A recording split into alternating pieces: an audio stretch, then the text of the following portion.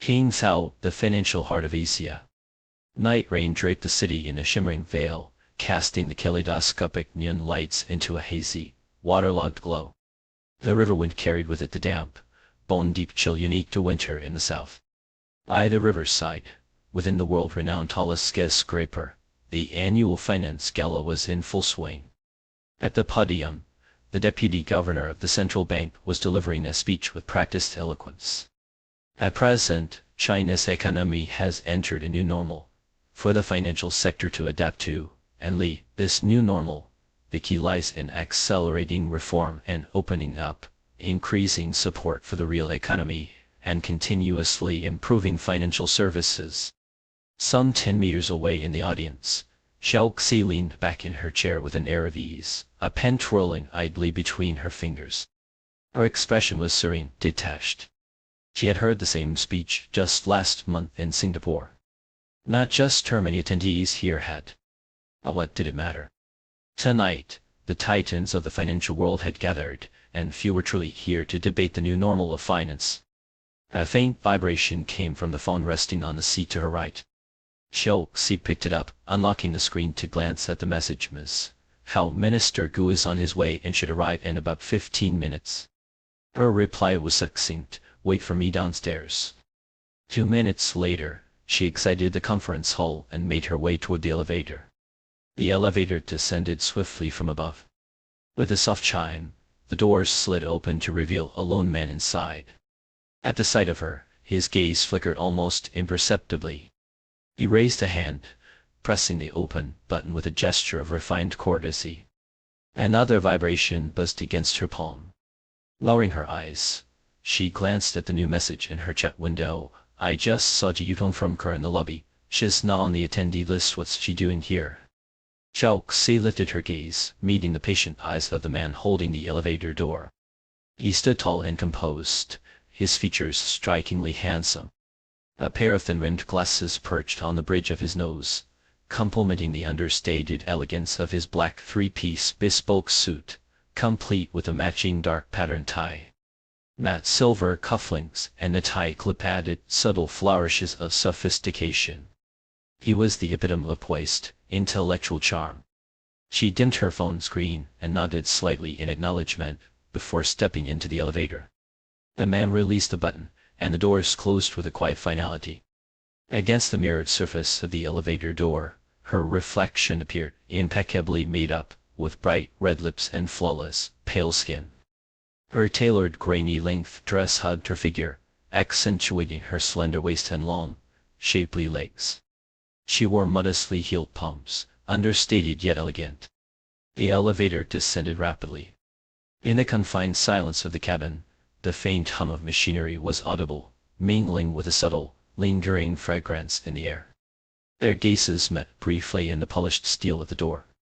Xiao Xi's eyes remained calm, unreadable, while the man's expression was equally composed, a quiet warmth behind his glasses. It was the kind of fleeting, accidental eye contact between strangers in a crowd, yet neither looked away. After about 2 minutes, the elevator reached the ground floor. When the chimes sounded, Xiao Xi broke her gaze, stepping forward as the man, ever courteous, held the door for her with an outstretched arm. She excited without hesitation. As she entered the lobby, a slightly stocky man strode toward her with a purposeful gait. It was Zhang Meji, the one who had messaged her earlier. Is how he greeted her.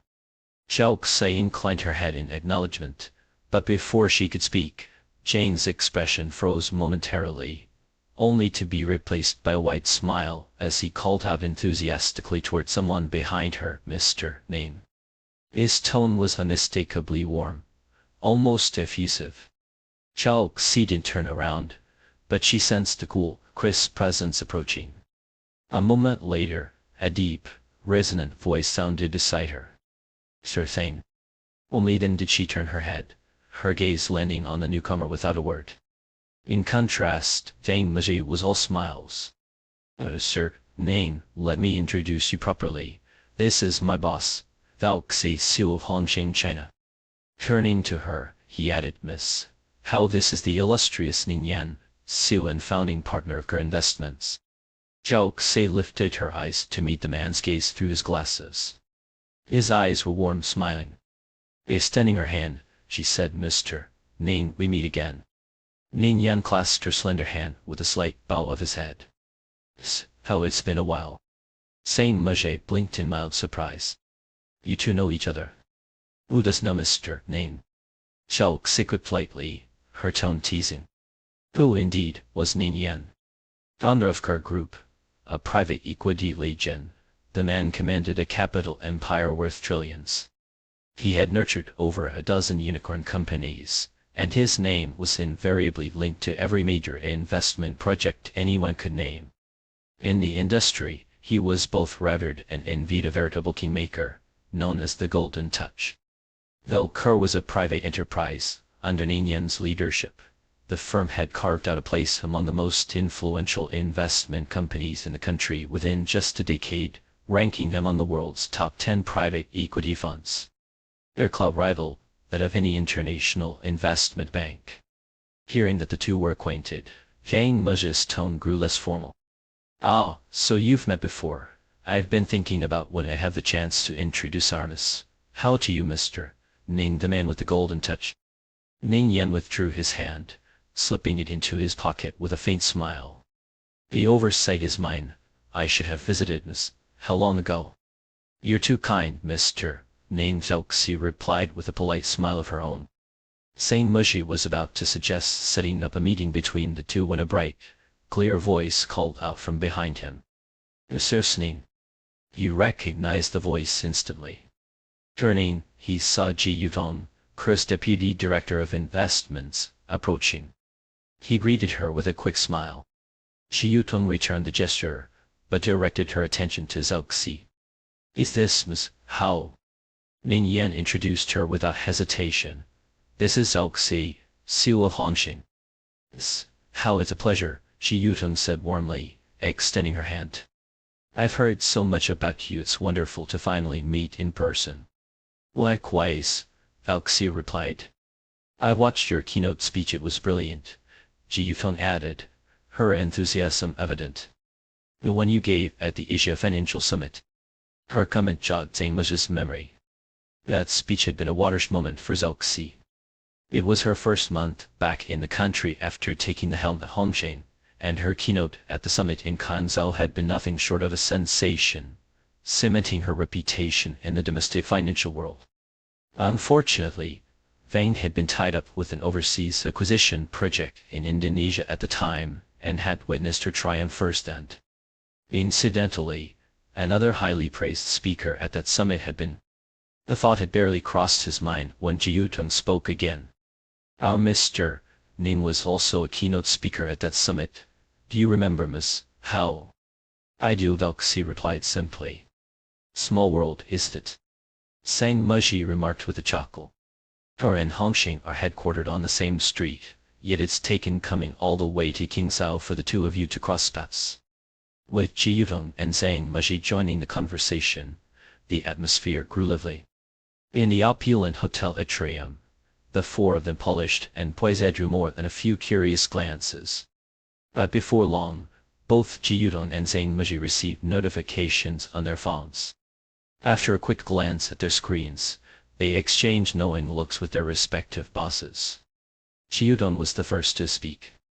Apologies, Miss. How Mr. Chang may have an appointment to attend to. Zhang Meji chimed in. We have some matters to handle as well.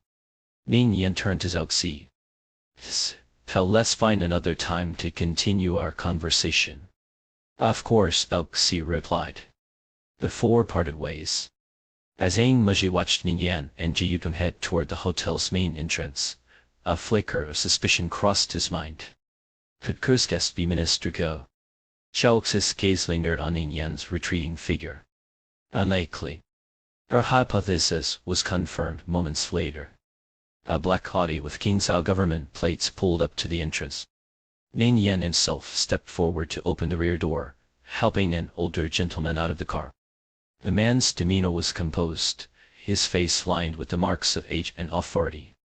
Zhao Xi raised an eyebrow slightly, while Zhang Meji frowned, trying to place the man's identity. Not far away, Ning Yan was guiding the guest toward the VIP wing, engaging him in light conversation. He looks familiar, Deng Meji muttered. Where's Minister Ganao? Zhao Xi asked. Secretary Huang says, they're just around the corner. Nodding, Zhao Xi led him to the entrance to wait. The rain outside had turned to a light drizzle, the temperature difference between indoors and now palpable. Not only in his suit, Deng Meji soon felt the chill seeping in. Glancing at Zhao Xi beside him, he noted her thin cashmere dress and bare legs. Issy, how aren't you cold? He asked. Fine, she replied evenly. Deng Meji pulled his collar tighter, a wry smile tugging at his lips as he recalled an old joke, beauty knows no pain. Minutes later, another black Audi pulled up. As the car came to a stop, Deng Meji quickly stepped forward to open the rear door. Zhao Xi greeted the emerging figure with a warm smile. Minister Gie. Why are you waiting out here? How insisted, Deng Meji interjected with a grin. She said it was a rare stroke of fate to run into you here in Qingzhou, and she couldn't waste a single second of the opportunity. Minister Gie chuckled, pointing a finger at Shane. This one has a silver tongue. Have you been feeding him too much candy? Zhao Xi adopted a mock serious tone. Not yet, but I'm considering having him teach a class on persuasive speaking, how to make a minister feel flattered. Minister Gie laughed heartily. You could take the class yourself. The group entered the hotel amidst light-hearted banter. Zhao Xi walked alongside Minister Gie, while Deng Meji deliberately fell back to join Secretary Yuan. As the two leaders ahead began discussing business, Deng Meji gave Secretary Yuan a knowing look. No words were exchanged, but the message was clear. Coincidence. Hey. Night rain tapped against the car windows, a soft, persistent whisper. In the back seat of a sleek black Mercedes, Zhao Xi sat with her eyes closed, resting. From the front, Deng Meji turned slightly to address her. Minister Gie seemed very pleased with our proposal. Zhao Xi's expression remained unreadable as he continued. Given the losses from the last two rounds, they'll be cautious this time, while need to finesse the design of the bid, make it fair enough to avoid complaints from competitors, but advantageous to us. That said, based on our projected profit margins, few companies would have the confidence to take it on. What about car? Zhao Xi interrupted. Deng Meji narrowed his eyes thoughtfully. Unlikely, but if like us, they're really after. Zhao Xi turned her gaze to the rain-streaked window, her mind conjuring an image of a man's face, glasses framing warm, intelligent eyes. Her lips curled into a faint smile as she closed her eyes again. Their hotel was close to the conference venue. After returning to her room, Zhao Xi headed straight for the bathroom, sinking into the warmth of a hot bath. Later, as she applied body lotion, the doorbell rang. She tied her robe securely and shuffled to the door in her slippers. Peering through the peephole, she recognized the visitor immediately and opened the door. The hallway light spilled over him. He stood there, one hand in his pocket, his suit jacket and tie draped casually over his arm. Dressed in just a white shirt, the open collar revealed a sliver of pale skin and the faint outline of a straight collarbone. Behind his thin-rimmed glasses, his dark eyes gleamed, sharp and arresting. His features were striking, a face that seemed almost too perfect to be real. Her gaze lingered on his face before meeting his eyes directly. Long time no see. A shadow fell over her as he stepped closer, the faint scent of alcohol on his breath. His lips found hers with unerring precision. An eternity, he murmured. Her hand on the doorframe was gently pried away as he pulled her into his arms, his palm pressing against the small of her back. She stumbled slightly as he guided her into the room, their kiss deepening. The door clicked shut behind them. Inside the room, Zhao Xi found herself cornered between the man and the door, his breath, tinged faintly with the aroma of alcohol, circling her in invisible chains, tightening with each passing moment. The kiss ended, but only just. He released her lips, his hands lifting to cradle her face with a reverence that belied the intensity of his gaze. Behind the thin lenses of his glasses, his dark eyes remained fixed on her flushed mouth, as though committing the sight to memory. Chelxi tilted her chin upward, meeting his gaze head-on. The heat of their embrace tangled in the scant space between them, a silent battle of wills. Then, without warning, she reached up, seizing the collar of his shirt in her hand, and yanked him downward with a force that brooked no argument. A faint smile tugged at the corner of his lips, a flicker of amusement or perhaps something darker. He bent willingly, his body folding to meet hers, his lips returning to claim what they had only just abandoned. She, as always, refused to tiptoe. Her kisses were unrestrained, direct, and unapologetically hungry, like a storm sweeping across an unguarded plain. Somewhere in the chaos, his suit jacket slipped from the crook of his arm, landing in a forgotten heap on the floor. His hands, however, moved with purpose, one curling possessively around the back of her neck, the other pressing firmly against the small of her back, his palm radiating a heat that burned through the thin fabric of her robe. This time, the kiss lingered longer, a slow, deliberate unraveling. When she finally broke away, her breath came in shallow gasps. "Go take a shower," she ordered, her voice steady, but her chest rising and falling in betrayal of her composure. He leaned forward, his forehead resting against hers, and caught her lower lip between his teeth with a teasing gentleness. "Together," he murmured. "I already did." "Then keep me company for another." Before she could protest, his arms slid beneath her knees and back, lifting her effortlessly. She barely had time to react before he carried her into the bathroom, setting her down on the edge of the vanity. The warm, golden glow of the mirror light spilled over her emerald silk robe, the fabric shimmering like liquid in the dim light. It clung to her form, accentuating the pale, delicate curve of her neck, a temptation too vivid to ignore. Chelxi met his gaze, her voice tinged with amusement and challenge. "I thought you were showering." "Not in a hurry," he replied, his voice low and smooth as he knelt before her. His fingers, long and precise, encircled her ankle, trailing upward along the curve of her calf.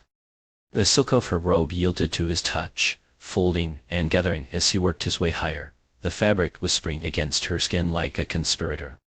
When he reached her waist, he leaned in, his breath warm against her. Chelxi closed her eyes, her hands gripping the edge of the sink behind her, as though bracing against the pull of an unseen tide. She felt herself sinking, wave after wave pulling her under, until there was nothing but the sensation of him, and the sound of her own breath, right and unsteady.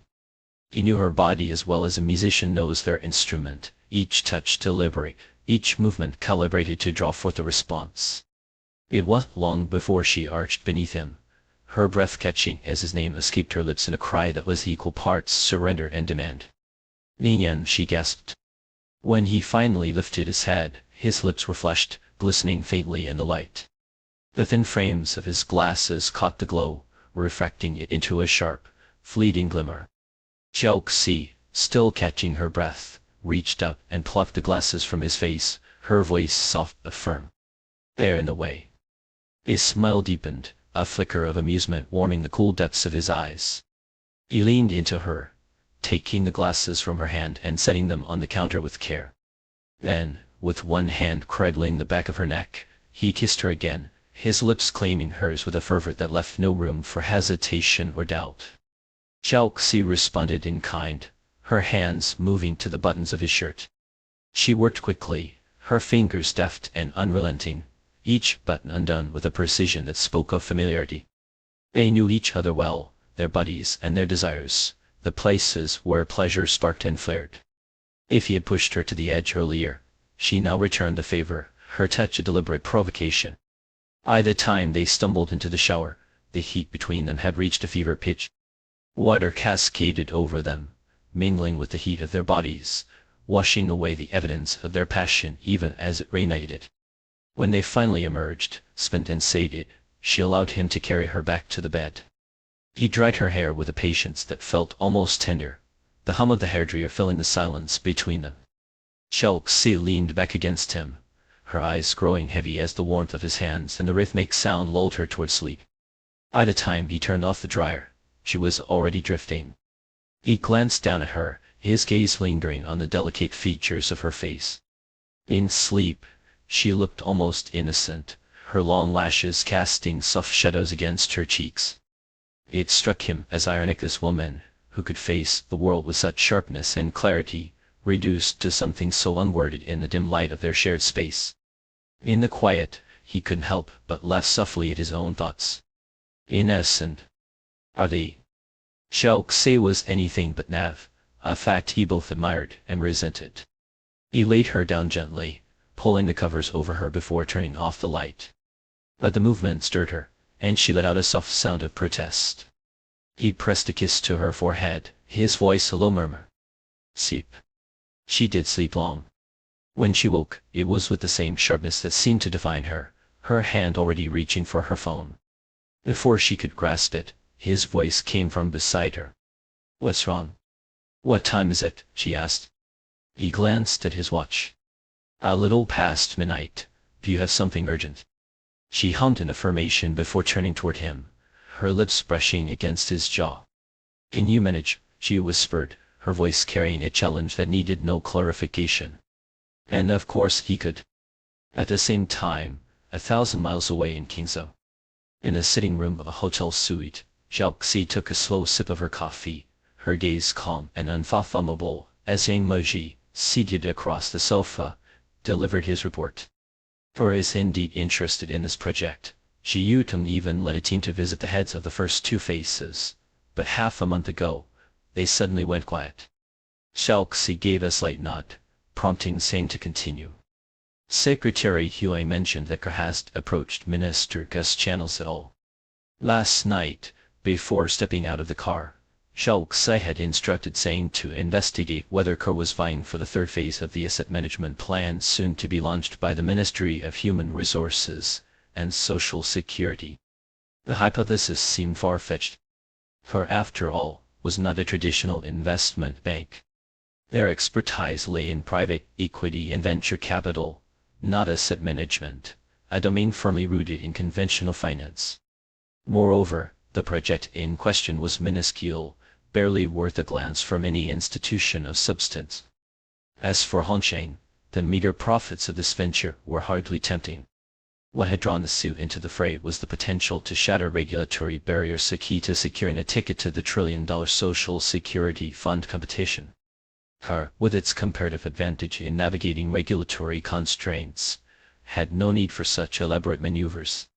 Yet what set Tseng Muzhe on edge wasn't Kerr's interest in the project itself, but their abrupt withdrawal after seemingly committing to the race. President Cao was playing at. Tseng finally asked, his brow furrowed. Xiao Xie cast him a faint glance, her tone detached. You're asking me? Tseng chuckled, his expression sheepish. A little guidance would be appreciated. Setting down her coffee cup, Xiao Xie replied evenly, if you need my guidance for this, perhaps it's time for you to relinquish your position as investment director. At 43, Bang Mushi was Hongsheng's investment director. Unlike most senior executives in foreign investment firms, with their polished overseas credentials, Fang was a quintessential local turtle. After earning his undergraduate degree in economics from Qingzhou University, he began his career as a research analyst at a small domestic brokerage, climbing the ranks through sheer grit and ability to reach where he stood today. Xiao Xie had a high regard for his business acumen and investment foresight. Within 6 months of her appointment, she had defied opposition to promote him to his current role. Yet, years of navigating the corporate battlefield had left their mark. Tseng had acquired the habits of a seasoned office veteran, an inclination to mask his brilliance before superiors, and an irrepressible urge to curry favor. Unfortunately for him, Xiao Xie was immune to flattery, her straightforward nature often leaving him sighing in frustration. President Cao, you really should give your subordinates a chance to butter you up once in a while. She shot him a silent glance. Kerr has handed us such a generous favor. I imagine the heads of the first two phases must be quite extraordinary. Tseng was accustomed to his boss' penchant for skipping the steps of deduction and leaping straight to conclusions. He quickly aligned the intelligence had gathered with her insights. Kerr's actions suggest that their interest wasn't in the third phase itself, but in the person behind the first two faces, Jane deduced. Last year, the Ministry of Human Resources and Social Security had piloted an asset management plan. The first phase, issued by a state-owned bank, had suffered massive losses, leaving it unable to fulfill its obligations. This necessitated a second phase, taken over by a state-owned insurance company. Though it wasn't yet time for payouts, an analysis of the underlying transactions revealed inevitable losses. Thus, a third phase was now in the works, with Minister Gu taking the helm. For Minister Gu, the failures of the first two phases were irrelevant to his record. Naturally, he aimed to make the third phase profitable. But how much profit? That was the real question. If the gains were used to cover the previous losses, it would essentially be doing a favor for the confidant of the department's top leader's rival in the political arena. Who would willingly take on such a thankless task? Ji Yutong, well versed in these intricacies, had no intention of approaching Minister Gu. Instead, she had gone straight to the head of the first two phases, presenting herself as someone eager to help plug the gaping hole. If Kerr secured the third phase, and successfully covered the losses without causing further fallout, the top leader would likely sweep the earlier failures under the rug for his confidant. Even if they did secure the project, the blame would fall on Minister Gu, while Kerr's goodwill would still be recognized. Either way, Kerr stood to gain. Their calculations were impeccable. But for Kerr to invest such effort, even sending Ji Yutong herself, there could only be two reasons.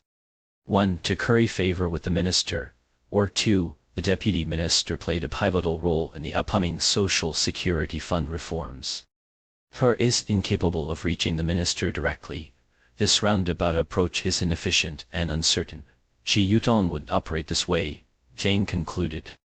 That leaves the second possibility. The deputy minister has more influence over the Social Security Fund's operations than the minister himself. Which means. Tseng paused, meeting Zhaoxi's gaze, where he found the same conclusion reflected. This project was far from ordinary. Otherwise, Kerr wouldn't have withdrawn midway. Of course, one might wonder if Kerr had simply miscalculated the deputy minister's influence. But both Tseng and Zhaoxi dismissed this outright. With Kerr's extensive network, the odds of such a mistake were negligible. And even if they had erred, abandoning the project so abruptly would damage their reputation, a risk they wouldn't take. Something else was at play. Although Hongshen was determined to secure the project, Vang decided to tread carefully. I'll dig deeper into this later. Zhaoxi nodded, then suddenly asked, "What do you think Ningyan was doing meeting with Yu Rufang last night?" "Hardly a casual reunion of teacher and student," Jane replied with a faint smile. Years of research experience had honed Zhang's ability to discern the unseen beneath the surface. Yu Rufang, a professor at university, had unexpectedly arrived in Qingzhou. Coincidentally, Minister Gu of the Social Security Department was also in town. Both had visited the financial center in close succession, using official Qingzhou vehicles. Meanwhile, Ji Yutong, neither Ningyan's assistant nor an alum of the same school, had accompanied him to meet his mentor. She had also spearheaded efforts to win over key figures. And then there was the most crucial piece of seemingly unrelated information. Half a month ago, the State Council had approved a proposal to transfer state-owned capital to bolster the Social Security Fund. The pilot program was to begin in Qingzhou, with Minister Gu attending the kickoff meeting. Why bolster the Social Security Fund with state-owned capital? Bolster. That word alone carried the weight of all the coincidences that had unfolded tonight. It seems the diversified operation of the Social Security Fund has officially been put on the agenda. Ningyan's presence in Qingzhou to meet Professor Yu was likely an effort to gather first-hand information, Vang surmised, saying as he turned to Zhaoxi. "Unfortunately, I couldn't get anything out of Secretary Huang. As for Minister Gu, our relationship with him has reached that level." Zhaoxi remained unfazed. "We may not have the first-hand information, but what we need to know, Ningyan has already delivered." Tseng considered this and nodded. "Indeed. Had they not encountered Ning Yan and his group at the financial center last night, they wouldn't have pieced together these critical insights so quickly. Perhaps, as they say, fate works in mysterious ways. High above, amid endless clouds, someone else echoed Zane's sentiment. Do you think the heavens found Kerr's solo act too dull and decided to throw Hongxing into the mix? Ji Yutong remarked with a wry smile.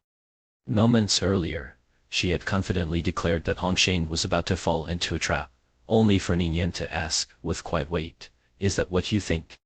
She raised an eyebrow. Is it? Ning Yan did fault her for underestimating their opponent. After all, she was aware that Cao Xie had already discerned Kerr's ambitions regarding the Social Security Fund. Based solely on the information Wu Ying had retrieved, it was clear Hongxing hadn't yet uncovered the hidden risks in the third phase. Otherwise, they wouldn't be lobbying Minister Gu so fervently. But that had all changed after last night's chance encounter. This trip to King Zhao, beyond the coincidental encounter with Minister Gu, held another crucial agenda for Cao Xie, a meeting with Liu Xiaobo, Deputy Governor of Yibank Shanghai headquarters and the primary architect behind the Free Trade Zone's financial reform initiatives. In the modestly appointed reception room, Liu Xiaobo gestured toward the teacup in front of Cao Xie, a genial smile softening his sharp features. President Cao, this is black goji berry tea, rich in anthocyanins. It's said to have anti-cancer properties and even beautifying effects, perfect for young women like yourself. Cao Xie offered a polite thanks and took a delicate sip. The tea was faintly tart, its flavor carrying a whisper of earthiness, the kind that lingered on the tongue like a half-forgotten memory. Seated beside her, Feng Meji leaned forward, his curiosity piqued. These goji berries are enormous. I've never seen black goji this size before. And the tea white is this peculiar shade of bluish-purple. The ones I've had were always dark, almost black. Too dark, and you might be looking at artificial dyes, Liu Xiaobo remarked, peering into his own cup. This bluish-purple hue is the natural color. These are authentic black goji berries from Xinjiang province. The yield is exceedingly low.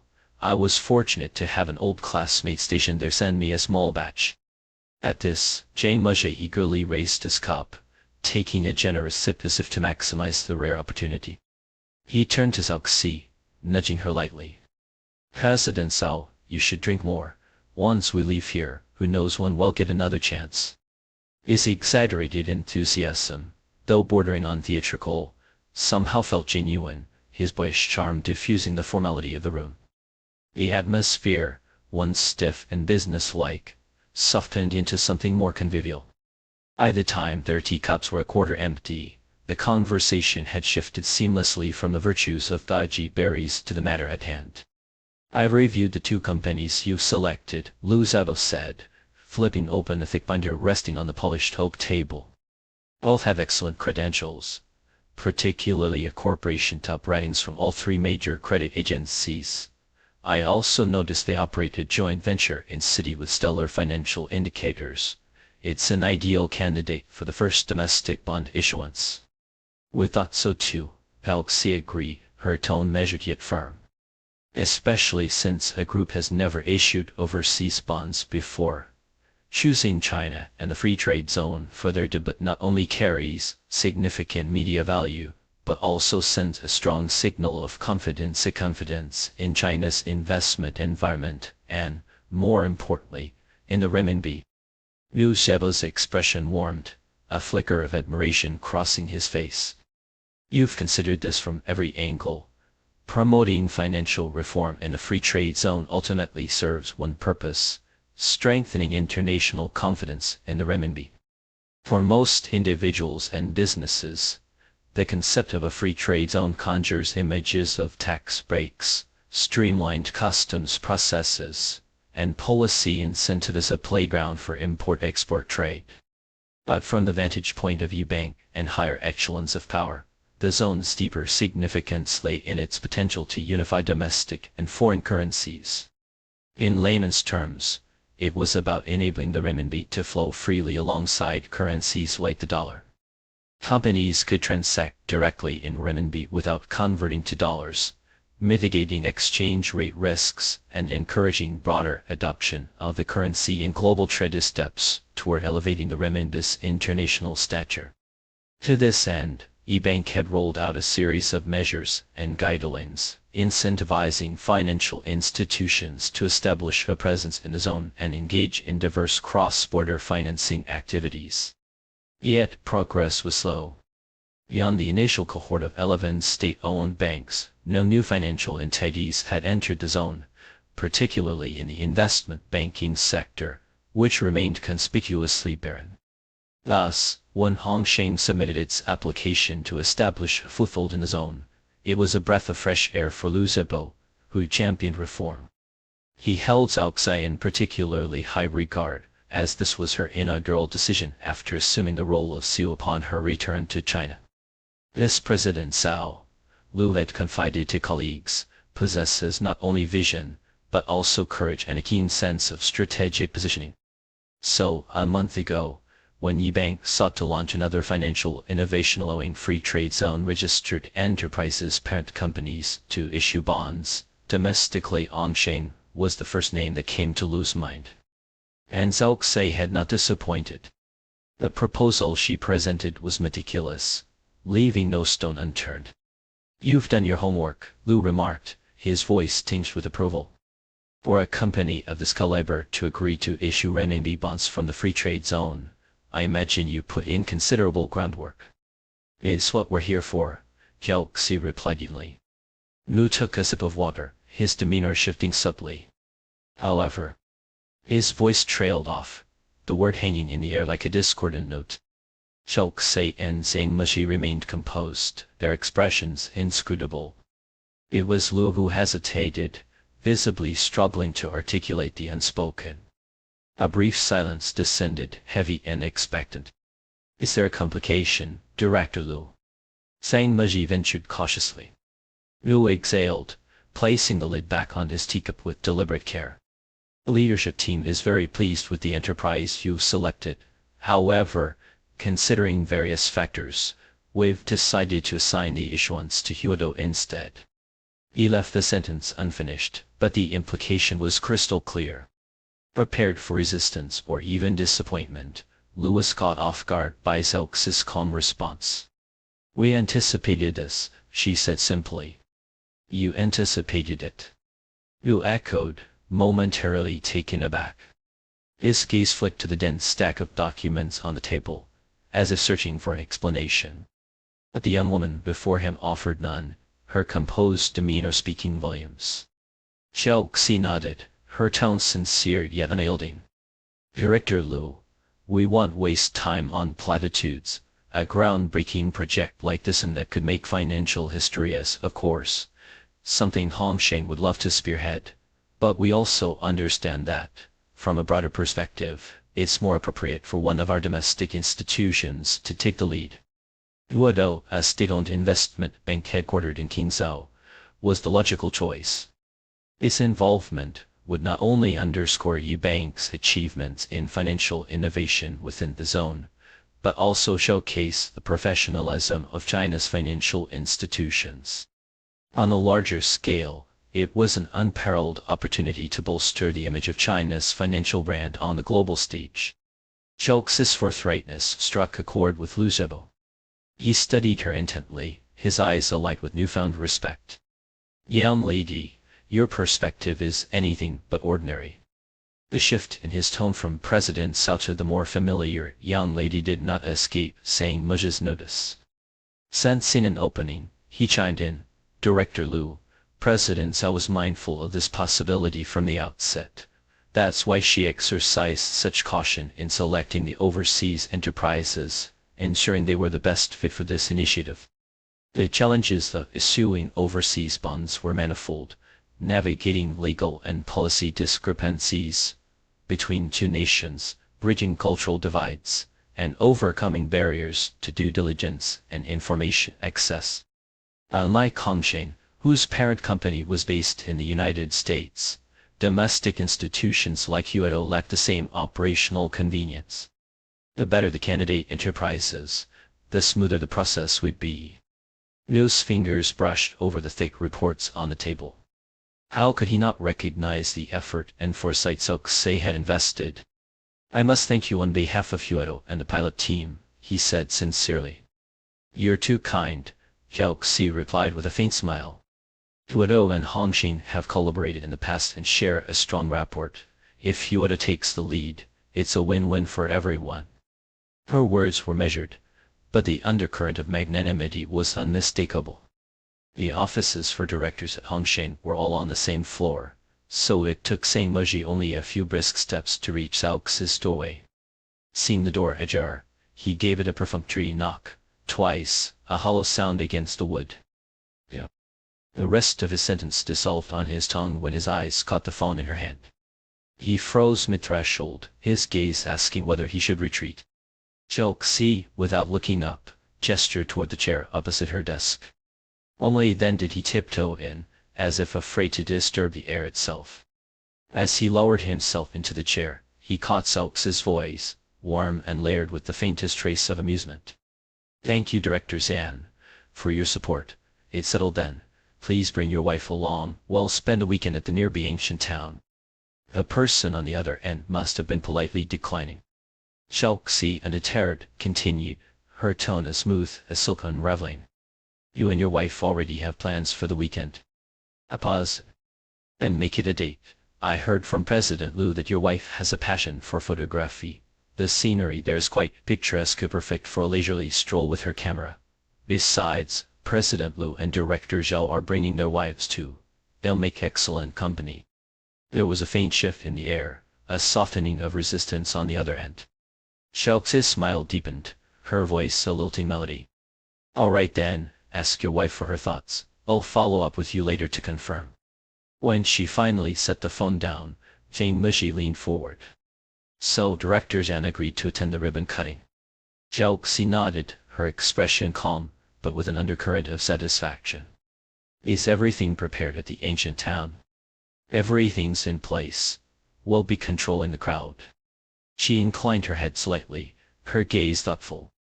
You came here to talk about Car, didn't you? You've seen the news. Zhang Meji asked, a flicker of surprise crossing his face. Not in detail, she replied, her fingers grazing the edge of her desk. But a friend from Caixin just called me. Zhang Meji blinked, momentarily caught off guard. He had even read the article himself, only skimmed the headline. Hastily, he pulled out his phone, found the piece, and forwarded it to Zhao Xi. The news was lengthy, but it carried weight. Zhang Meji quickly distilled its essence into two critical points. First, the Social Security Fund Committee of Qingzhou had signed a decade-long agreement with CER, entrusting them to establish a specialized fund for managing social security investments. Second, the fund's initial capital would come solely from the transfer of state-owned assets, leaving the original social security funds under the committee's in-house investment team. In other words, CER had secured management of Qingzhou's entire social security fund, only a small, newly transferred portion as part of a pilot program. These headlines, Zhang Meji muttered, shaking his head, always exaggerate and twist the narrative. Zhao Xi set her phone down, her lips curving into a faint, knowing smile. If they didn't, would you be here in such a rush? Caught off guard, he chuckled ruefully. True, even though it's just a fraction, CER has managed to chip away at the fortress. The monopoly held by state-backed institutions has finally been breached. And that, more than anything, was why this news was reverberating like a thunderclap through Financial Street. For years, due to a labyrinth of unspeakable complexities, private enterprises and foreign capital had been locked out of many opportunities. Even CER, an institution universally acknowledged as world-class, could do little more than watch from the sidelines. This breakthrough, though minor in scale, was seismic in implication. It was a crack in the dam, a glimmer of dawn on a long, dark horizon, a spark of hope for private and foreign players alike. CER must have fought tooth and nail to carve out this peace. Zhang Meji sighed. They've been laying the groundwork for a long time, Zhao Xi said, her tone contemplative. Fragments of past conversations flitted through Zhang Mush's mind, connecting into a coherent thread. That night at the financial center President Ning meeting with Elder Yu wasn't just idle chatter, they were likely discussing this very deal. The proposal to transfer state-owned assets into the Social Security Fund had only passed a month ago. Their chance encounter with Ning Yan had been 2 weeks later, on the very day of the pilot program's progress meeting. For Kerr to secure operational rights to the newly transferred funds within such a short time, they must have been strategizing long before the meeting. Not just that, Xiaoxi murmured, her gaze flicking briefly to the headline on her screen. Her mind wandered back to that night, to the cryptic exchange between them. Xiaoxi, you're too clever for your own good. As are you. Indeed, it had been a meeting of equals. Zhang Muji, sensing her thoughts drifting, hesitated before asking, is there more to this? Xiaoxi's lips curved into a faint smile. It's promising. Everyone's vying for a piece of the pie. If Kerr can tear off a chunk, it means we have a chance to sink our teeth into. Exactly, Zhang Muji agreed, visibly more at ease. Earlier, had feared Kerr had secured management of King's entire social security fund, a decisive advantage in the looming nationwide battle for such contracts. But now, it seemed the authorities were still cautious about opening the gates too wide. For private and foreign entities, the road ahead would still be fraught with struggle. From this perspective, Kerr and Hongsheng were more allies than competitors. The tension dissipated, and Zhang Muji shifted the conversation to the upcoming opening ceremony. We finalized arrangements for everyone who confirmed their attendance. For those who declined, we've prepared gifts to send later. The only challenge is the 4 or 5 who are still undecided they'll confirm last minute. Hongsheng's Qingzhou office had recently been approved, and the company was hosting an opening ceremony in the free trade zone this Friday. Xiaoxi had been on the phone earlier, inviting their supervising official to attend. In addition to government leaders, Hongsheng had extended invitations to key ops, partner firms, and several investment institutions. Whether they would actually show up was another matter. Handle it as if they're coming, Xiaoxi instructed. Have Crystal reserve seats and rooms accordingly. Zhang Muji nodded, and remembered something. Oh, by the way, Xi Yudong called me this morning. She said she and President Ning will be in city on Friday for business and can't make it. They'll send the Qingzhou branch general manager instead. Xiaoxi acknowledged this with a nonchalant hum. Invitations were a formality. A phone call to explain, and a representative's attendance were already considered polished business etiquette. Friday arrived in the blink of an eye. By morning, Zhang Muji and the team responsible for the ceremony were already in full swing, moving at a frenetic pace. The agenda was straightforward, a plaque unveiling ceremony in the morning, a tour of the free trade zone in the afternoon, and a banquet at the nearby hotel in the evening to thank their guests. By 6 o'clock, the banquet hall began to fill. Xiaoxi and Zhang Muji navigated the crowd, exchanging pleasantries and toasts with their guests.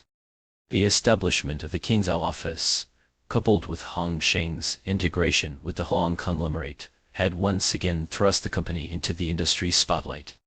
Inevitably, Xiaoxi became a topic of whispered speculation. At the self-serve bar in the banquet hall, a representative from a private club leaned in conspiratorially toward his companions. What's the story with this Xiaoxi? She's only been here a year, right? And yet Hongsheng's reputation has skyrocketed multiple times under her watch. Not even a year, corrected someone from an investment firm. She started right after New Year's. A friend of mine works at Hongsheng and speaks of her with nothing but admiration. Apparently, the staff call her the Dark Lord behind her back. She does have that aura, the club representative mused. Did you see this morning? It's just a branch office opening, yet she managed to get 3 major industry regulators to show up. Even our headquarters didn't get that kind of turnout.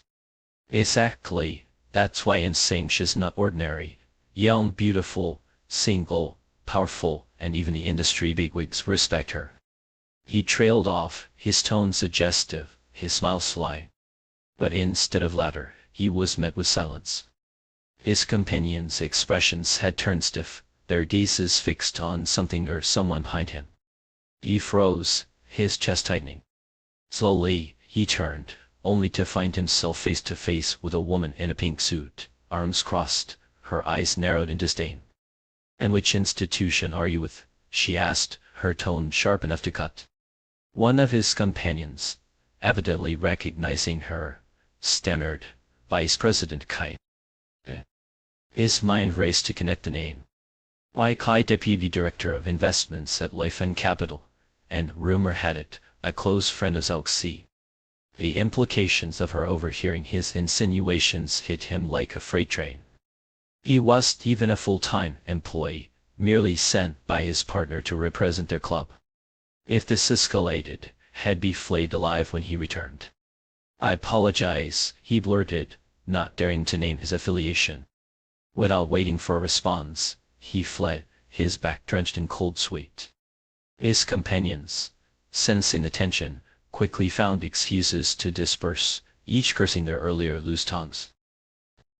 After escorting him up to their seat, Zhao Xi spotted Kai across the room. The latter was staring at her phone, her expression darkened by irritation.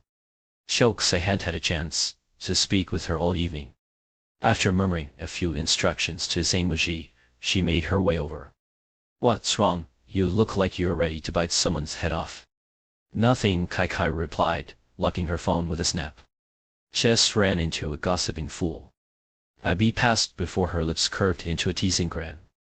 "You're quite the star today, Zhao Xi." "Only today." Zhao Xi raised an eyebrow, her tone light, but edged with playful challenge. Why, Kai burst into laughter. "Why, mistake. Every day you're dazzling. You're the light, the power, that—" "Stop," Zhao Xi interrupted, holding up a hand before she could break into song. "Weren't you supposed to be in city for business? What are you doing here?" "I sent Kai Bei instead," Kai replied, looping an arm through Zhao Xi's. "Even though I knew you'd be surrounded by admirers tonight, I couldn't miss this." The two had been friends since middle school. Though Zhao Xi had moved to Singapore for high school, they kept in touch. Their bond had deepened further during their years in the US, where Kai had pursued her master's and worked in New York. They'd shared meals, apartments, and countless late-night conversations. Kai had returned to China 2 years before Zhao Xi and now worked as Deputy Director of Investments at a mid-sized venture capital firm headquartered in Qingzhou. It was only fitting for her to show up and celebrate her friend's success. Zhao Xi smiled faintly, skipping the formalities of gratitude. "Instead," she said, "then join me at the ancient town later. Director Sun and President Liu will be there. He'll introduce you." Ike's eyes flicked around the room, her curiosity piqued. Zhao Xi preempted her question. "They've already gone ahead." The three officials, along with their spouses, had left for the ancient town after the afternoon tour. Zhao Xi had arranged for their transport, planning to join them once the banquet concluded. Kai considered briefly before nodding. "All right, I'll leave early to pack a few things." Zhao Xi nodded in turn, already signaling her secretary to handle Kai's accommodations. But before she could finalize the arrangements, Zhang Muji appeared, slightly out of breath. "Zhao Xi, President Ning and Jiyutong just arrived." He hesitated, glancing at Kai, before adding, "And President Kyle is here too." "Abe." Ike's eyebrows shut up. Wasn't he supposed to be in city? Their secretary said they're already in the hotel, Zhang Muji confirmed. Both Ning Yan and Kai Bei were CEOs and partners. Their attendance was a significant gesture, one Zhao Xi couldn't ignore. Yet, according to earlier conversations, all three of them, Ning Yan, Jiyutong, and Kai Bei should have been in city today. For a brief moment, Zhao Xi's lips pressed into a thin line, but she didn't hesitate. "Let's go." Ike naturally followed. The trio made their way toward the entrance. They barely covered half the distance when the three newcomers stepped into the banquet hall. Zhao Xi's gaze landed first on the tall, impeccably dressed man in a black suit, his stride measured and unhurried. Ning Yan. He saw her too. Their eyes met across the room, an unspoken exchange passing between them. It was the first time they'd seen each other since that night. Both held their composure, their expressions betraying nothing. Xiaoxi didn't falter. After that brief moment of connection, she shifted her gaze to Kaio Bei, who was already smiling as he approached. President Kaio, welcome, welcome. Kaio Bei extended a hand, his grin easy and warm. Crashing the party, I hope you don't mind, Xiaoxi. Not at all, she replied smoothly, her tone laced with charm. We're honored to have you. She turned to Jie Yutong next, exchanging pleasantries before finally meeting Ningyan's gaze once more. President Ning, she said, her voice steady, her hand extended. Welcome. And just like that, the room seemed to hold its breath. The whispers had already begun, rippling through the crowd like a current. Hongxing and Kerr, two powerhouses making waves in the industry. One breaking regulatory barriers for foreign institutions, the other dismantling monopolies held by state-backed giants. And now their leader Xiaoxi and Ningyan standing together under the glittering chandeliers, their presence commanding the room. The banquet hall glowed under the opulent light of the crystal chandeliers, the soft strains of music waving through the air. Yet, beneath the polished veneer, an electric tension simmered, hinting at stories untold and alliances yet to be forged. The background music ended abruptly, as if the air around them had been coated in glue, halting time for a fleeting moment. A single beam of light encased Ningyan and Xiaoxi, isolating them in the center of the room, a small, luminous world of their own. Ningyan's gaze locked onto hers, unyielding, as the next song began to play. With a deliberate motion, he reached for her hand. Congratulations, Bao, he said, his voice steady, almost too calm. Their hands met, fingers and palms grazing in a faint, intangible touch. Xiaoxi felt a warmth radiating from his skin, though her face remained impassive. Thank you, she replied, her tone measured, distant. You're too kind, Ning. Coming here in person is quite thoughtful of you. His fingertips brushed against the softness of her skin, but if he noticed, he gave no sign. An opening is an auspicious occasion, he said lightly. We came to share in the good fortune. She withdrew her hand, her gaze unwavering as it rested on him. A faint curve touched her lips, deliberate yet enigmatic. Speaking of good fortune, it seems Kerr has had plenty to celebrate recently. Ningyan let his hand fall to his side, his eyes never straying from hers. Fortune favors us all, he said, his voice cool, his words laden with unspoken meaning. Their exchange, a quiet duel of words, rippled with an undercurrent of tension. To the unknowing observer, they appeared perfectly at ease, a man and a woman, smiling, polite, engaged in pleasant conversation. Only a select few, like Jie Yutong and Zhang Meji, could discern the subtle machinations beneath the surface, the unspoken rivalry between their companies. When the brief pleasantries concluded, Kai approached Ningyan and Jie Yutong, offering a quick greeting before turning to Kaio Bei. Weren't you supposed to be in city for a meeting? How did you get back so early? Ning had urgent business, Kaio Bei explained. The meeting was moved to the morning. Kai raised an eyebrow. I see. Even if you'd taken a rocket, I doubt you'd have made it back this quickly. City. A joint meeting. Zhang Meji's mind clicked through the possibilities, piecing together the puzzle. There was an design company in city, one in which both Lai Feng and Kerr had investments. Both Ningyan and Jie Yutong served on its board. A major equity adjustment, perhaps. Likely gearing up for the next round of financing. If so, Zhang Meji thought, this might bode well for a similar company in his portfolio whose valuation could rise in tandem. Kaio Bei glanced at Kai, then at Xiaoxi, continuing, I thought we would make it in time, so I sent Kai ahead, but today, the flights and highways were unusually cooperative. Seeing we had time to spare, I dragged Ning and Yutong here for a meal. Zhang Meji sighed inwardly. That explained it. It wondered why Jie Yutong, after politely declining the invitation and sending a representative in her stead, would show up after all. It was her style to create extra work for the host. Now, he was left scrambling to rearrange seating and accommodations. These three were VIPs, especially Ningyan's status and influence demanded nothing less and the utmost care. But before Zhang Meji could finalize his adjustments, Ning Yan spoke. We won't be staying for dinner. Yutong and I have other matters to attend to. Zhang Meji hesitated, momentarily flustered. You've already come all this way. Surely you can stay for the meal. Shi Yutong smiled, stepping in smoothly. We really do have something urgent. We need to meet with a client. Zhang Meji's gaze shifted to Zhao Xi, seeking her guidance. She offered a serene smile. If Ning and Ji have pressing matters, we won't keep you. Let's find another opportunity to host you properly. Of course, Ning Yan replied, his agreement swift and untroubled. Wai Bei sighed, rubbing the bridge of his nose. We all came here together, planning to crash the meal. If you two leave, you'll feel too guilty to stay. Before Ning Yan could respond, Kai Kai interjected, her tone brisk. Don't feel guilty. You can have my share. I need to head back and pack. Pack, where are you going? Wai Bei's voice carried a note of unease. Xiao invited me to spend the weekend at the old town, Kai Kai said casually. Zhang Meji, ever observant, caught the subtle lift of Ji Yutong's brow. Her glance flicked to Ning Yan before she asked, which town? Town, Zhang Meji answered. Ji Yutong's expression softened into a smile. What a coincidence, Ning and I are headed to the town as well.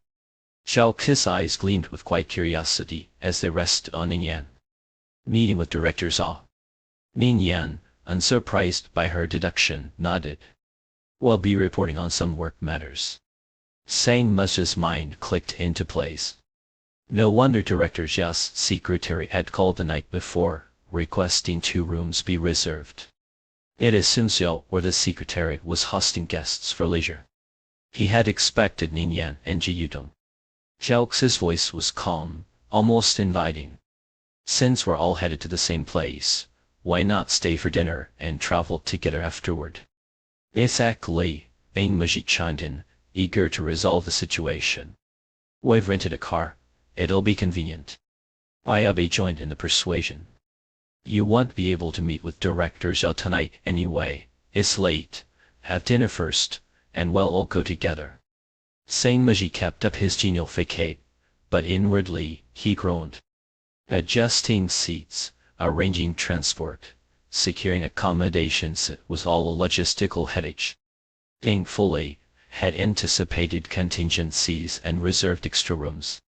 Otherwise, had be sleeping under a bridge tonight, giving up his bed to the VIPs. In the end, Ning Yan and Ji Yutong relented, agreeing to stay for dinner. At 5 in the morning, Zhao Qi was jolted awake by the shrill ring of the phone on his bedside table. The caller was Zhang Meji, his voice laced with apology, hesitant yet urgent. Sir, how am so sorry to disturb you at this hour. What's happened? Zhao Qi asked, his tone sharp with concern. At this ungodly hour, Zhang would never interrupt unless it was something dire. My wife's just gone into premature labor. I need to get back home, Zhang said, cutting straight to the point. His words were rushed, tinged with a barely concealed panic. His wife, pregnant with their second child, wasn't due until the end of next month.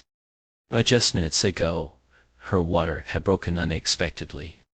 Is she on her way to the hospital? Zhao Qi's voice steadied, but his mind raced. He remembered that Zhang and his wife were locals to Beijing. Both sets of their parents were back in their hometown. Aside from his wife, the only other person in their household was their 11-year-old son. Yes, she's already on the way, Zhang replied, his voice hoarse, as though the words scraped against his throat. She asked our son to fetch the neighbor, and they're helping her get to the hospital now. Zhang's job demanded frequent travel more than half the year he was away. The remainder of his time was consumed by endless overtime. The weight of the household, the big decisions and the small, rested entirely on his wife's shoulders. Even now it had been her who called him from the car, her voice strained with pain, yet still managing to comfort him. Don't worry, Sister Lai is heading to the hospital with me. She's reliable. As for Tang Tang, I've asked Lel's mom to watch him for now. His grandmother will arrive tomorrow to take over. Listening to her calm, methodical arrangements, Jane's chest tightened with a deep, unamiable H. Don't be scared, had told her, his voice cracking. And coming back right away. Don't, she said firmly, though her breathing was labored, each inhale and exhale punctuated by sharp intakes of air. By the time you're here, you'll have already given birth. You won't be able to help with anything. Focus on your work. I'll manage. When he did respond, she softened her tone. You just got promoted. You're still in your probation period, aren't you? And didn't you say there are a lot of higher-ups attending this event? If you leave now, what kind of impression will that leave? Zhang knew she was right. This opening ceremony was his project. The next 2 days were packed with a schedule of events for the visiting executives, all meticulously planned by him. Leaving now would mean abandoning the ship at its most crucial moment. And Celsius' boss was notorious for her work ethic. Since taking her position, she had taken a single day off. Just last week, she returned from a grueling trip to the US, in the dead of night, only to show up at the investment committee meeting at 9 the next morning, sharp-eyed and ready to catch discrepancies in the performance data. If she could do that, what excuse did he have? Sensing his hesitation, his wife's voice turned tender. Take care of what you need to do. The baby and I will be waiting for you when you get back. Her words broke something in him. Tears welled in his eyes, his chest constricting painfully. And sorry, he murmured. There's nothing to apologize for, she replied, her voice trembling now, as if on the verge of tears herself. You're not out there having fun, you're working hard for us. All right, I'm almost at the hospital. I'll let you go. She hung up abruptly, perhaps afraid that if she lingered, she might betray the emotions she was trying so hard to suppress. But just before the line went dead, Jane heard it, a muffled sob, brief but unmistakable. That sound clawed at him, wrenching his heart until he could barely breathe. For a long moment, he sat motionless on the bed, staring at the darkness. Then, as if propelled by some unseen force, he threw off the covers and began shoving his scattered belongings into his suitcase. His hands trembled as he dialed Zeux's number. Sir, how I'm really sorry, I know. Go home, Zeux interrupted, her voice calm but commanding. Book a flight now. I'll arrange for someone to take you to the Qingzhou airport. The next 2 days' events were all set to take place in the ancient town. To preserve its historic architecture, vehicles were prohibited, and the company had only rented a few cars for emergencies.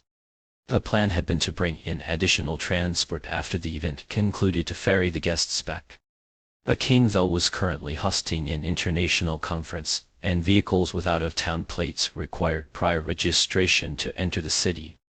Zhang had thought of this earlier and had planned to have a car drop him off at the city's edge, then find a taxi to the airport. When Zeuxi mentioned arranging transport, Jane hesitated, unsure if she was aware of the restrictions. Out-of-town cars can't enter Qingzhou, he reminded her. I know, she replied curtly. Before he could ask further, she added, just finish packing and head out, I'll take care of it. Zhang knew better than to question her. If Zeuxi said she'd handle it, she would. Understood, he said, his voice steadier now. After hanging up, Zeuxi immediately dialed another number, one she knew by heart. The line barely rang twice before it connected. Zeuxi. The voice on the other end was Chris, devoid of any trace of sleep. Ningyan, she said, matching his tone. Your driver's still in town, isn't he? Ningyan had a personal driver stationed in Qingzhou for convenience. Unlike the company's arrangements, he and Kaiobe had arrived in his own car. As she expected, his answer was his here. Do you need the car? Yes, she said simply. I need him to take Zhang to the Qingzhou airport immediately. All right, Ningyan agreed without hesitation. He is staying in the new town outside the ancient district. It'll take him about 20 minutes to get there. Have Zhang pack and head out now. Zeuxi thanked him sincerely.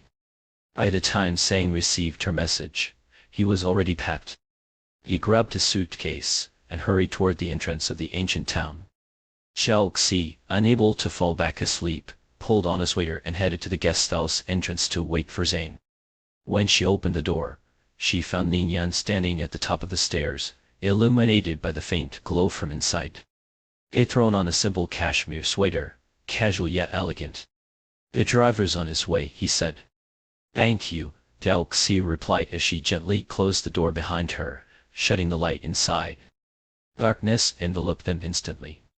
The courtyard housed 3 senior executives and their spouses. Dalxi was mindful not to disturb them by turning on the lights. Just as she was about to use her phone's flashlight, a beam of white light cut through the darkness. Ningyan had already switched on his phone's torch. He stepped ahead, angling the light downward to illuminate the path. "Watch your step," he said softly. "Thank you," Dalxi murmured, descending the stairs carefully. They moved quietly, their steps muffled as they crossed the courtyard and exited the guest house. In the distance, a shadow emerged through the fog, moving briskly toward them. Moments later, Zhang appeared, slightly out of breath. Seeing Dalxi and Ningyan standing side by side, he faltered. "Sir Ning, what are you doing here?" he asked, confused. He was certain that aside from the executives, only Dalxi and Kai Kai were staying here. Dalxi didn't bother explaining. "I asked Mr. Ning's driver to take you to the airport. Did you buy your ticket?" "Yes, for a flight at 8:30, Zhang said, turning to Ningyan. "Thank you so much, Mr. Ning." "It's nothing," Ningyan replied, handing him a phone. "This is the driver's number, save it. If you don't see him, give him a call." Zhang quickly jotted down the number, then turned to Dalxi, his face flushed with embarrassment. Sorry, Mr. How about the work?" "I'll handle it," Dalxi said firmly. "Oh, do what you need to do." A weight pressing on Zhang's chest lifted. He looked at her, gratitude warming his expression. "Thank you, Mr. Hao." "Stop wasting time and go," Dalxi urged. Zhang nodded, thanked them both again, and took off, his suitcase rolling behind him. The ancient town, still shrouded in the quiet of early morning, seemed to hold its breath. The only sound was the sharp clack of Zhang's leather shoes against the cobblestones, quick and urgent, growing fainter with each step. Dalxi watched his broad figure shrink into the distance until it disappeared entirely. Only then did she turn back toward the guest house. She had barely taken 2 steps when she noticed Ningyan had followed. She glanced back, her gaze questioning. "Let's get breakfast," Ningyan said. Her brows arched slightly. "Yeah." He nodded. The guest house owner mentioned the great bazi shop in town. Should be open by now. "I don't eat bazi," Dalxi replied bluntly. "Then accompany me," Ningyan countered. She let out a soft laugh, dry and mocking. "I thank you gift." The sarcasm in her tone was unmistakable. Ningyan did seem bothered. Instead, he asked, "Do you need another coat?" The casualness of his question carried an unspoken insistence. Dalxi shot him a sideways glance. "And going back to sleep?" He tapped his watch. "The executives are early risers. You'll barely have time to lie down before you're up again." When she did respond, still frowning, Ningyan stepped closer and gently tugged at the sleeve of her sweater. "Come on, if we wait any longer." Before he could finish, she pushed his hand away, firm and unyielding. "Ningyan," she said, her tone cool but resolute, her eyes sharp as blades. "I thought I made myself clear last night." A single thread of morning light pierced through the dense fog, casting a fragile glow upon the ancient town, which stirred awake under the crisp breath of dawn. Dalxi's gaze lingered, unwavering, on the familiar brows and eyes now unshielded by the usual lenses. Her heart, though steeled by habit, quivered imperceptibly. She understood what he was alluding to, a memory that reached back to the very inception of their formal acquaintance. The Kaianhao Financial Summit. On that day, Ningyan stood at the center of the stage, clad in a sleek black suit that seemed tailored not just to his frame, but to his unassuming authority. A microphone rested lightly in his hand, his posture effortlessly poised, his smile disarmingly warm. Behind him, the expensive blue screen displayed the title of his keynote, Navigating the Blue Ocean of New Consumption. Many interpret new consumption as trends, traffic, youth, or consumption upgrades. He began, his voice smooth yet firm, each word a stone dropped into the still waters of the audience's collective attention. But I see these as mere surface phenomena, the visible outcomes of a deeper shift, a fusion of new elements reshaping the consumer economy. He paused, letting the weight of his words settle, then continued, from an investor's perspective, the new consumption should be defined across 6 dimensions: new demographics, new channels, new marketing, new products, new capital, and new. What followed was a masterclass in deconstruction and incisive, forward-thinking analysis of the consumer economy, each point meticulously tethered to logic yet soaring with vision. His insights were a revelation. In the audience, pens scratched furiously against notepads, while others, less patient, held their phones aloft, capturing his every word in photos and videos. 3 meters away, in the guest seating area, Chelxi reclined slightly against the sofa's backrest, her head tilted just enough to observe him with quiet intent.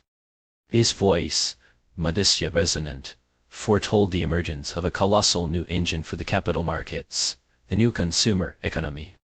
This man, whom Kai Kai had dubbed her idol, indeed lived up to his reputation. And yet, Chelxi's gaze traced the contours of his face, made all the more refined by the slender frames of his glasses. A sudden, idle curiosity crept into her mind. What might he look like without them? The summit's theme, new economy, new future, had attracted 4 keynote speakers. Ning Yan's brilliance, however, cast a long shadow, leaving the subsequent speakers' performances to pale in comparison. Chelxi was the final speaker. By the time her turn came, the audience, fatigued and restless after 3 consecutive talks, had begun to stir with impatience. Conversations buzzed softly among neighbors. Some slipped out under the guise of phone calls or restroom breaks. The male host, evidently attuned to the shifting mood, adopted a playful tone as he introduced her. Our next speaker is a bit different from the rest, and how so, you ask? Backstage, Chelxi arched an eyebrow, already anticipating his punchline. Her difference, he declared with exaggerated flourish, is her gender. A faint furrow formed between Chelxi's brows as she scanned the audience. Their faces reflected a kaleidoscope of reactions: amusement, disdain, curiosity, indifference. All too familiar. The world's attitude toward women in positions of power was depressingly consistent. Unbothered, she withdrew her gaze, only to catch, from the corner of her eye, an unexpected expression. Seated at the center of the guest section, Ning Yan's face was uncharacteristically stern, his brows knit, lips pressed into a thin line. She watched as he leaned toward the conference chairman, murmuring something in his ear. Their eyes flicked toward the stage, their expressions unreadable. The host, meanwhile, continued to heap accolades upon her, the first female leader of Hongqing capital globally, the only female Su in mainland China's investment sector, an investor who combines beauty and brilliance. Chelxi tuned him out, stepping onto the stage amidst applause that was polite at best. Standing at the center of the platform, she surveyed the room with calm assurance before letting her gaze settle briefly on Ning Yan. A faint smile played on her lips. And Chelxi.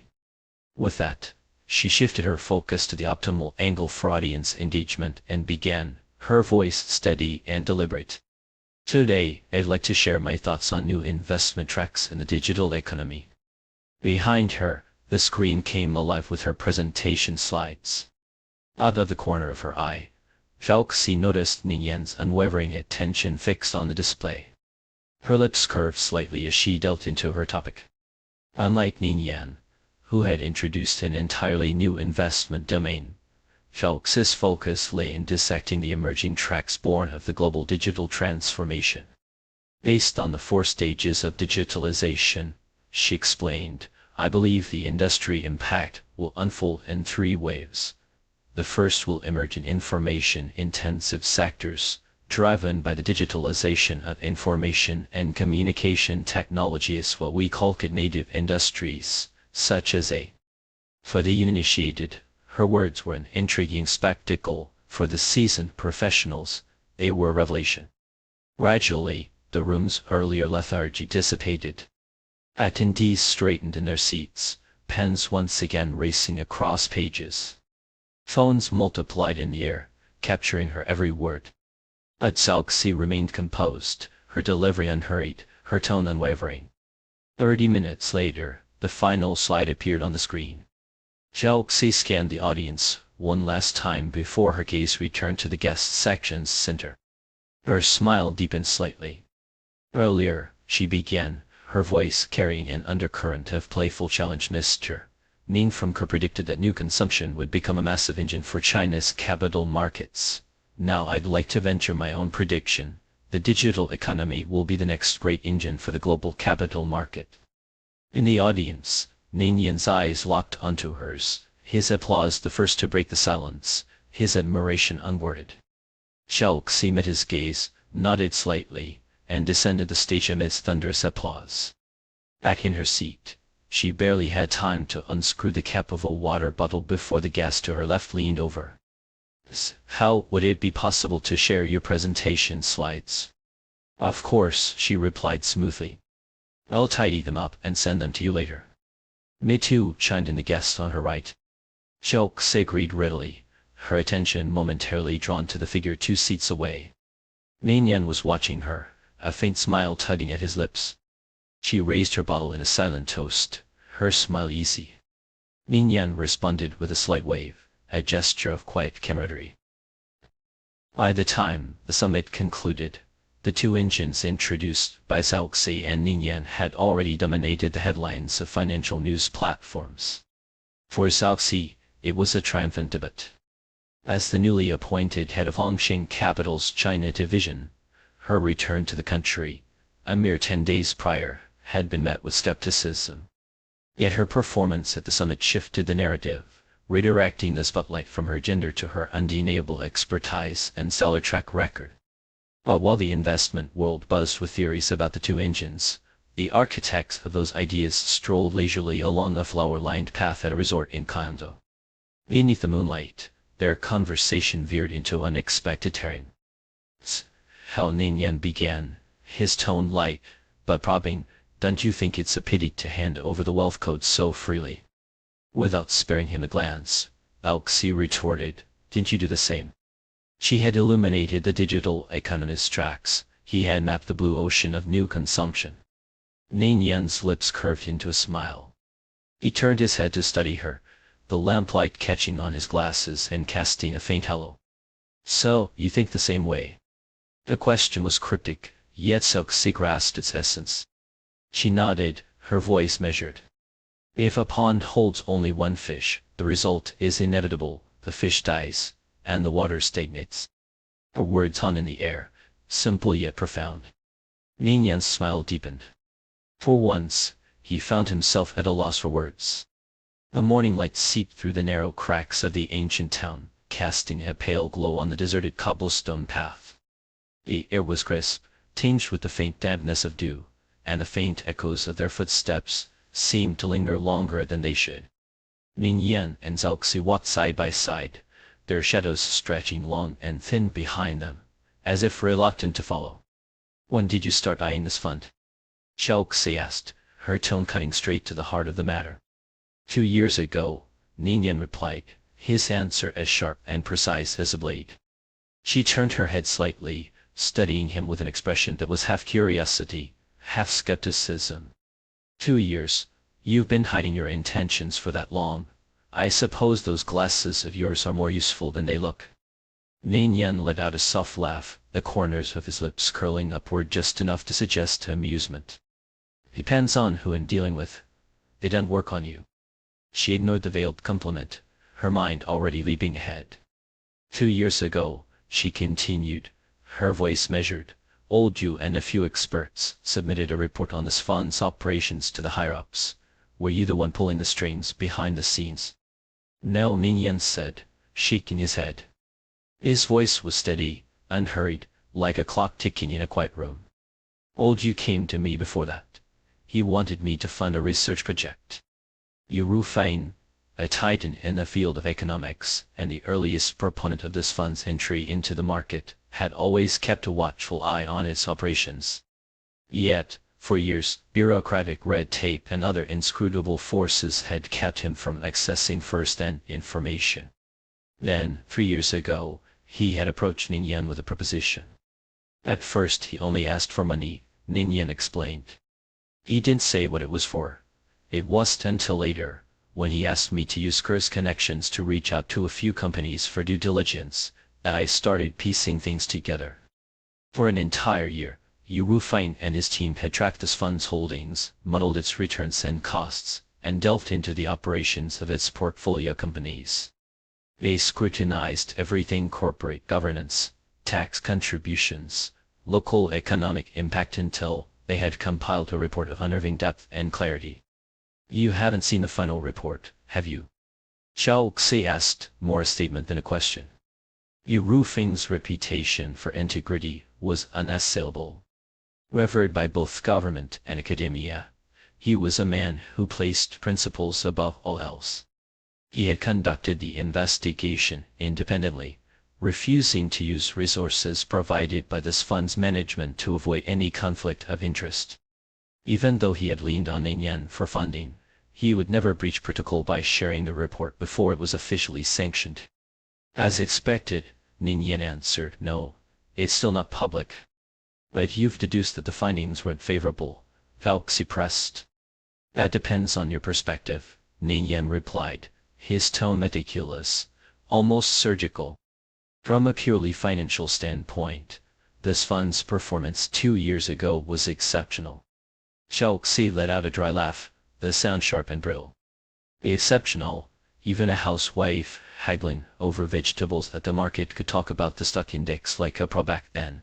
Exceptional was the bare minimum. It was an old industry joke. In a bull market, even pigs could fly." During those years, the domestic economy had surged with such ferocity that ordinary citizens, flush with disposable income, threw their savings into real estate and stocks. The frenzy had turned the markets into a cacophony of speculation and greed. Ningyan caught the edge of her sarcasm and lowered his gaze, a faint smile playing on his lips. "True, the crops grow faster than the scythe can cut." His words, uncharacteristically biting, caught Xiao Xi off guard. She glanced at him, her eyes narrowing slightly, as if trying to reconcile this momentary lapse with the composed man she thought she knew.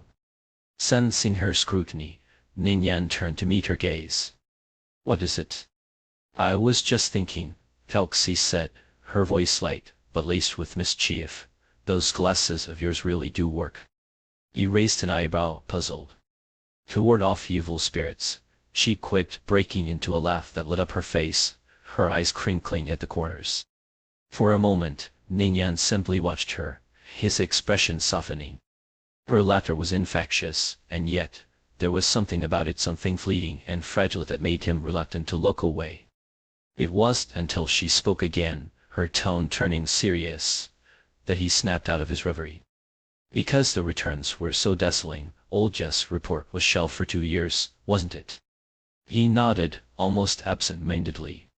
"Short-sighted," Xiao Xi muttered, her voice tinged with disdain. "Not everyone has old Jeff's vision," Ningyan said quietly. Xiao Xi didn't respond. Men like Yu Rufine who could see beyond the immediate, who cared about the bigger picture, were rare. If her instincts were correct, his report had likely focused on the broader implications of this fund's market entry, its impact on the real economy, on key industries, on employment. But anyone familiar with the market dynamics of those years knew the truth. Institutions and individuals alike had been consumed by the lure of quick profits. Even companies that went public did so not to raise capital for growth, but to cash out, their executives dreaming of overnight wealth and a life of indulgence. Yu Rufine had seen the danger lurking beneath the glittering surface. He had been the lone voice of dissent, urging a shift in this fund's strategy to curb speculation and channel resources into meaningful, sustainable growth. It was a call to conscience, but not one the powers that be were eager to heed. For the past 2 years, Old Yu has been raising the alarm whenever he gets the chance, It wasn't until late last year that the higher-ups finally started paying attention, Ningyan said, filling in the gaps for Zhao Xi, who had spent much of that time abroad. Any later, and there wouldn't even be weeds left to harvest, Zhao Xi said with a scoff. The rest of the story was easy enough to piece together. The global financial crisis had tightened margins, and the fund's expenditures had ballooned to unsustainable levels. Whispers of insolvency had begun to circulate. Ningyan had seized the moment, orchestrating the transfer of assets from J Capital to stabilize the fund.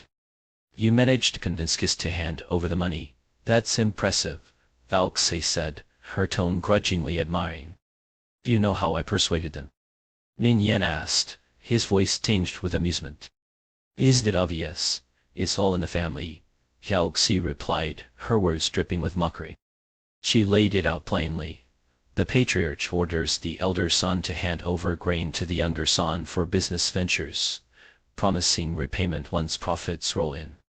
The elder son, reluctant, but bound by filial duty, agrees, though not without reservations about his sibling's competence. Ningyan had proposed a compromise. He would oversee the younger son's operations, ensuring no losses, while forgoing any share of the profits. It was a win-win, a solution that preserved both family harmony and the grain. As Zhao Xi recounted this in her straightforward, no-frills manner, Ningyan stopped in his tracks. Turning to her, he said with uncharacteristic seriousness, Zhao Xi, we were born to be comrades in arms. Said the flattery, she shut back, rolling her eyes. Then, without missing a beat, she added, you're here to see Director Zhao about this, aren't you? Yes, Ningyan admitted, laying out his plans with a candor that was rare for him. Yet even as he spoke, he found that he didn't need to elaborate. Zhao Xi had a way of picking up on the unspoken, her intuition bridging gaps faster than words ever could. It was as if an invisible thread connected their thoughts, rendering language almost superfluous. This unspoken understanding was, to Ningyan, more intoxicating than any physical intimacy they had shared. It was a connection that felt profound, almost sacred, and he found himself savoring it, reluctant to let it end. They walked on, their pace unhurried, their shoulders brushing occasionally. Neither felt the need to fill the silence. In that moment, the proximity was enough. Before long, they arrived at a modest bun shop, its windows fogged with steam. Zhao Xi hesitated at the entrance. The warmth and bustle inside a stark contrast to the sterile efficiency of her life abroad. Shall we try somewhere else? Ningyan offered, sensing her hesitation. No need, at this hour, nothing else will be open, Zhao Xi said, stepping inside. The elderly proprietress glanced at the clock on the wall, and at her new customers. The buns aren't ready yet, she said in the local dialect. We'll wait, Zhao Xi replied, choosing a seat near the window. Ningyan lingered by the glass-walled kitchen. Do you have anything else? Just tea eggs, the proprietress said. Turning to Zhao Xi, he asked, tea eggs? That works, she said, scanning them in a pin to the wall. And a bowl of tofu pudding. Sweet or savory? Ningyan asked, his tone neutral. There's a savory version. Zhao Xi's surprise was genuine. Of course, the bun maker chimed in. And ours is the best you'll find. Ningyan's gaze flicked back to her, an amused glint in his eyes. Want to try? No, she said, her refusal as crisp as the morning air. Ningyan nodded and ordered a savory bowl for himself, along with the tea eggs. When the food arrived, he pushed a peeled egg toward her, his hands meticulously clean after wiping them with a napkin.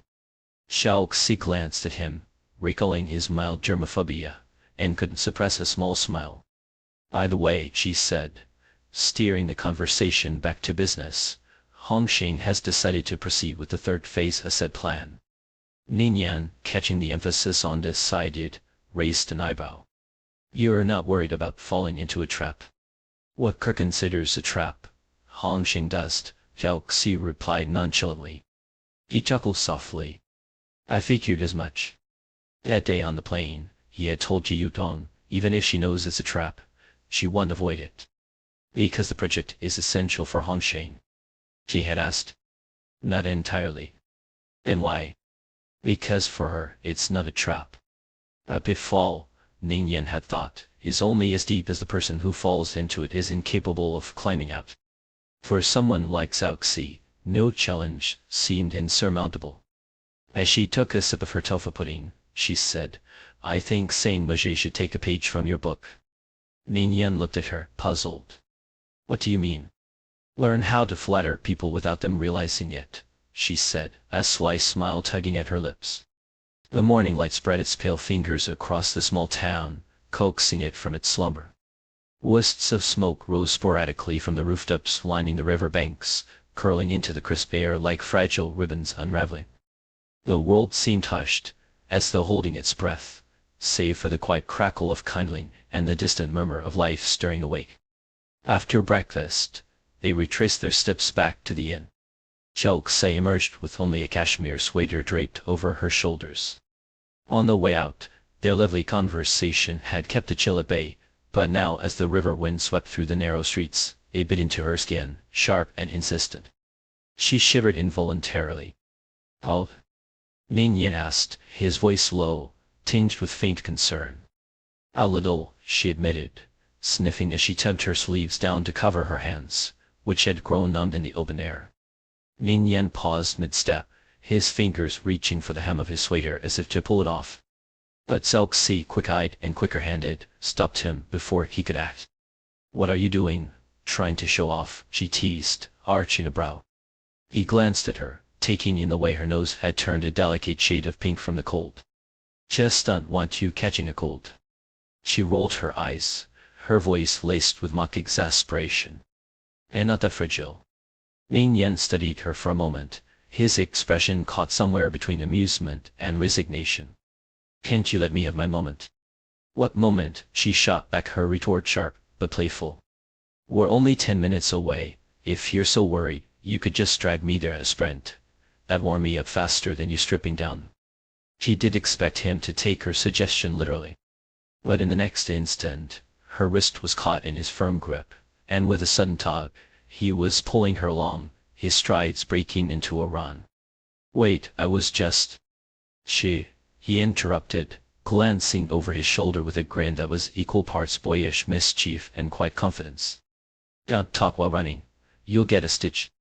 His fingers slid down to clasp hers fully, enclosing her cold hand in his warm palm.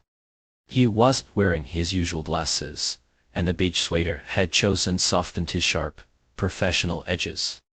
In the morning light, he looked younger, freer, like a boy who had momentarily shrugged off the weight of adulthood. That fleeting glimpse of unguarded youthfulness was enough for Zhao Xi to indulge his spontaneous antics. She let him lead her, their laughter trailing behind them as they ran back to the inn. Neither of them was out of breath when they arrived. Their shared habit of regular exercise had made the short sprint easy. If anything, the exertion had left them both flushed and invigorated, the chill of the morning banished from their limbs. Just before stepping into the courtyard, Ning Yan released her hand and remarked with a faint smile, "Your idea worked after all." Zhao Xi shut him a sidelong glance, her lips quirking in a smirk as she walked ahead, her steps light and deliberate. Passing the first floor rooms, the faint sound of running water reached her ears, and a sudden thought struck her. She turned, her gaze locking onto Ning Yan, who was trailing a step behind. Her eyes gleamed with mischief. "Did you brush your teeth and wash your face this morning?" she asked, her tone half serious, half teasing. Ning Yan froze, the question catching him off guard. Her smirk deepened as she muttered under her breath, just loud enough for him to hear, "And you call yourself a germaphobe?" For once, Ning Yan was at a loss for words. He rubbed the bridge of his nose, a faint flush creeping up his neck as he tried to muster a response. By the time Zhao Xi had freshened up and stepped back outside, Ning Yan was already seated in the courtyard, sharing breakfast with 3 senior officials and their wives. The long wooden table was set with an assortment of traditional dishes, steam rising in delicate spirals from bowls of congee and freshly baked bread. "Oxiosa of Europe," called Mrs. Liu, the bank director's wife, her tone warm and inviting. Zhao Xi smiled, her demeanor poised yet approachable as she joined them, slipping into the empty seat beside Ning Yan. She greeted each of the officials and their spouses with practiced ease before turning to Ning Yan, her smile softening into something more personal. "Good morning, Mr. Ning." "Good morning, miss." How he replied, his tone light as he gestured toward a pitcher of milk. "Would you like some milk?" "Yes, please, thank you." He poured her a half glass, his movements precise, almost ritualistic, before handing it to her. She accepted it with a nod of gratitude, their interaction polite yet tinged with an unspoken familiarity. Though neither of them was particularly hungry, they each took a small piece of bread, nibbling at it as they joined the conversation. The topic meandered from the weather to the peculiarities of southern winters, with Mrs. Fan lamenting the pervasive dampness that seemed to seep into one's very bones. "Where are you from, Xiao?" Sir Lu asked, his curiosity piqued. "From Hongqing," she answered simply. "Oh, not far from here then." "About an hour's drive." "And you, Miss Ning?" Lu turned his attention to the man beside her. "Chongqing," Ning Yan replied. Xiaoxi glanced at him, her surprise subtle but present. She had always assumed he was from the north. "Really, you don't look it," Lu remarked, his tone mildly incredulous. "I always thought you were from Beijing." "My mother's from Hebei," Ning Yan explained. "Ah, that makes sense. Your height and build do have that northern look," Lu said with a chuckle. "Says Fa, the wife of another official, chimed in, "but I think Mr. Ning looks very much like a Chongqing native. The men there often have striking features. Every year, we see so many applicants from Chongqing at the Film Academy. But I must say, Mr. Ning, you're even more handsome than most of them." "You flatter me, Mrs. Fa," Ning Yan said, his smile polite yet genuine. But when he turned his head, he found Xiaoxi watching him, her eyes alight with quiet amusement. For a brief moment, something unspoken passed between them, a flicker of shared understanding, a private joke that needed no words. Ning Yan's composure faltered ever so slightly, his heart skipping an unfamiliar beat. "How old are you, Mr. Ning?" Mrs. Shou pressed on, her curiosity unabated. 35, he answered. "Not married yet?" Before he could respond, her husband interjected, his tone mildly reproachful. "Why are you prying into his private life?" "It's fine," Ning Yan said quickly, stepping in to diffuse the tension. "No, I'm not married." Mrs. Shaw's eyes lit up with barely concealed interest, though she wisely refrained from saying more, her earlier enthusiasm tempered by her husband's rebuke. Around the table, the others exchanged knowing glances, their amusement subtle but unmistakable. After breakfast, Xiaoxi took on the role of guide, leading the group on a tour of the ancient town. The streets were quieter than usual, thanks to a special arrangement that limited the number of tourists for the day. It was a costly gesture, but one that ensured the officials could enjoy the town's charm without interruption. As they strolled along cobblestone paths, the officials' wives lingered behind, snapping photos of the scenery and each other, their latter punctuating the otherwise tranquil morning. Xiaoxi and Ning Yan walked ahead with the three officials, their conversation gradually shifting from pleasantries to business. "I heard from Mr. Lu that company's recent rum bond issuance in the free trade zone was thanks to your team's efforts, Mr. Xiao remarked, his gaze appraising. "It was a small contribution," Xiaoxi replied modestly, her tone measured. "Hardly small," Lu interjected, his admiration evident. "I heard you even sent a team to assist Kyoto with their overseas evaluations." "It's only natural," Xiaoxi said with a faint smile. "Hongqing and Kyoto are allies now, after all." Xiao nodded, his respect for her growing. The significance of foreign companies issuing ram bonds in the free trade zone cannot be overstated. It's a milestone for both the zone and China's financial market. Hongqing's willingness to prioritize the bigger picture is commendable. "Thank you for your recognition, sir," Xiaoxi said. But Xiao's tone shifted, his words carrying a subtle edge. "I've also heard that Hongqing is considering taking on the Ministry of Civil Affairs' third asset management plan." The air seemed to grow heavier, the weight of his unspoken implications settling over the group like a fine mist. Xiaoxi, however, remained unflustered, her expression calm as she acknowledged his statement. "We are," she admitted, her candor disarming. The conversation paused as they approached a narrow stone bridge. The guide had called out a warning, advising them to cross one at a time and watch their footing. The bridge, weathered by time, lacked railings and could barely accommodate a single person. On the other side, waiting tourists stepped back respectfully, allowing the group to pass first. Ning Yan lingered behind Zhao Xi, his eyes never straying far from her as she navigated the precarious crossing. Only when she reached the other side safely did he relax, his attention shifting back to the conversation. Zhao Xi, ever perceptive, used the moment to her advantage. Sir, Pa, she began, her voice steady, what do you think of the bridge we just crossed? Her question caught him off guard, and the other officials turned to her, curiosity piqued. Zhao Xi's gaze swept over them, her tone deliberate. In the past, when the town was less populated, such a narrow bridge was sufficient, but now, even two people walking in opposite directions would struggle to pass each other safely. Zhao raised an eyebrow. Are you implying that our regulatory channels are too narrow for foreign capital?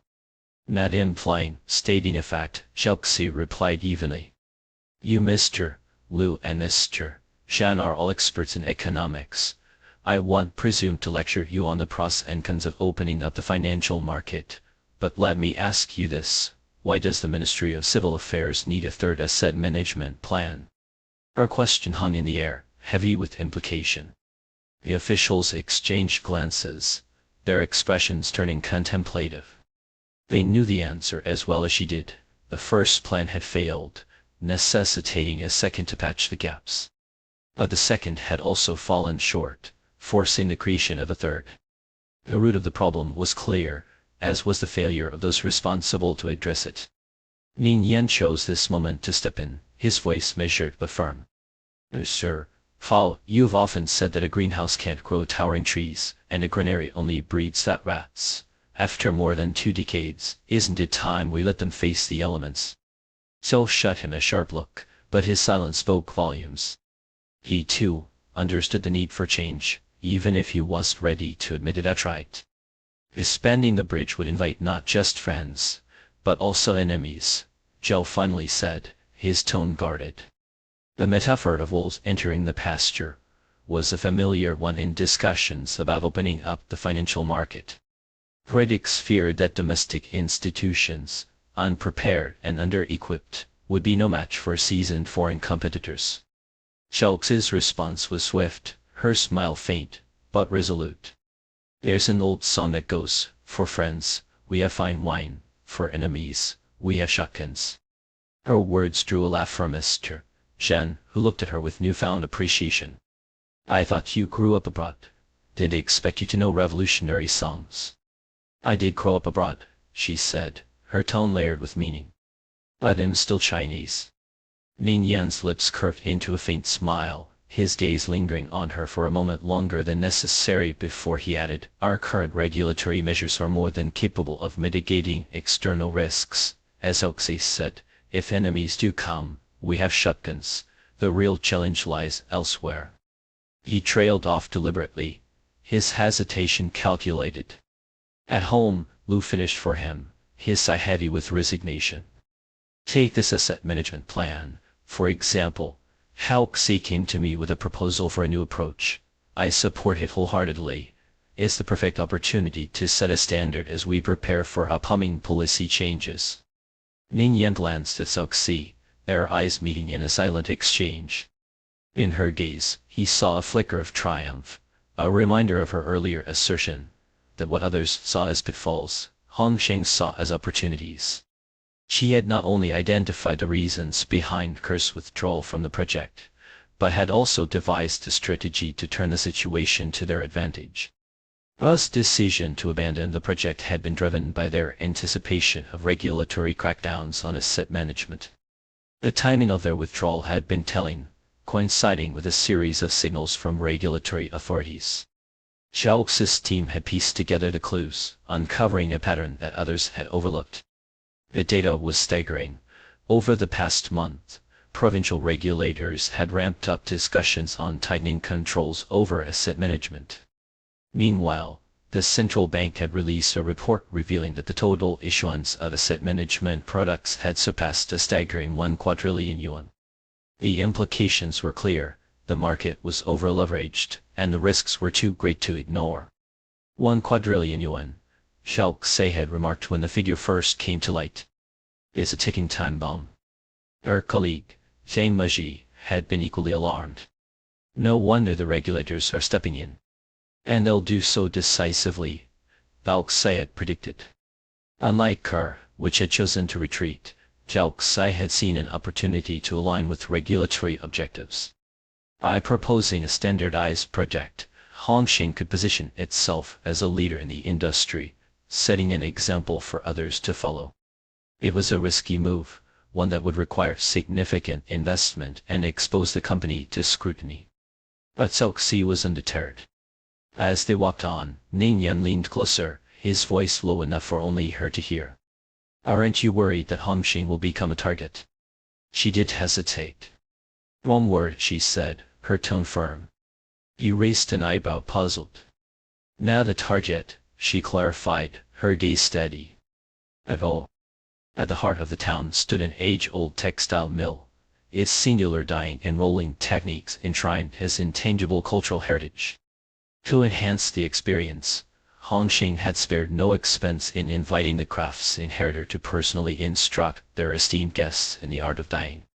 The craft itself was simple, its charm lying in its interactivity. Ladies donned gloves and aprons, their movements tentative yet earnest under the master's guidance. They worked with a kind of spirited focus, their latter punctuating the rhythmic clatter of tools. Observing their engrossed engagement, Zhao Xe calculated the timeline. By her estimation, the activity would stretch until noon. Delegating someone to oversee the group, she excused herself and led the senior officials to a nearby tea room to wait. They had only just settled in when Kaio Bei entered, accompanied by Kai Qi. Though Qingzhou prided itself as Asia's burgeoning financial hub, the nation's unique regulatory framework meant that nearly all domestic and international financial institutions headquartered themselves in Beijing for convenience. Changfeng, the firm Kaio Bei represented, was one of the rare exceptions, choosing to base itself in Qingzhou. As such, he shared a certain familiarity with Director Liu, the local regulatory head. Seeing him arrive, Director Liu greeted him warmly and introduced him to the other two officials. Polite pleasantries were exchanged, the kind that carried the weight of professional camaraderie, before Kaio Bei took a seat opposite Liu. With an easy grace, he picked up the tea set and began brewing Dongfu tea. His movements were fluid, almost meditative, exuding an understated elegance. Sir, Paiao, your tea-making skills seem quite professional, Director Liu remarked with a smile. Did you study formally? Not formally, Kaio Bei replied, distributing the tea among the group. I picked it up casually from a friend. As he reached Kai, his hand paused ever so slightly, as if a fleeting thought had crossed his mind. Ike's lips curved into a faint, knowing smile. She lifted the delicate porcelain cup, took a sip, and shifted her gaze to Zhao Xe. The latter was engaged in conversation with Bureau Chief Sao, discussing the afternoon's agenda. Lunch will be at the tavern next to the textile mill, Zhao Xe was saying. Once the dyeing session concludes, we'll inspect their finished work before heading over. It's all on the way. Bureau Chief Sao nodded in agreement, taking a measured sip of tea. Then, as if deliberating, he asked, you mentioned earlier about launching a standardized asset management product. Does that imply the current asset management practices are not up to standard? The room seemed to hold its breath.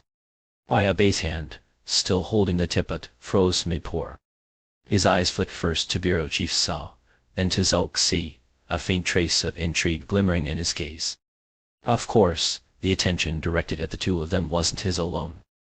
Each glance carried its own motives, its own weight. Those who had participated in the morning's discussions, like Ning Yan, understood Zhao's question for what it was, a deliberate test of Zhao Xe, probing whether her bold claims had substance or were merely bravado. Meanwhile, Kai, unfamiliar with the context, felt a twinge of confusion, but could still discern the sharp edge hidden in Zhao's words. Her brows furrowed slightly. Zhao, however, met the challenge with a composed smile. Those chiefs Zhao believe they are sufficiently standardized. The question, blunt and unadorned, landed with the force of a well-aimed volley, returning the ball squarely to Zhao's court. Ning Yan, observing the slight tilt of her chin, allowed a faint smile to curve his lips. Zhao's gaze swept the room. What do the rest of you think? The other officials, naturally, refrained from answering. Ai Kai and Kaio Bei, unsure of the dynamics at play, dared not interject. Predictably, the question was volleyed to Ning Yan. He chuckled softly, his tone unhurried. Last night, Mr. Huayao and I happened to encounter an elderly tour group at this airport security line. They were discussing financial products. As he spoke, Kaio Bei's memory stirred, recalling the scene. It had been a group of retirees, all around 60 or so, chatting animatedly about their investments as they could. The product from the bank isn't great, annualized returns are only 5 point something, Spanx is better. I just bought one last week at 6.8. That high. I've heard about that one. It's non-guaranteed principal. I wouldn't dare buy it. You need this money for retirement. Can't afford to lose it. Oh come on. The bank says it's non-guaranteed, but how could it actually lose money? So many people are buying it. Even if it does lose, the government will step in to cover it. Ning Yan's recounting trailed off, leaving the implications hanging in the air. His smile remained, but his gaze turned to Zhao, letting the anecdote speak for itself. Were the current asset management practices standardized? Could such a market, rife with misconceptions and blind faith, be allowed to grow unchecked? Zhao picked up the thread seamlessly. Chief Zhao, these retirees have worked hard to save their money. They don't trust any particular bank. What they trust is that the government and regulatory bodies won't let ordinary people lose everything. Her voice was calm, measured, but her words carried the weight of a warning. What they don't realize is that even the largest safety net has its limits, and there will come a time when it fails to hold. The room fell into a heavy silence. The weight of her statement was palpable, her words cutting through the room like the edge of a blade. The officials exchanged brave looks. After all, the asset management market, with its staggering scale of over 100 trillion yuan, was teetering on the brink of uncontainability. Regulatory arbitrage and implicit guarantees, these are the twin roots of the current chaos in asset management, Director Lu finally said, his voice tinged with frustration. The metaphor he used was vivid. The three primary regulators were like three brothers in a family business. The eldest, Securities, upheld strict standards and enjoyed a sterling reputation, attracting only the best products. The younger siblings, Banking and Insurance, were less discerning, often left to deal with second-tier goods. Over time, unscrupulous merchants began exploiting these differences, flooding the market with subpar products disguised under glossy packaging. The result? A market on the verge of implosion. Yet Zhao had a different perspective. I don't believe the pain points of asset management lie there. Her words drew every eye in the room. Not there. Director Lu echoed, his tone skeptical yet curious. No, she said firmly. Anything that can be addressed through policy or regulation isn't the real challenge. The true pain point in domestic asset management is a lack of professionalism. Her statement was a gauntlet thrown. Bei's lips quirked in amusement. He watched her intently, thinking to himself that this Zhao, as Kai had described, truly had a penchant for speaking her mind with audacious candor. Director Lu, to his credit, showed no sign of offense. Instead, he nodded, inviting her to elaborate. Most domestic investment firms are stuck performing low-value tasks, like due diligence and documentation, merely to satisfy regulatory requirements. Zhao continued. They're applying IPO and bond issuance logic to asset management. It's a recipe for failure. At its core, asset management is about matching efficient capital with high-yield assets. She paused, her voice turning colder. But right now most institutions are fumbling in the dark. The result? Products are recklessly designed, regulators can't make sense of them, and investors buy blindly. Her critics spared no one, not even the regulators. The room descended into a contemplative silence. Even the three officials, seasoned as they were, couldn't deny the precision of her analysis. In the unique confines of China's financial system, where competition was stifled and regulation reigned supreme, the industry's professional capabilities had stagnated. Do you believe Hongqing can achieve this? Zhao broke the silence. Of course, Galaxy replied, her tone steady, her gaze unwavering. Not only is Hongqing professional, but it also has the strength to back it up. Director Lu chuckled, nodding approvingly. With Mr. Ning and Mr. Kaio here, I'd expect nothing less. Zhao Xi glanced at Kaio Bei, then at Ning Yan, her smile faint, but deliberate. Like attracts like, she said lightly. The remark, though simple, carried a subtle compliment for everyone present. For the first time, a faint smile appeared on Jia's otherwise impassive face. Then he'll look forward to it. Kaio Bei, observing this exchange, began to sense the undercurrents. Turning to Zhao Xi, he asked, "Are you personally interested in asset management, Miss? How?" "Why not?" she countered. "Why not indeed," he said with a soft laugh. Like Chief Sao, I'm eagerly anticipating Hongqing's products. Just make sure to save me a share. 10%, Zhao Xi replied smoothly. Kaio Bei faltered, caught off guard by her quick retort. He looked at her, half amused, half exasperated. 10%. She hadn't even unveiled the product, and she was already staking her claim. Unbothered by his reaction, Galaxy turned to Ning Yan. Sir, name should I save you 10% as well? Ning Yan met her gaze, a faint smile playing at the corners of his lips. How is indeed generous. Not too bad, she replied, her tone light but confident. Before Ning Yan could respond, Director Lu burst into laughter. It seems the third phase of the insurance bureau's asset management plan won't be losing money this time. Kaio Bei's expression froze momentarily before he quickly recovered. So, Miss, how has her sights set on the insurance bureau's third specialized asset management plan? Zhao Xi smiled, but did confirm or deny. Kaio Bei's gaze flicked to Ning Yan, who remained composed, pouring tea with the same unhurried precision. This project shouldn't be too large in scale, right? Kaio Bei probed further. Reasonable, Zhao Xi replied. Kaio Bei smiled faintly.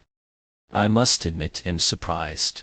I did expect Hongqing to seriously pivot toward asset management. At that moment, Ning Yan set a freshly poured cup of tea in front of Zhao Xi. Careful, it's hot, he murmured. Zhao Xi acknowledged him, with a quiet mien before addressing Kaio Bei. What's there to be surprised about? No entrepreneur ever complains about making too much money. Kaio Bei chuckled, lifting his cup. His gaze, however, drifted toward Ning Yan, who seemed content to let the scene play out. Yes, the tea was excellent today. But the unfolding drama, even better. The conversation flowed naturally, weaving through laughter and anecdotes, until the passage of time slipped unnoticed, ushering them into the midday hour. Zhao Xi led the group to a nearby restaurant for lunch. The moment they settled into their seats, a few women from the dyeing workshop arrived, their faces flushed with pride as they displayed their creations. Their chatter was lively, their joy infectious. Kaio Bei, ever the charmer, showered them with compliments, his words as effervescent as champagne bubbles. Each praise, carefully crafted and honeyed, elicited peals of laughter, the kind that made one feel momentarily invincible.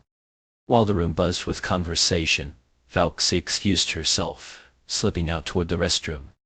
Kai, ever perceptive, followed close behind. The door shut softly behind them, and Kai wasted no time. She latched onto Zhao Xi's arm, her voice low but urgent, as if the words had been simmering all morning. Why now? Why asset management all of a sudden? Sudden. Zhao Xi raised a brow, her tone neutral, almost teasing. Well, not exactly, Kai admitted, her voice dropping into a murmur. You don't make moves without a plan. If you've stepped in, it means you've been strategizing for a while. You know me well, Galaxy said, her smile faint, but not unkind. So, tell me, Gao Zong, Kai pressed, tightening her hold on Zalx's arm, her curiosity uncontainable. What's the price here? What's the big catch? Take a guess. Galaxy gently disentangled herself and stepped into the restroom, leaving Kai leaning against the sink, her thoughts scattering like leaves in the wind. By the time Zalxi emerged, Kai had abandoned her guessing game, resolving instead to interrogate Kai Bei later. But Zalxi, with her unerring gaze, seemed to see straight through her. This did hurt to slap one cheek and then the other, she asked, her tone sharp, but not unkind. Kai's face flushed as realization dawned. Last night, in the car, she had vowed that she would sever ties with Kai Bei, that she would rely on him anymore. And yet, here she was. I just want to make things clear with him this time, she mumbled, her voice barely above a whisper, her confidence crumbling under Zalx's scrutiny. Zalx's eyes flicked to the faint red marks on Kai's neck, a trace of last night's entanglement. She sighed inwardly, but said nothing. I told him yesterday in the car, Kai added, her fingers fidgeting with her collar. And reasoning. Zalxi let out a soft hum, turning on the faucet. The sound of running water filled the silence between them. Think it through before you decide, she said finally, her voice steady, almost soothing. And once you've decided, act on it. But what if I regret it? Kai's words wavered, her doubts laid bare. That just means you haven't figured out what you truly want, Zalxi replied, shutting off the water and drying her hands with measured precision. And the less certain you are, the more you need to hold on to what grounds you. I understand. Kai lowered her head, the weight of Zalx's words settling into her chest. She knew her friend's concern was just about her career, but about the deeper, more insidious dependency she had developed on Kai Bei. Zalx's words were a hammer, meant to shatter her illusions before they consumed her. Zalxi, sensing the point had been made, looped her arm through Kai's and gave it a gentle tug. Come on, let's go back. When they returned to the private dining room, Kai's mood was noticeably subdued. She pushed the door open to find Kai Bei in the midst of yet another lively conversation, this time with the wife of Director Xiao. The woman was laughing, her cheeks flushed with delight. Zong is such a smooth talker, she said, her voice tinged with admiration. And only speaking the truth, Kai Bei replied, his tone light, almost playful. If you don't believe me, ask Ningyan, we were classmates. He gestured toward Ningyan, who sat across the table, his expression calm but unreadable. Ian, tell them, doesn't she remind you of someone? She does, Ningyan said with a faint smile, his gaze flickering briefly to Zalxi as she entered the room. See? Bei turned back to Director Xiao's wife, his grin widening. I was making it up. The seating arrangement had been pre-planned. Zalxi took her place beside the wife of President Liu, her smile as polished as ever. What's the resemblance? She asked, her tone curious but measured. Zong said Director Xiao's wife looks like their university's campus belle. President Liu's wife replied with a laugh. Women, regardless of age, are always partial to compliments about their beauty. Zalxi played along, lifting her gaze to study Director Xiao's wife with an air of seriousness before turning to Kai Bei. Your campus belle must have been extraordinarily beautiful to bear such a resemblance to Teacher Ruin. Across the table, Ningyan's lips curved slightly. Kai Bei had always been the undisputed master of flattery, capable of charming even the most stoic of hearts. But now, as he watched Zalx's composed demeanor, Ningyan couldn't help but feel a flicker of amusement. Kai Bei, catching Zalx's subtle wink, gave her a look of approval before steering the conversation toward other topics, effortlessly drawing laughter from the other women at the table. The meal progressed smoothly, the atmosphere warm and convivial. But as the plates were cleared, and the conversation wound down, Director Xiao's wife turned to Kai Bei with a question that seemed to catch everyone off guard. Kai Bei, are you married? Perhaps it was the cheerful mood of the afternoon, or perhaps it was her own curiosity, but her question hung in the air, drawing all eyes to Kai Bei. Even Director Xiao, usually quick to curb his wife's inquisitiveness, remained silent. A faint flush crept up Kyle Bay's neck. And divorced, he admitted, his voice steady but tinged with embarrassment. The disappointment on Director Xia's wife's face was palpable. She studied him for a moment before murmuring, "It's fine, it's fine. Divorce is quite common these days." The room fell into an awkward silence, the earlier warmth dissipating like smoke. Xiaoxi, as the host, was about to step in to smooth things over when President Lu's wife spoke up. "I think Ningzong mentioned his single too," she said, her tone deliberately casual. Director Xia's wife's eyes lit up, her interest reignited. She turned to Ningyan, her expression eager. "Oh, that's right. Ningzong is married, is he?" Xiaoxi sipped her tea, her gaze steady as she watched the exchange. She could almost anticipate the ripple of tension that would follow.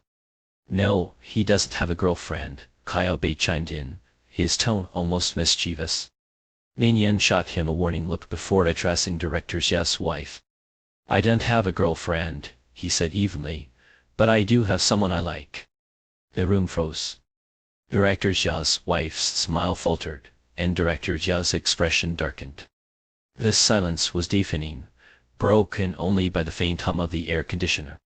Even Kyle Bei, usually quick to diffuse tension, found himself at a loss. It was President Lu's wife who finally broke the silence, her voice forced but cheerful.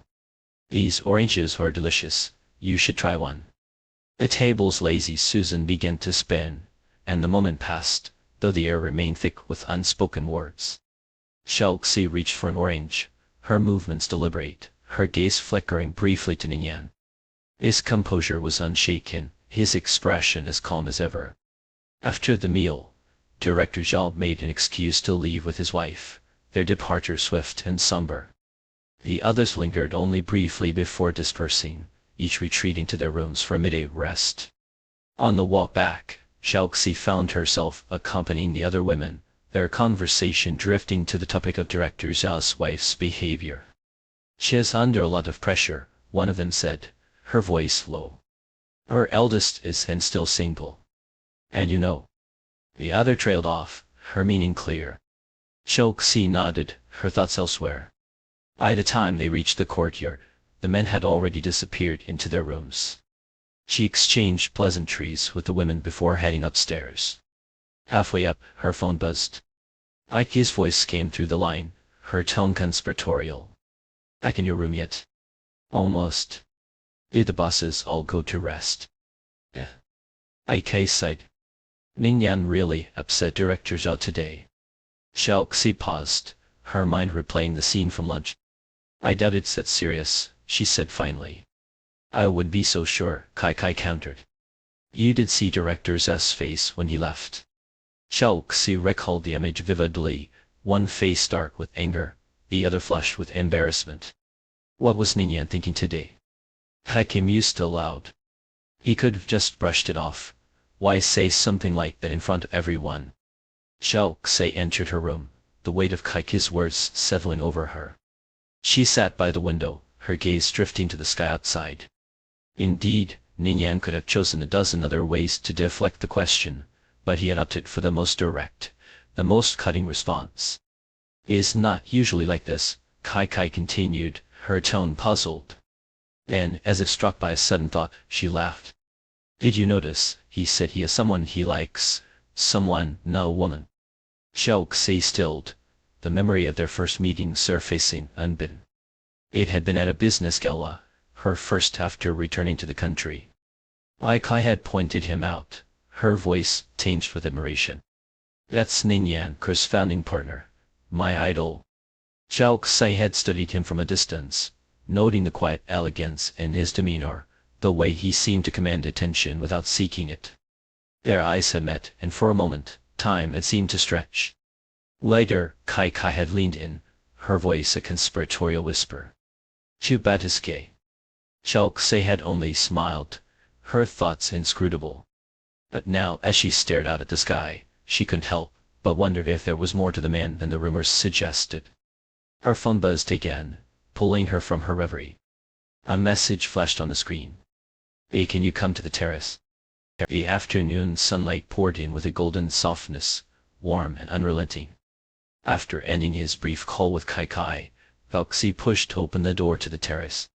The moment he stepped out, his gaze veered slightly and landed on Ningyan, standing there with 2 cups of coffee in his hands. He had already shed his coat, wearing only the beige cashmere sweater from the morning. The sunlight kissed the fabric, highlighting the delicate, downy fibers and casting a gentle glow over him, as though he carried the warmth of the sun itself. Velxi walked over unhurriedly, taking the coffee cup Ningyan offered him. You called me out here just for coffee. Ningyan smiled, gesturing toward the lounge chairs on the terrace. Sit and soak up some sun for a while. Have you never heard that women fear the sun? Velxi quipped, though her actions betrayed her words. With a flick of her foot, she dragged a chair closer to the railing and sank into it. Ningyan followed suit, pulling his chair over. The two sat side by side, separated only by a low railing, their proximity both casual and intimate. He took a sip of his coffee, breaking the silence first. You're thinking of innovating the model. Would you call it innovation? Velxi countered. In this country, it would be. Their exchange, seemingly disjointed, fit together with an almost surgical precision. Velxi let out a faint scoff. It's laughable, really, that something so self-evident is being touted as innovation. As she had explained to her superiors earlier in the tea room, the asset management model was, at its core, straightforward, capital plus assets. In essence, you find the funds, invest them into projects, and if those projects appreciate in value, you profit. This should have been the norm. But to circumvent the stringent regulatory policies in the country, some domestic financial players had devised a grotesque variation, capital plus intermediaries plus assets. Instead of directly channeling funds into projects, they passed them, through layer upon layer of intermediaries 5 or 6 institutions, sometimes more before they finally reached the projects. These intermediaries were the so-called black boxes of the industry. As the name suggested, the black box was a place where transparency vanished. Once an investor's money entered this opaque labyrinth, tracing its trajectory became nearly impossible. Tragically, over of domestic investment institutions and professionals operated within the shadowy system. Rather than focusing on sourcing funds, identifying quality projects, or enhancing risk management capabilities, they exhausted themselves devising ways to shuffle money around, to cloak toxic products in darkness, dodging regulatory scrutiny and repackaging them as hot commodities to drain the wallets of the unsuspecting public. What Hongxing was attempting now, the so-called innovation, was nothing more than stripping away the black box and returning asset management to its fundamental principles. You're planning to invest directly in equity. Ningyan asked. With private securities as well, Velxi replied. Ningyan smiled knowingly. It seems you already have a plan. Velxi took a sip of her coffee, offering her design without pretense. A 3-year investment cycle, 2 years for equity investment, plus an optional 3rd year, and 2 years for private securities. Equity investments redeemable or transferable after 2 years. Ningyan queried. Velxi nodded. Profits distributed project by project upon exit. For Pizanondek. Both private equity and venture capital fell under the umbrella equity investment. But given the short 3-year cycle of this asset management plan, the projects needed to yield quick returns.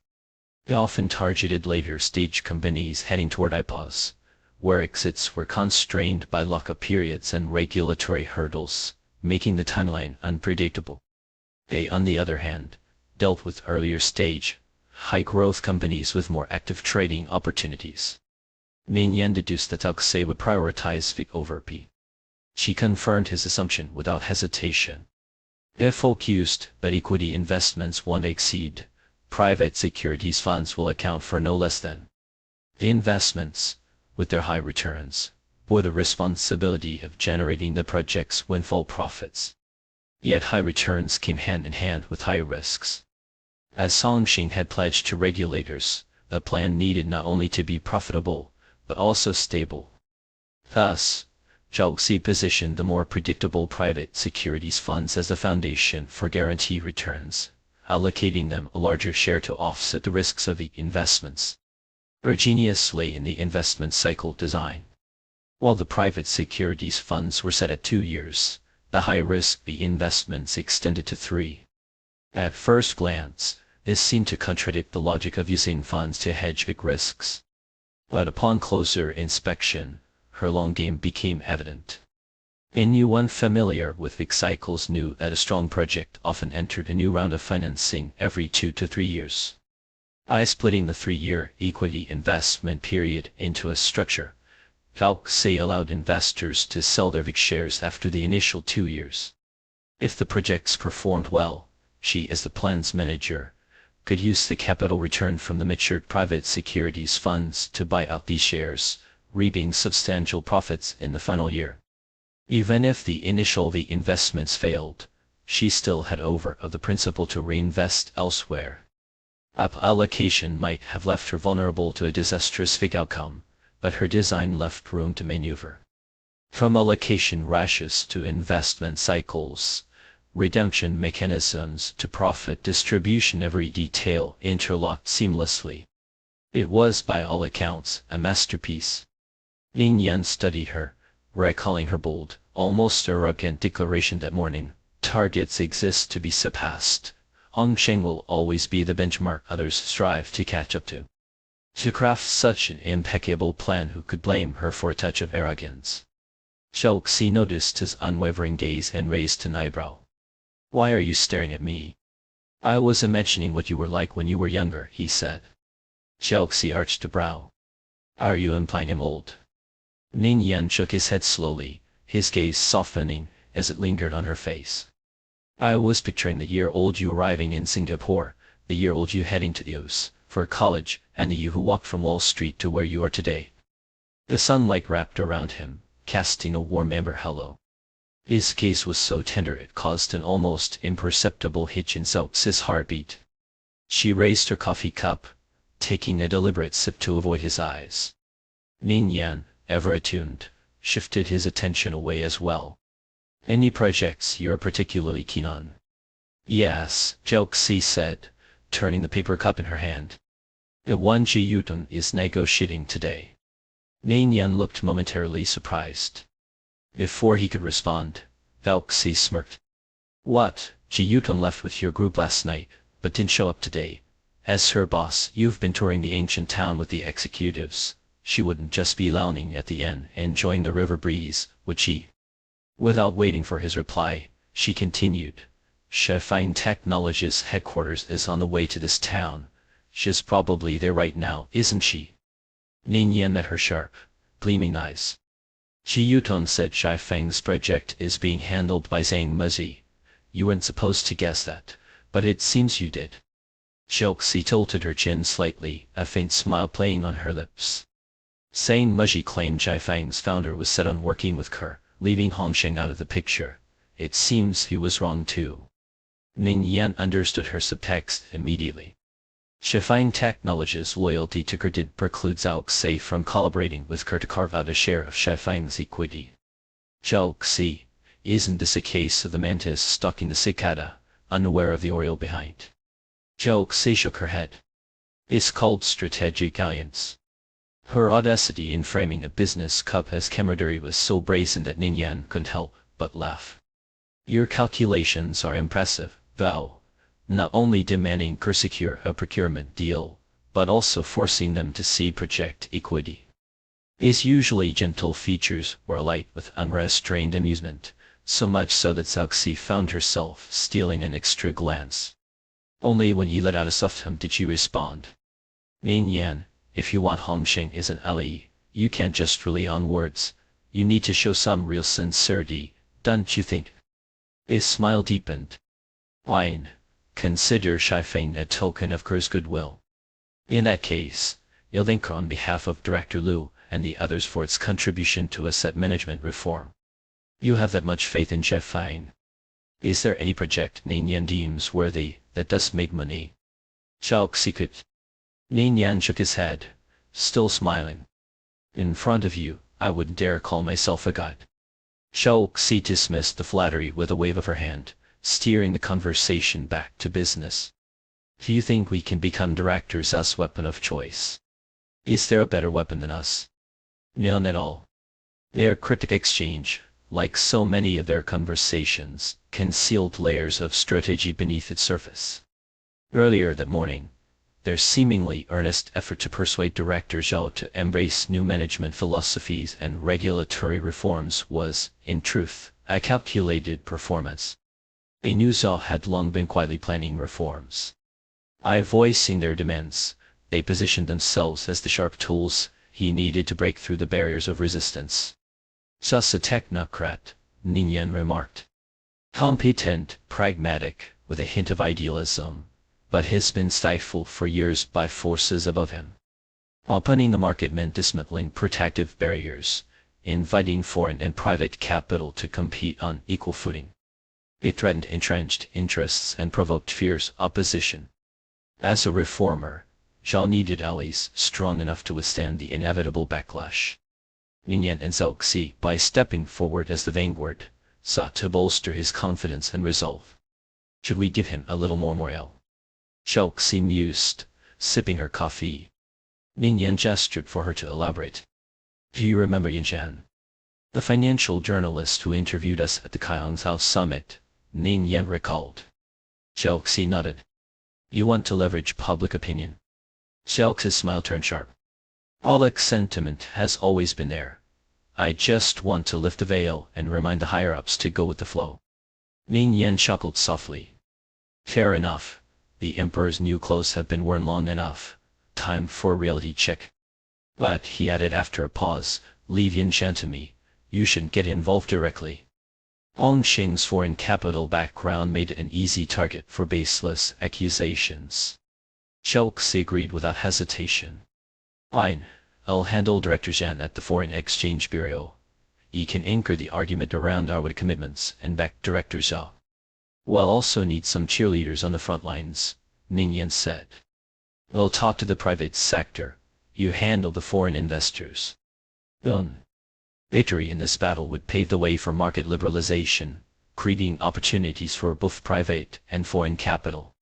It was a no-brainer for stakeholders to lend their voices and support no risk, all reward. By the time they finished their coffees, their responsibilities and strategies were clearly delineated. With business concluded, Bao Xi turned to Ning Yan. I just thought of something. Ning Yan raised an eyebrow.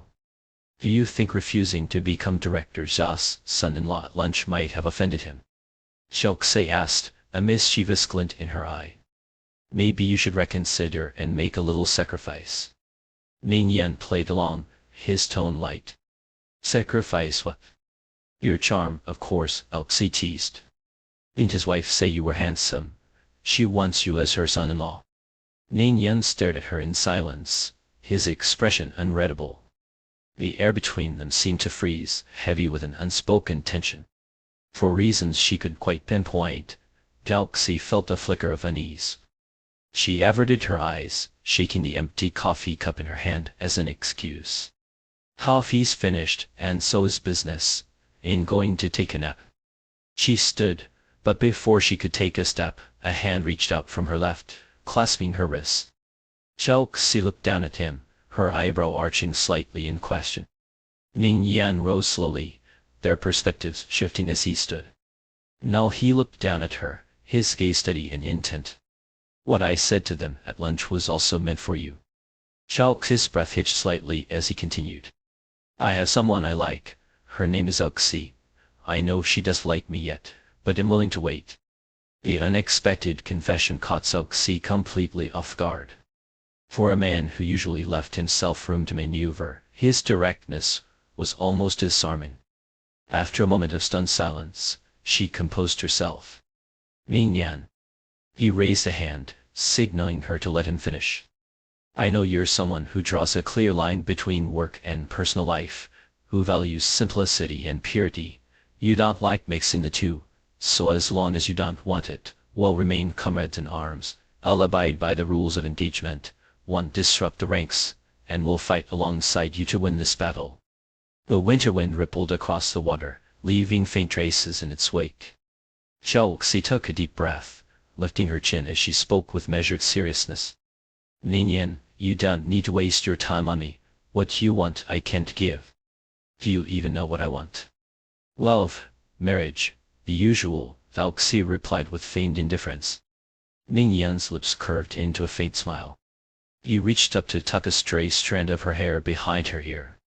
I didn't realize you thought me so ordinary. Looks like you'll have to try harder.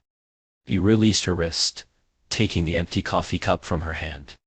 All right, go rest. Good afternoon, Xiao Xi. Sunlight filtered through the lattice of the window, slipping into the room like a quiet intruder. Xiao Xi lay on the bed, her eyes closed, slowly digesting the direct confession Ningyan had delivered over the phone. She was anything but obtuse. From the moment they reunited in King South the previous evening, she had noticed the way his gaze lingered on her, the sugar he had pressed into her palm in the dead of night, the invitation to fight by his side, the way he clasped her hand and ran with her through the morning mist. And then, by midday, the public declaration, he had someone he liked. If she still couldn't grasp his meaning, she might as well schedule an optometrist appointment. What puzzled her, though, was the sudden shift in his demeanor. The relationship had begun under entirely different circumstances.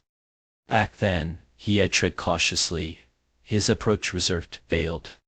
It was she who had yanked off his tie, pinned him against the wall, her lips brushing his jaw as she declared, Ningyan, I don't have time for ambiguity.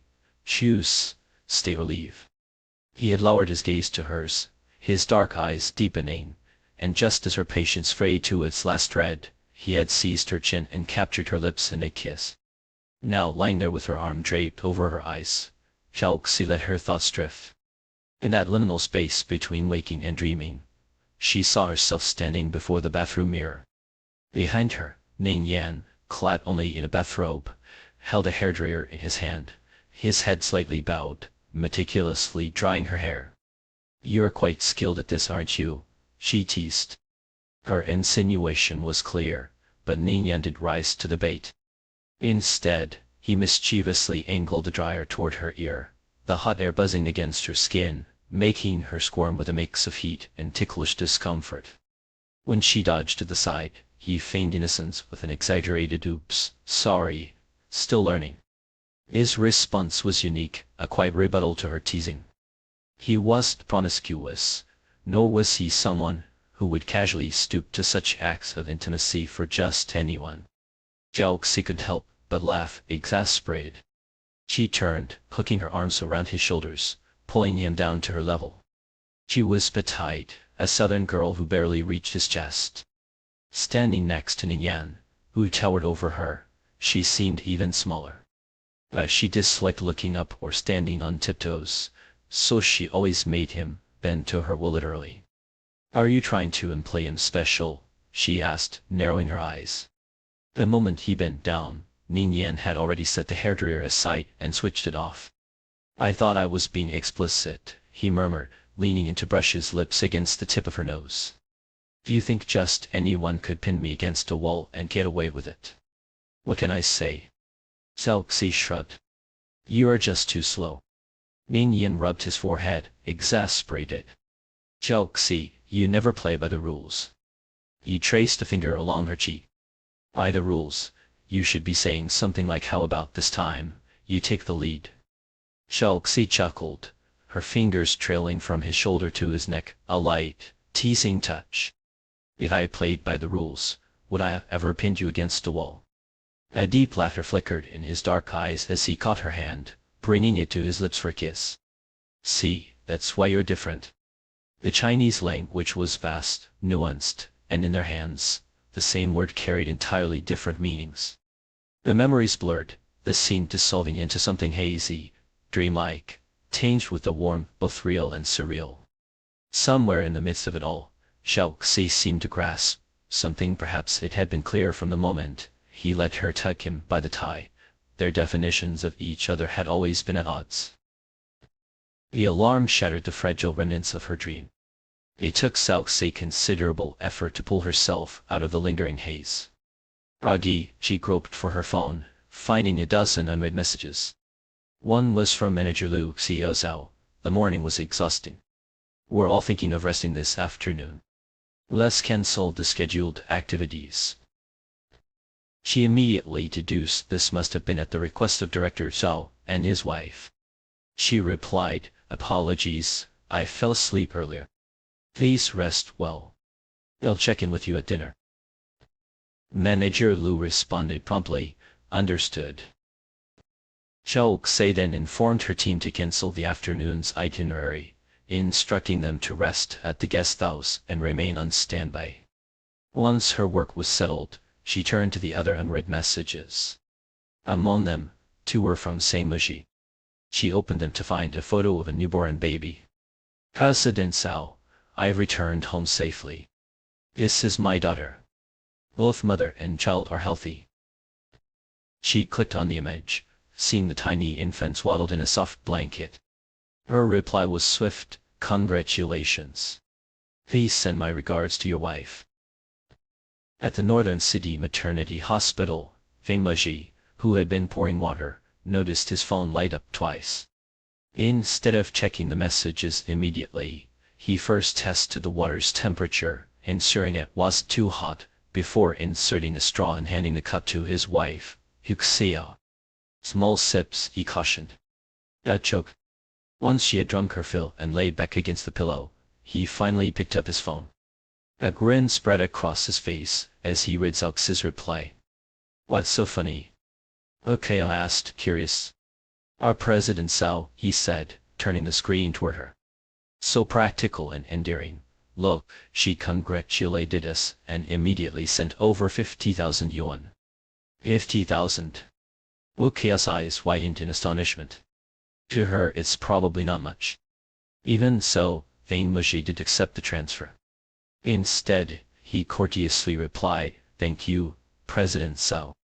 We appreciate your gesture, but there's no need for the money." Qiao, seeing his response, nodded in agreement. "Exactly, we can't take her money. She's already done so much, arranging for someone to bring you back." It was true. When Huxiao had woken up earlier that morning, exhausted from the ordeal of labor, she had been overwhelmed to see Zhang Meji at her bedside, his face etched with traces of trial. Tears had spilled over. "I told you not to come back," she had sobbed. He had leaned down, pressing a kiss to her forehead. "Xiao, you've worked so hard." That simple sentence unraveled her composure. All the strength, the calm efficiency, the brave front she had maintained during their phone calls to Salt. Tugging at his shirt, she whimpered, "It hurts so much. I thought I was going to die. I thought I'd never see you again." Sorry," he whispered, his voice thick with emotion as he wiped her tears. "It's my fault. I let you suffer." She pressed her face against his hand, sniffling. "It's not your fault. I was the one who insisted on a second child." He did hard, only soothed her. "Don't cry. Your mother called earlier and told me to remind you no crying during recovery, or it'll affect your eyesight later. She also said having a second child wouldn't hurt, that it'd be over in the time it takes to use the bathroom." Zhang Meji could help but laugh. Kissing her dry cracked lips, he said, "Honestly, I've been meaning to say your mom only had you. How would she know what having a second child feels like?" Qiao blinked, then smacked his arm. "Why didn't you say so earlier? I let her fool me." He caught her hand, enclosing it in his. "Xiao, you've really been through so much, and not a good husband. I couldn't even." "Shut up." She shook his hand lightly. "You were trying to stop me from crying, but then you start saying all this sentimental nonsense. Annoying." Okay, you'll stop." He kissed her hand again before adding, "By the way, have you noticed how different our daughter looks compared to Tang Tang when he was born?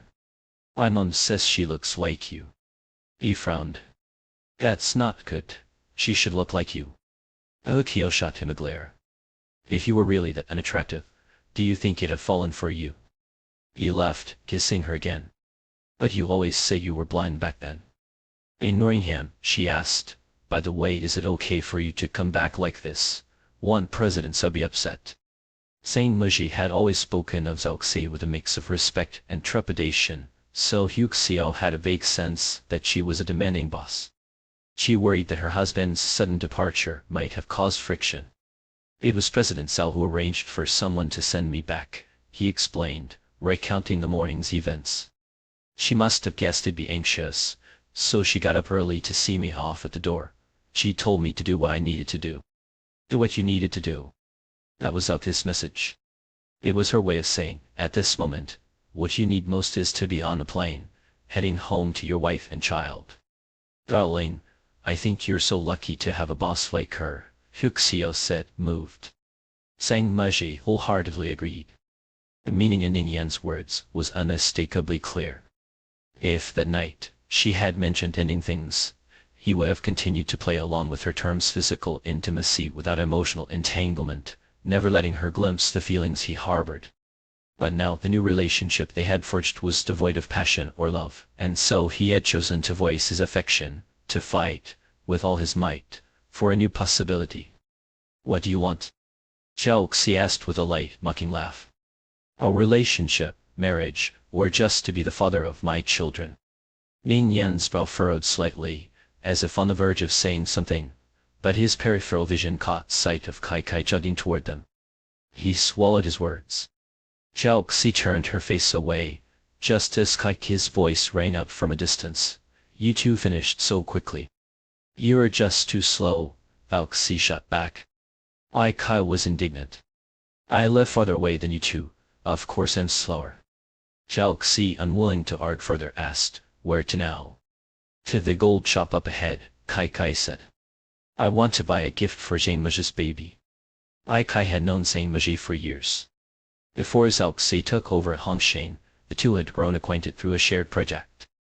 At lunch today, she had heard the news of his newborn daughter and decided to pick out a small gift for Zhao Xi to deliver on her behalf.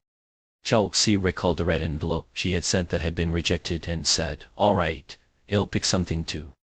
The small town was built along the river, and the jewelry store Kai Kai mentioned was on the opposite bank. As they crossed the bridge, Kai Kai leaned in close to Zhao Xi, her tongue conspiratorial. I know what you're up to. Zhao Xi's gaze swept over her, prompting Kai Kai to hastily add, not from Kyle Bei, I figured it out myself.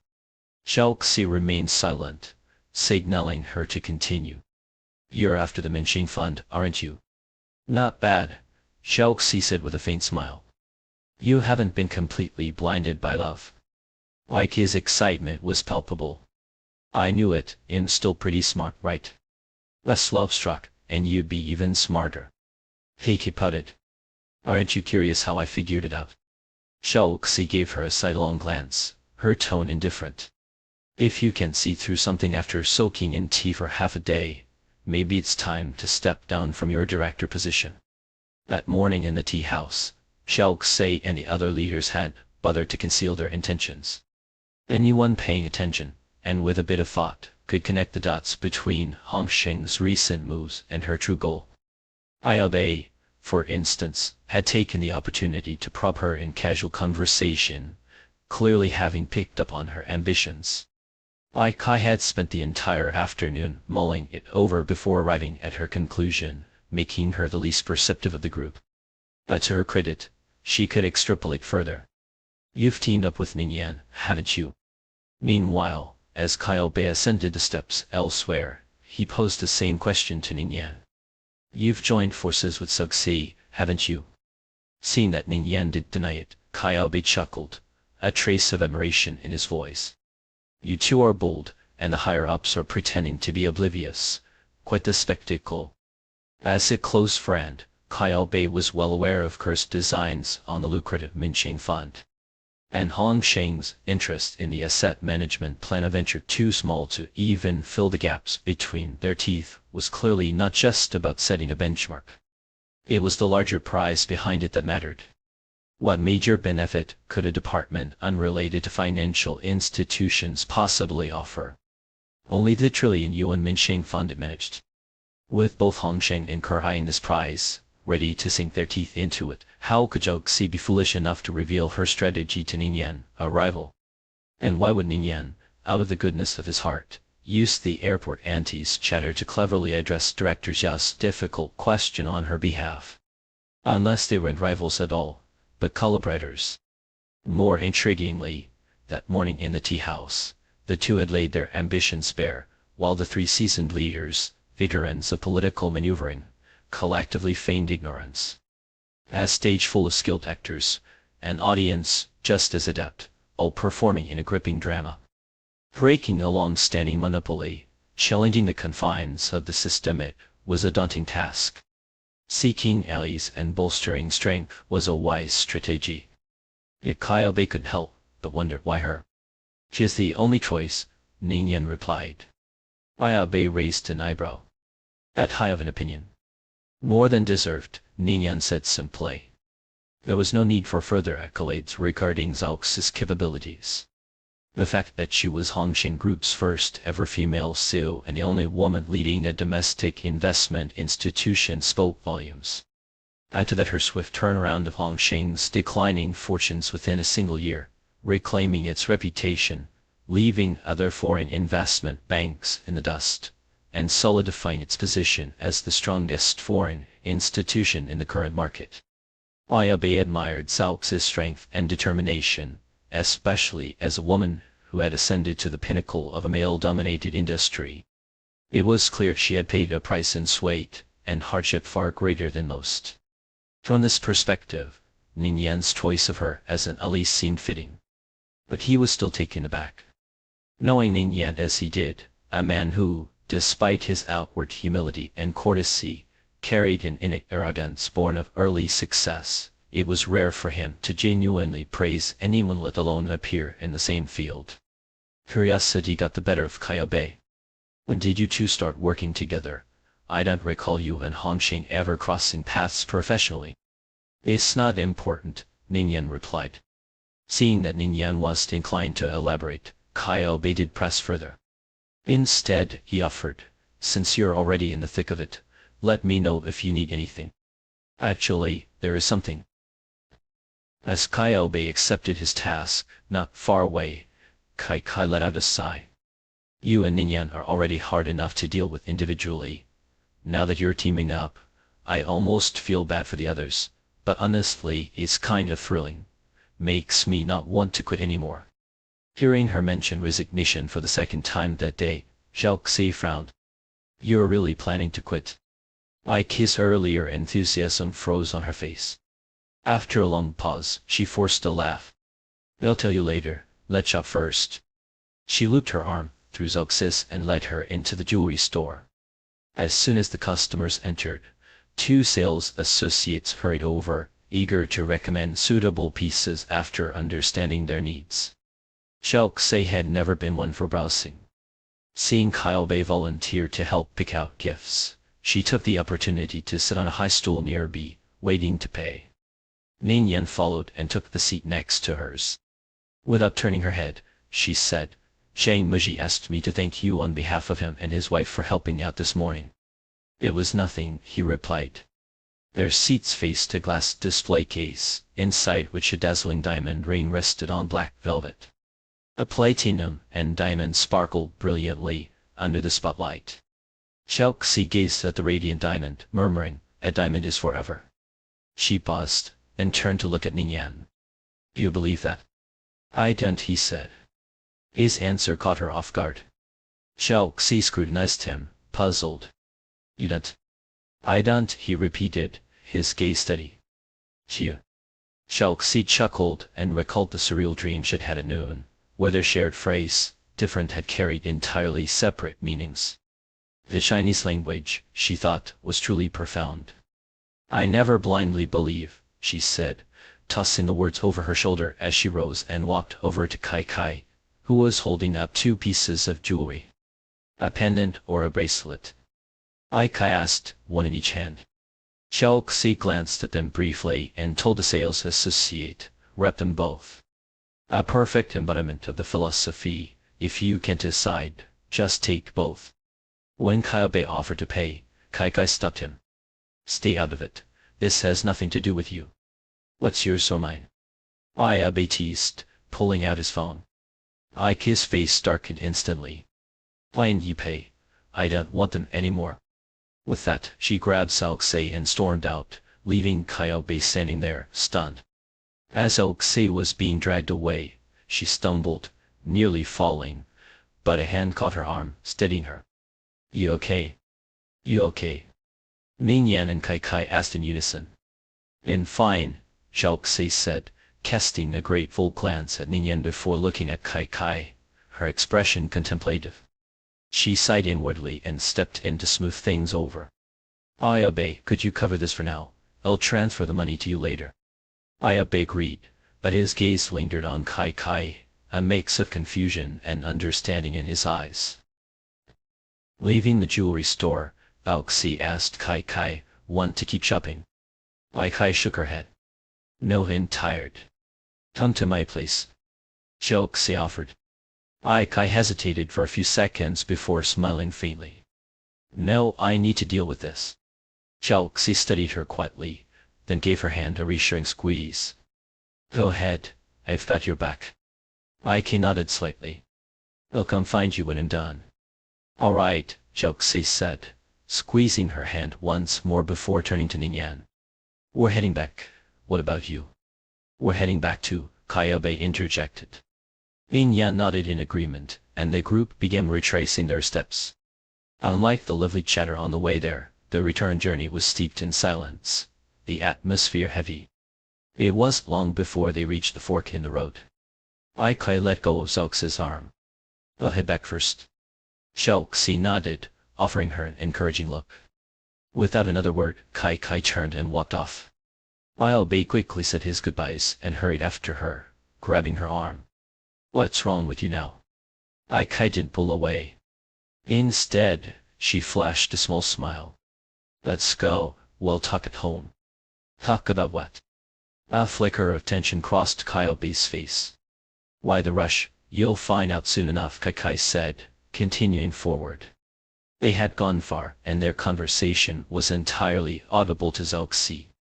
She stood still, watching Kai straighten back for a long moment before finally looking away and heading toward the inn. Ningyan walked silently beside her, matching her stride. As they crossed the stone bridge, the soft golden sunlight spilled over the river, its shimmering surface fractured by the occasional passing of small black roof boats. The shops lining the riverside streets were sparsely populated with tourists, and even the shopkeepers seemed too lethargic to call out to passers-by. Just as they reached the inn's entrance, Zhao caught a familiar, sweet aroma wafting through the air. She instinctively sniffed, scanning her surroundings for its source. It's roasted sweet potatoes, Ningyan said, pointing to a small shop nearby. Zhao followed his gesture and spotted a large clay oven inside the dimly lit shop. Want to try one? Ningyan asked. Zhao nodded without hesitation. She had loved sweet potatoes since childhood, especially the fragrant, roasted kind, which she found utterly irresistible. Seeing her rare expression of delight, Ningyan smiled and strode into the shop.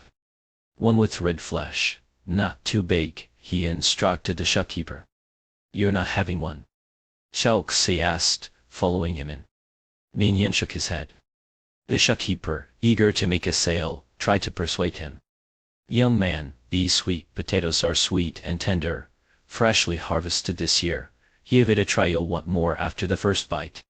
Thanks, but no, Ningyan replied, his tone polite but firm. The shopkeeper, sensing he wouldn't budge, quickly selected a medium-sized sweet potato, weighed it, and handed it to Zhao. Careful, it's hot. Let me peel it for you, Ningyan offered, reaching out to take it. No need, Zhao said, brushing him off. She took the paper bag, split the sweet potato in two, and remarked with practiced ease, peeling it takes away the best part of the flavor. The shopkeeper laughed. You really know your food, miss. Zhao smiled but did respond. She turned away, walking as she took a bite. The sweet potato was evidently hot as her cheeks puffed in and out, round one moment and hollow the next, a comical sight. Ningyan watched her eat the entire way back, the corners of his mouth lifting higher and higher. By the time they reached the courtyard, The sweet potato palm-sized treat was entirely gone. Xiao Xi crumpled the paper bag and tossed it into a nearby trash can. When she turned back, she saw Ning Yan pointing to his own cheek. She understood immediately, reaching up to touch the corresponding spot on her own face. But her fingers met smooth skin, nothing was there. She raised an eyebrow, silently asking him what was going on. Seeing her confusion, Ning Yan stepped closer, raised his hand, and gently brushed her cheek. When he pulled back, there was a tiny black speck of sweet potato skin on his fingertip. Xiao Xi glanced from his hand to his face. "You've been smirking this whole time, just because of that?" Ning Yan's smile deepened. "Not entirely." Before she could ask further, he confessed, "I thought you looked adorable while eating." Adorable? Huh?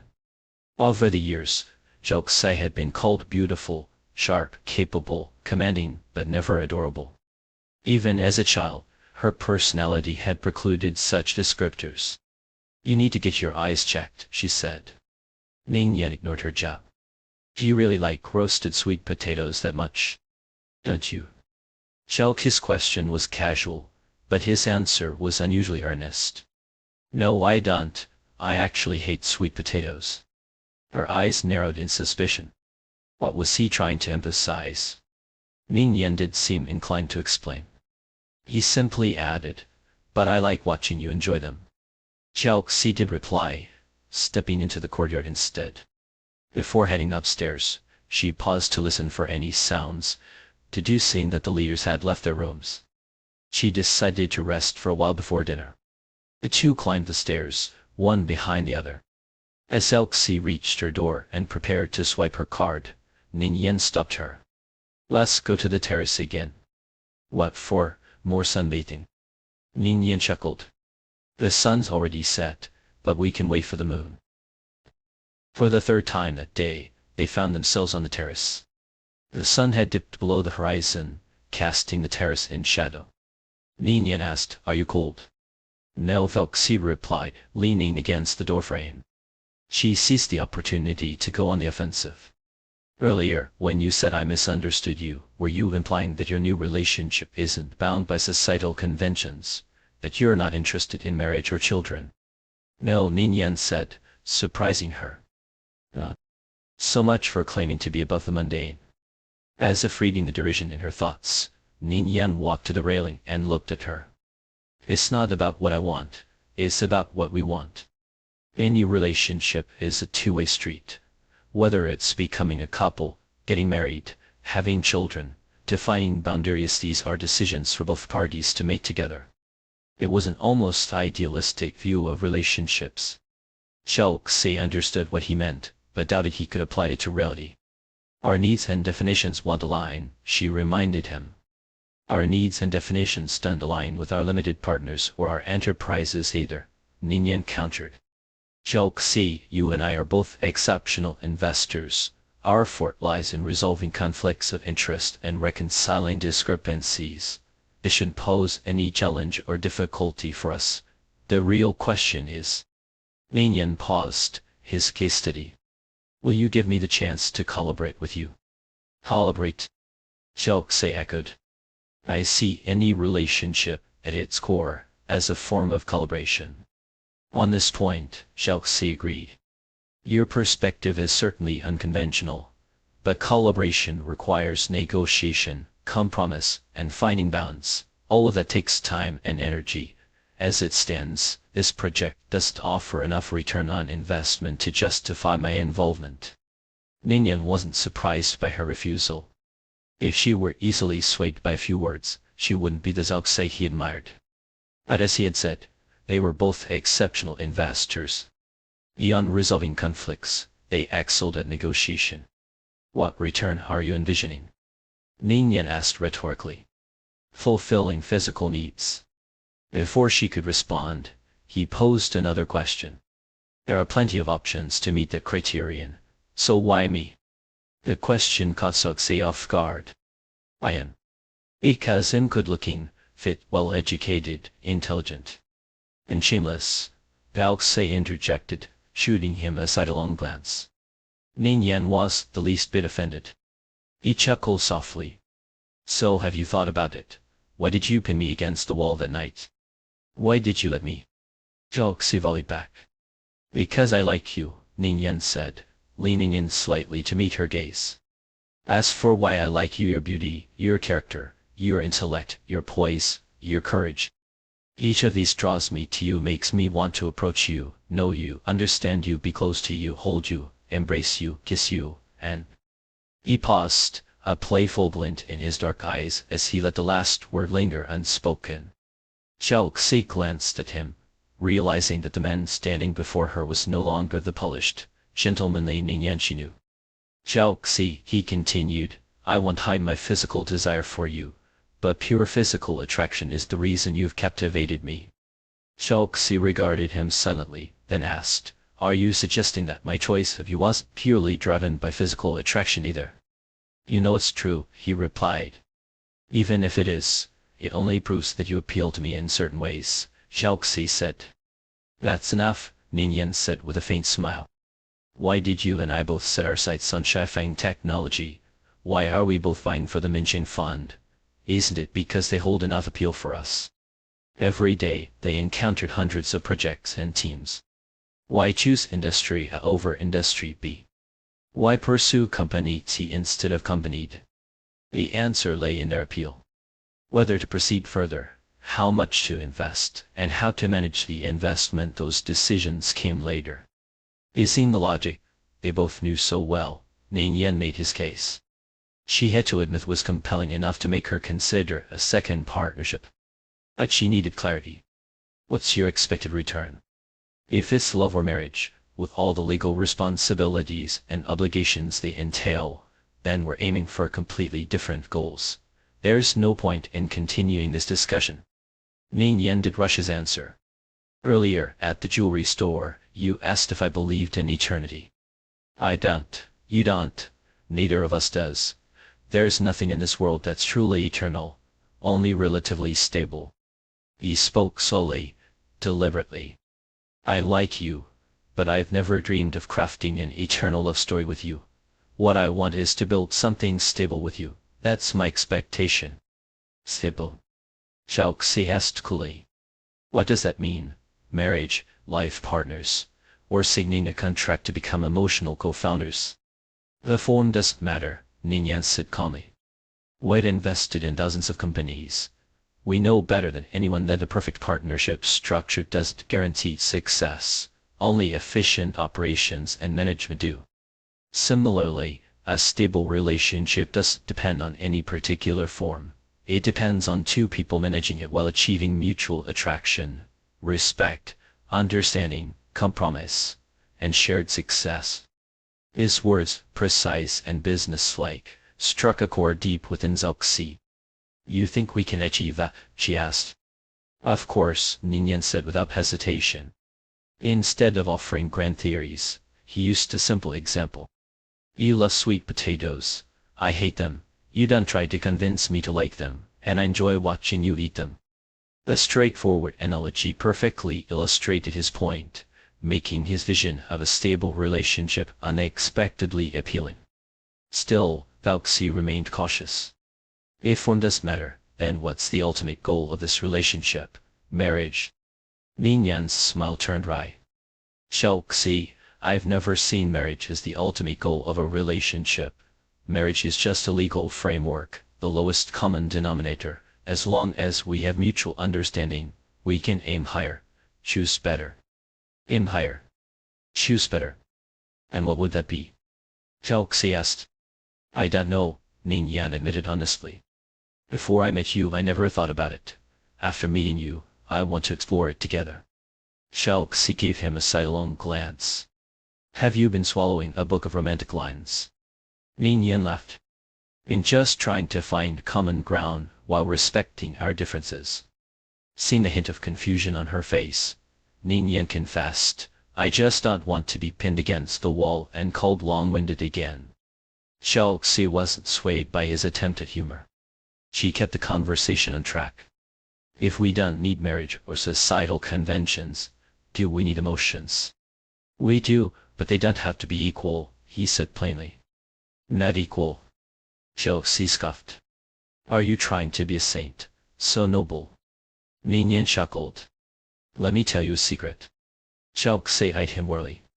His smile turned mischievous. I once promised you we would meet in Beijing, but I had my assistant secretly track all your travel plans. That trip to Singapore, I got the invitation from the organizers. His voice, low and deliberate, was like a secret whispered directly into her ear. He was confessing that many of their so-called coincidental encounters over the past 6 months had been anything but. By openly revealing his schemes and little tricks, he was showing her that while he respected her choices, he would still find ways to fulfill his own desires. Xiaoxi is neither divine nor noble, on the contrary, is selfish and self-serving, and just choosing a way to like you that's more beneficial to our relationship. What was more beneficial to their relationship? The prerequisite had to be her willingness to continue it, for only then could he gain anything from it. It was a sentiment often heard from savvy investors: as long as we're still talking, there's hope. To an outsider, his words would qualify as romantic. Yet they stirred something in Xiaoxi. Applying the logic of investment, she saw in his words the depth of his feelings, his sincerity, and his effort. After a moment of silence, she said, Your proposal is tempting, but let me make it clear, even if I agree to try building a new relationship with you, I don't want to change our current dynamic in the short term. All right, he agreed without hesitation. He had specified short term, which implied the existence of a long term. He was confident that before long, he wouldn't need to engineer chance encounters anymore. He could openly and confidently ask to see her. Do I have the right to end this new relationship at any time? Xiaoxi asked for confirmation. You always have, he said, his tone solemn. 3 simple words, spoken as a promise. Xiaoxi nodded. I understand, but I still need to think it over. I'll give you an answer later. All right, Ning Yan said, neither pressing nor setting a deadline for her decision. The sun had set behind the mountains, and the moon was hidden among clouds, tinged with the last golden hues of twilight. Xiaoxi gazed at its faint outline, and thought of his earlier suggestion to wait for the moon. She could help but smile. She turned her head instinctively and caught him looking at her. Their eyes met, and they both smiled before turning back to the horizon, watching the sunset over the distant hills. After a long silence, Ning Yan spoke, his voice tinged with amusement. Others wait for the sunrise. We wait for the moon. Does that make us unusual? Some people chase tornadoes, Xiaoxi said. Storm chasers, Ning Yan replied, glancing at her. There's a movie about them. Have you seen it? No, Xiaoxi said. I rarely watch movies. She paused and added, no time. Ning Yan's gaze deepened. After a few seconds, he asked, do you have time tonight? Xiaoxi turned to look at him. The last rays of sunlight reflected off his glasses, creating a prismatic glow that obscured his eyes. She squinted, raising a hand to shield her face from the light. But before she could, a shadow fell over her. He had raised his hand to block the light for her. She looked up, meeting his gaze. Why wait until tonight? Why not now? Ning Yan froze, staring at her as if unsure of her meaning. He hesitated for a moment before saying, that movie's a bit long. Xiaoxi said with a shrug. So you really just wanted to watch a movie? Before she could finish, his lips were on hers. The taste was familiar yet intoxicating, drawing them both in. Separated by a single railing, they kissed with an intensity that left them breathless. When Xiaoxi finally pulled away, gasping for air, Ning Yan loosened his grip. He gazed down at her, his eyes locked on hers, the air around them thick and warm. Still want to watch? He asked, his voice unsteady. Xiaoxi met his burning gaze, her breath catching. Too long, I would finish it. Ning Yan glanced at his watch. They had only half an hour until the scheduled dinner. Xiaoxi teased him, how about just the opening scene? Before she could finish, his hands cupped her face, pulling her back into another kiss, swallowing the rest of her words. Dinner was set at a nearby tavern.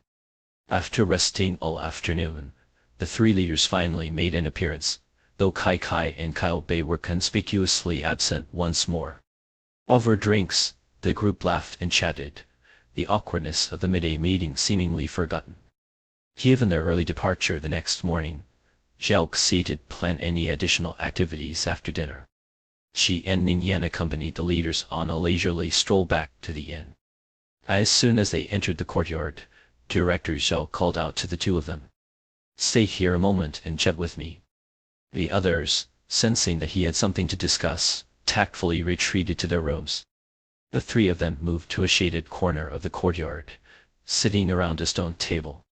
Without any preamble, Director Zhao got straight to the point. "You're after the Minqing Fund."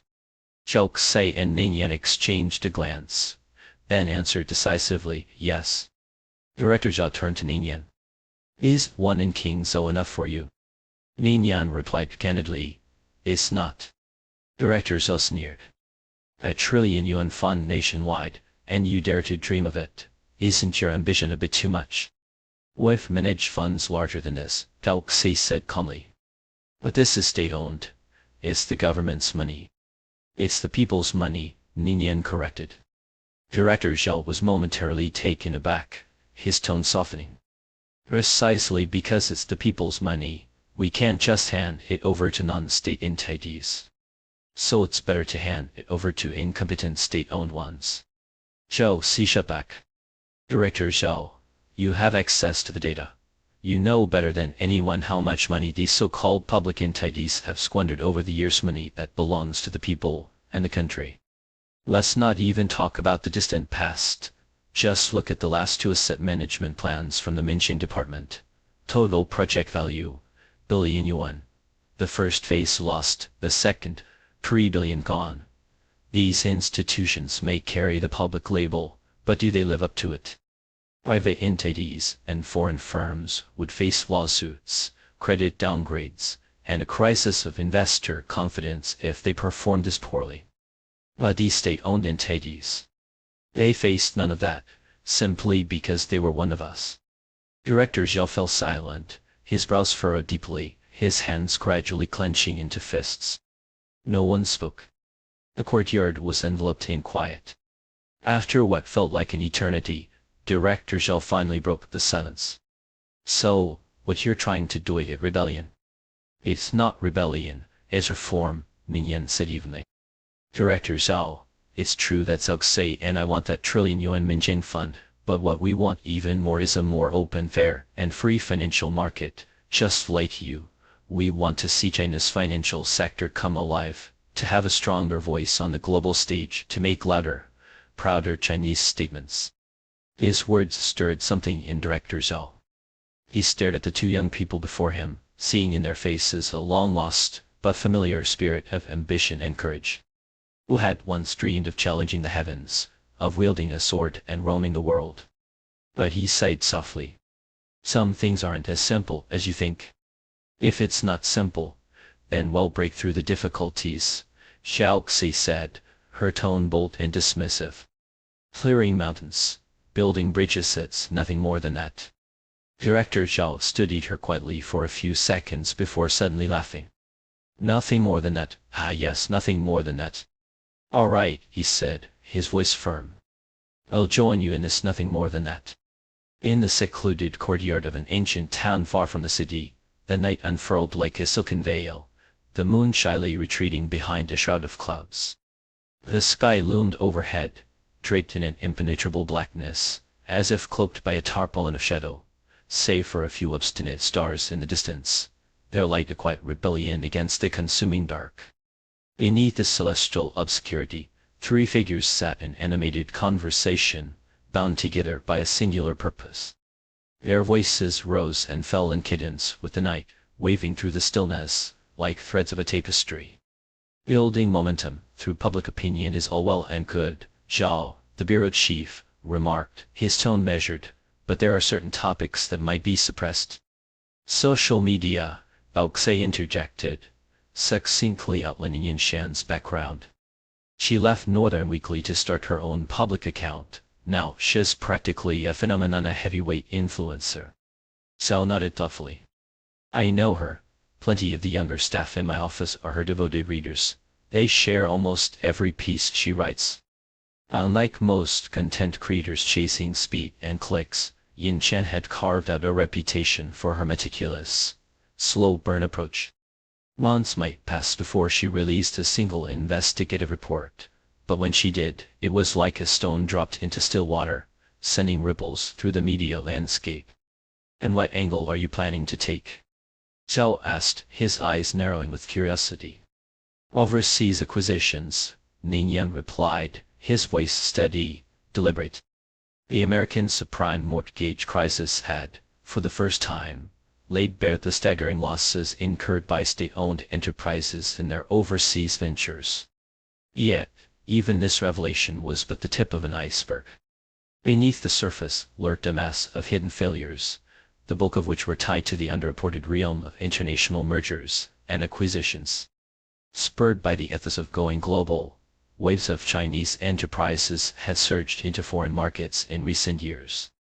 With seemingly bottomless coffers, their investments abroad had skyrocketed. Just last year, China had transitioned from being a net capital importer to a net capital exporter, with state-owned overseas investments accounting for a remarkable of global activity. But this explosive growth came with an equally explosive rate of failure.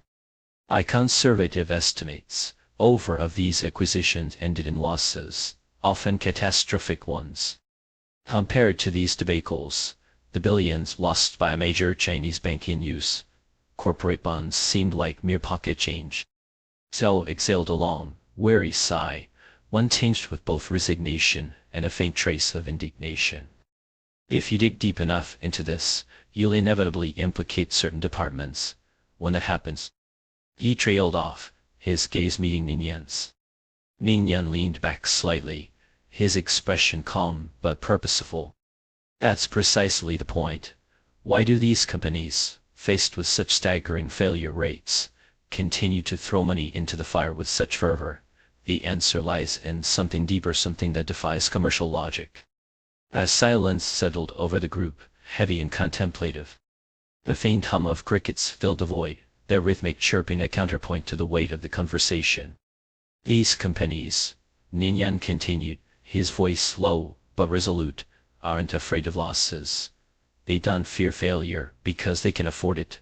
They're shielded by the towering tree of the government, whose vast resources nourish their roots, and under that shade they operate with impunity, bidding aggressively against global competitors, offering prices so high they leave jaws on the floor. The Chinese have too much money, they say. But is it really that simple?" Zhao's gaze sharpened. "And who exactly is feeding this tree?" Zhao's lips curved into a wry, almost bitter smile. "It's inevitable that those in charge will be thrust into the spotlight.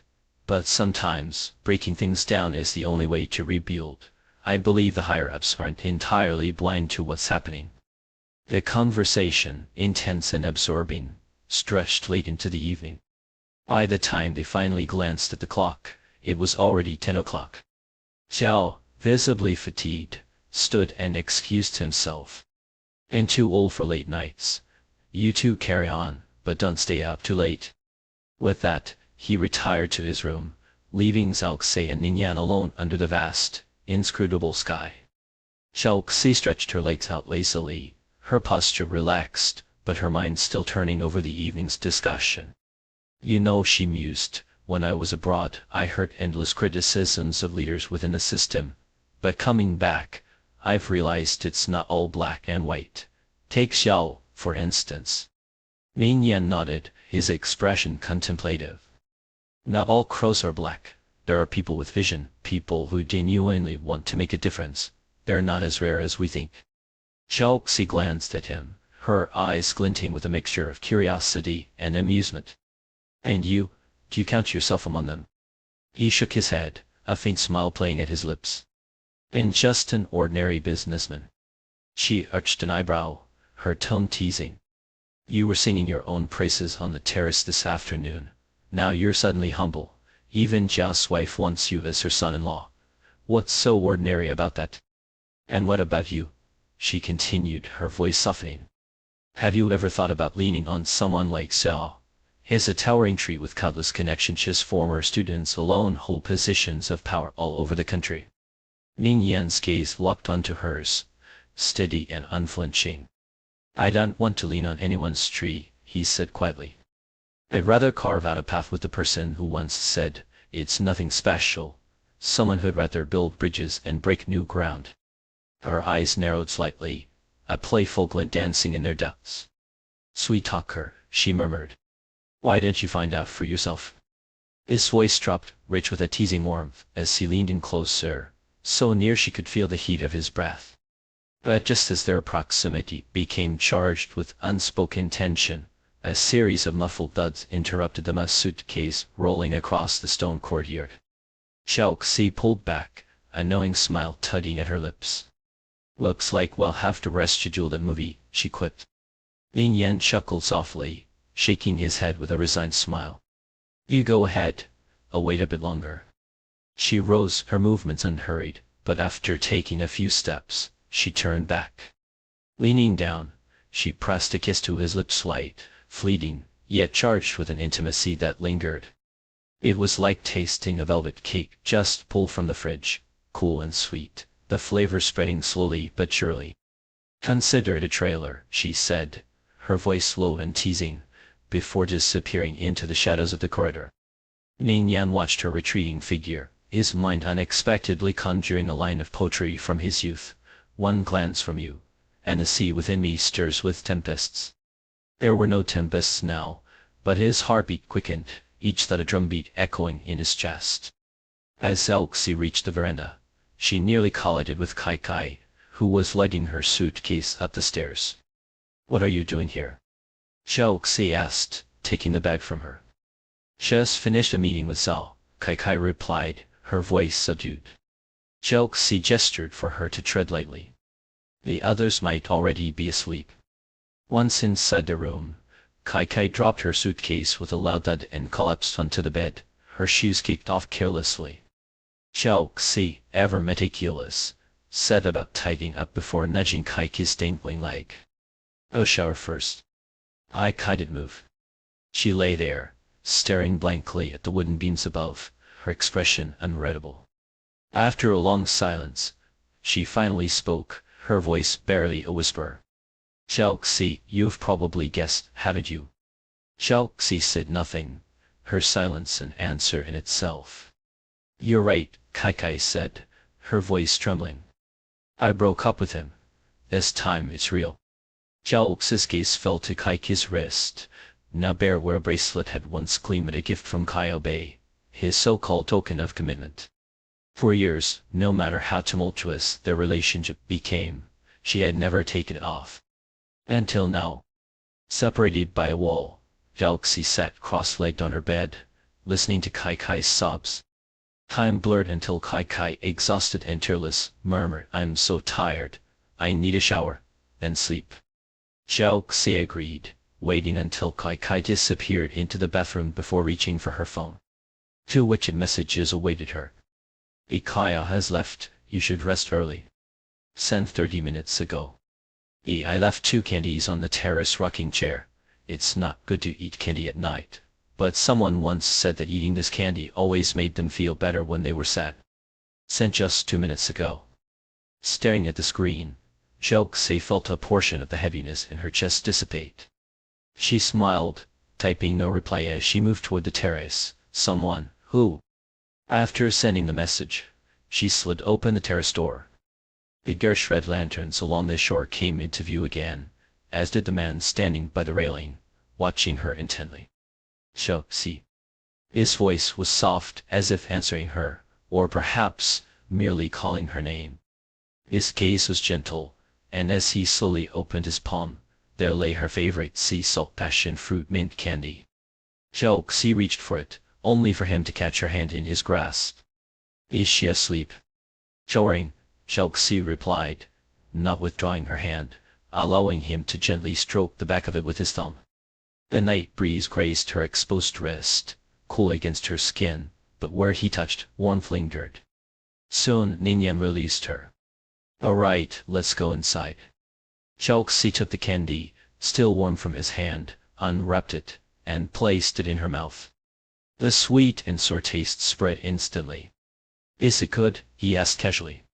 Turning back to glance toward the room, Chelsea lifted her chin, smiling at him. Would you like a taste? Hours earlier, the conversation in the courtyard had shifted. A shadow fell, and he tilted his head slightly, replicating what she had done in the courtyard. Very sweet, he said, capturing her lips. She gently sucked back, smiling between the tender press of lips and teeth. The candy, or me? Considering departure times, Chelsea arranged for breakfast to be delivered directly to the guests' rooms early the next morning. After a simple meal, by 8, everyone was ready to leave. As they watched the cars depart, Kyle hurried to Kai side, grabbing her arm. Can I have a word? Kai looked at his bloodshot eyes, her heart involuntarily twinging. Whatever it is, say it back home. Chelsea and the others still need to take the leaders to the airport. 5 minutes, Kyle pleaded. Just 5 minutes. I won't take long. Kai turned her head away, unable to bear looking at him, instead glancing at her watch. Go ahead. Kyle glanced at the others nearby, hesitated. Ming Yan intervened, saying to Chelsea, President Cao, I had a few questions I'd like to ask. Could we have a word? Chelsea glanced at him, then followed him to her car. With no outsiders present, Chelsea was less formal. What does President Ning want to ask? She was teasing him, but unexpectedly, he smiled and asked, Did you sleep well last night? Chelsea, not bad. Should your bigs come? Did you have breakfast? Ming Yan asked again. I had a bit of milk. Would you like something to eat in the car? Ming Yan asked once more. No need, I'm not hungry. I'll eat in Qingzhou. He continued, How long will you stay in Qingzhou? Aren't you supposed to have an assistant? Chelsea answered evasively. Ming Yan met her mischievous gaze and chuckled softly. She was evidently still thinking about the secret he had revealed on the terrace the previous afternoon. Actually, I always have my assistant keep an eye on your schedule. Chelsea, I've discovered that sometimes you're really cute. Complimenting her again. Chelsea lifted her chin, suspecting he might have misunderstood the concept of cute. Ming Yan seemed to understand her thoughts, offering no further explanation, just smiling at her. After seeing them off, I'm heading directly to Lin City. Shenzhen. Ming Yan wasn't surprised by her reaction. I wonder if you'll be back when I return. Hearing the probing in his words, Chelsea slightly lifted her chin, leisurely gazing at him. After a brief stare, Ming Yan averted his eyes, looking past her. They should be done talking. Chelsea also shifted her gaze, glancing at her watch.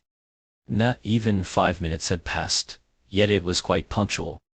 Ming Yan observed Kyle's worsened complexion from afar and said to Chelsea, Let's go, see you at the airport.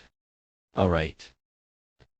2 cars drove out of the ancient town, one following the other. In the back seat, Kai leaned her head against the window, listlessly watching the scenery blur past. Regret it? Chelsea asked. Kai shook her head lightly. You said, once you decide, just do it, and don't regret it. Chelsea took her hand. You need to take a few days off. I've already applied for leave, Kai said. Want to come to North City with me for a couple of days? No, I want to visit my hometown. I won't go to the airport to see them off. Drop me at the entrance to Qingzhou, and I'll take a cab to the train station. The entrance to the city is still far from the train station. I'll have the company arrange another car to pick you up there. Kai didn't refuse further, asking casually, Is there anything you want me to bring for Grandma? I'm here on a business trip. What could I bring her? Wait, Kai self-deprecated. A breakup has scrambled my brains. Chelsea shot her a sidelong glance. Are you sure you had brains before the breakup? Kai smiled wryly. Even less so, otherwise, how could I have been foolish for 8 years? Chelsea didn't want her to sink into self-pity again and changed the topic. What do you plan to do after resigning? I haven't thought about it yet, maybe take some time off. She seemed to make a significant decision. Anyway, nothing infinite. Seeing Chelsea turn her head, Kai Kai explained, it's not all because of Kyobo. You know, I never liked investment banking, nor finance. Ai Kai, unlike Zhao never had a clear idea of what she wanted, no distinct goals or plans. She always used Zhao as a benchmark, a figure to follow. When Zhao went to an experimental junior high, Kai Kai persuaded her parents to send her there too. Zhao aimed for the top high school in the province, and Kai Kai studied day and night to get into the same school. In her second year of high school, Zhao transferred to Singapore, and Kai Kai lost her benchmark, her grades plummeting until her homeroom teacher identified the issue. Kai Kai's mother asked Zhao to encourage her to aim for the same university. Though Singapore had a British-style education system, Zhao applied to Stanford for university. The target was too ambitious for Kai Kai, so she settled for the same finance major as Zhao. She did well in her undergraduate studies at University D, allowing her to pursue a master's degree in the US, then follow Zhao to New York, enter investment banking, and meet Kyobo, her new object of pursuit.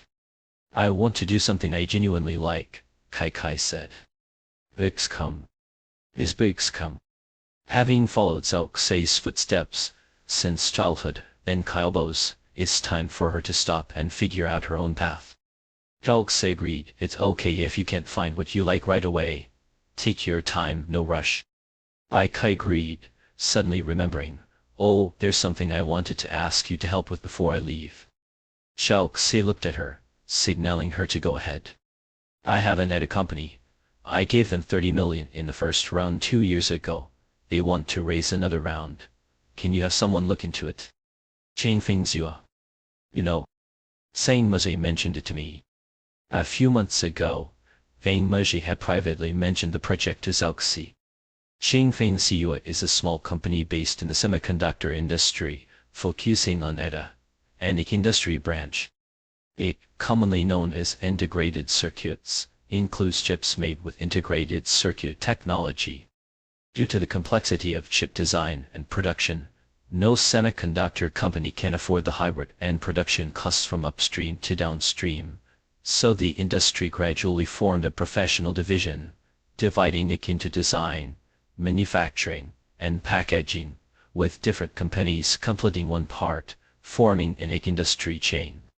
Changfeng belongs to the design segment, mainly engaged in design EDA, providing circuit design tools for chips. I approached him a while ago.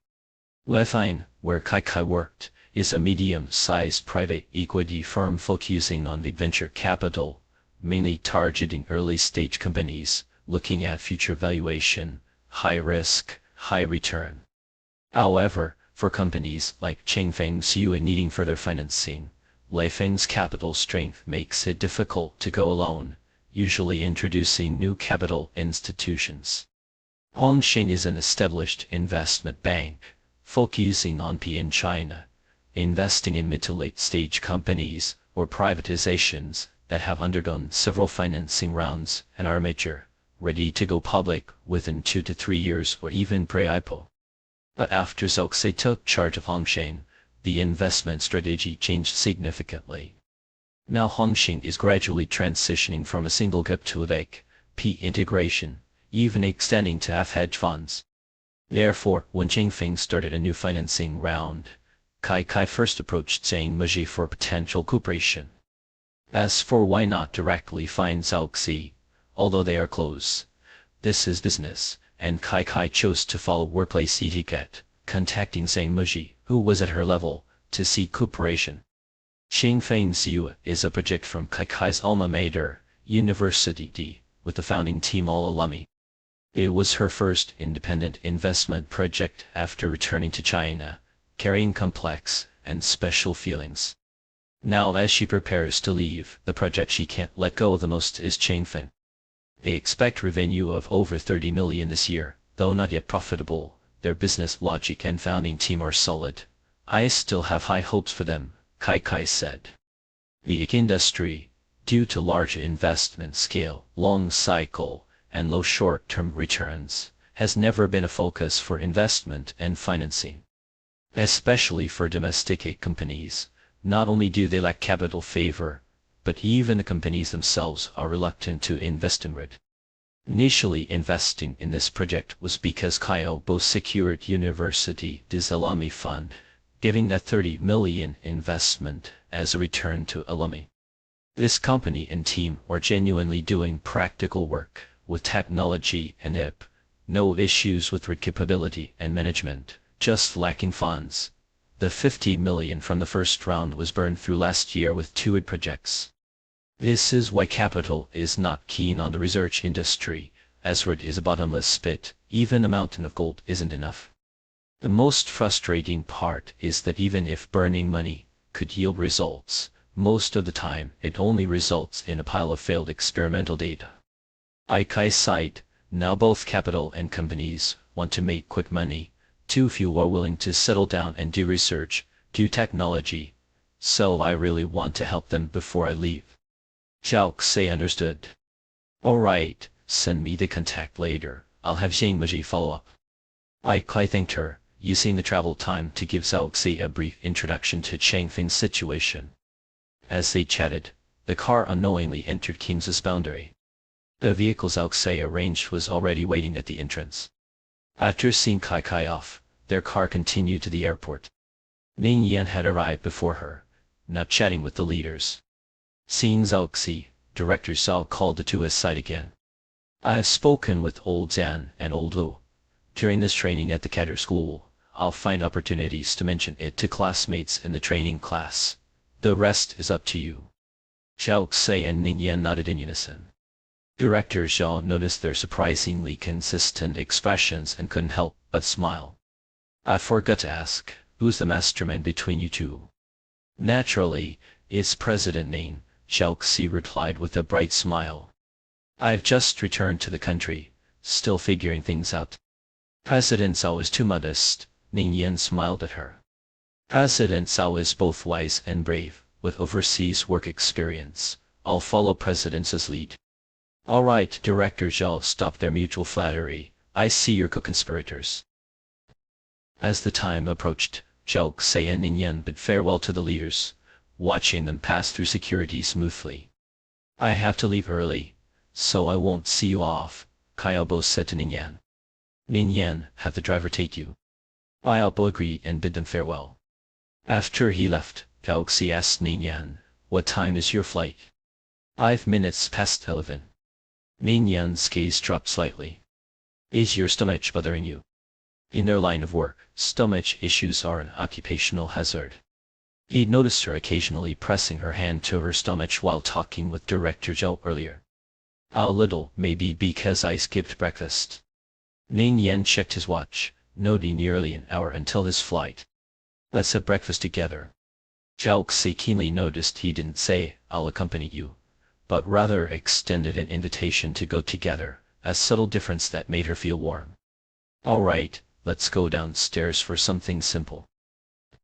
The airport had limited dining options. After consulting her, Ning Yan chose a Japanese restaurant with a relatively good environment, ordering 2 bowls of hot soup ramen. Perhaps because the prices were set too high, they were the only customers in the restaurant. Shortly after sitting down, their meal was served. The presentation was good, looking quite appetizing. Zhao Xie picked up her chopsticks and tried a bite. The noodles were chewy, and the broth was savory. Seeing her take a second bite, Ning Yan knew it suited her taste and began eating his own.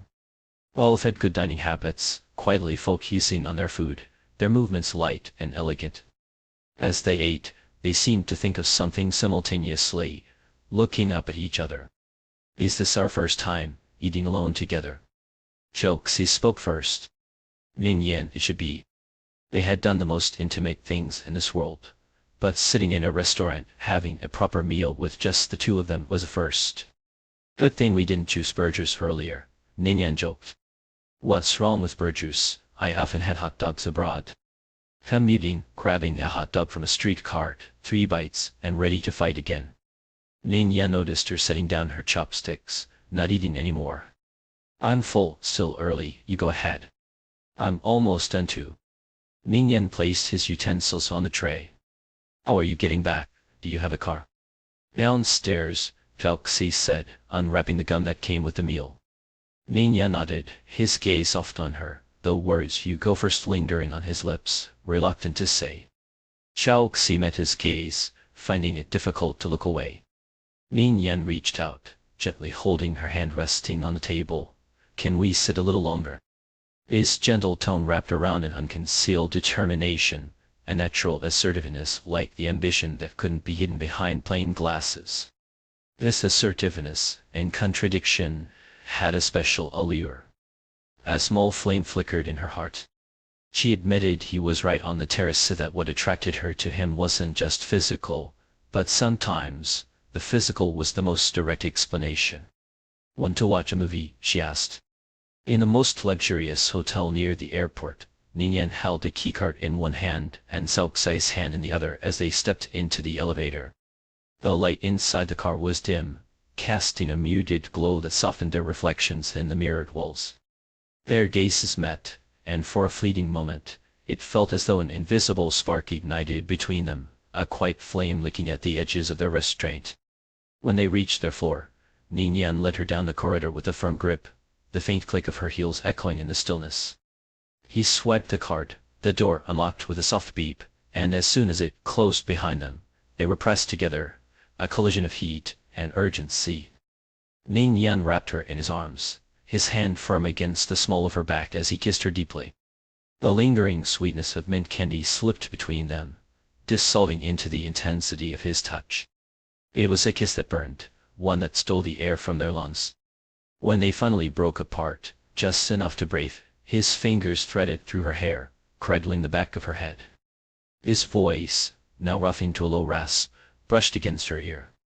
"Do you want to shower first?" "Later," she murmured, her arms looping around his neck, pulling him back down to her, her lips finding his once more. When they finally sank into the softness of the bed, Ning Yan reached over to press a button on the bedside panel. The heavy blackout curtains began their slow descent, sealing the room in a cocoon of darkness. The transition was gradual, the light fading inch by inch, but their eyes adjusted instinctively, as if navigating each other in the dark was second nature, an unspoken choreography perfected over countless encounters.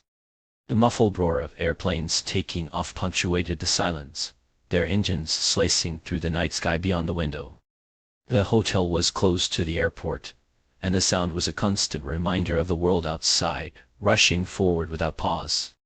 Later, when Zhao Xi emerged from the bathroom, her hair damp and skin flushed, she collapsed onto the pillow and fell asleep almost instantly. Ning Yan set an alarm, then drew her into his arms, his hand resting lightly on her shoulder as he closed his eyes. But he had barely drifted off when a faint vibration buzzed against his wrist. He silenced it quickly, his gaze dropping to the woman nestled against his chest, her breathing steady in sleep. She always needed a nap after exhaustion claimed her. He considered himself restrained tonight, but her weariness likely stemmed from the previous evening, when Kai Kai had stayed over and disrupted her rest. That morning in the ancient town, he had noticed the faint shadows beneath her eyes. Carefully, he extricated himself from the bed, moving with the deliberate quiet of someone trying not to wake a sleeping child. Once dressed, he bent down to tuck the blanket securely around her, pressing a feather-light kiss to her forehead before leaving the room. When Zhao Xi woke, the curtains were still drawn, the room bathed in a twilight gloom. A small nightlight glowed faintly near the entrance, and a bottle of water sat on the bedside table, its cap already twisted open. The room was empty.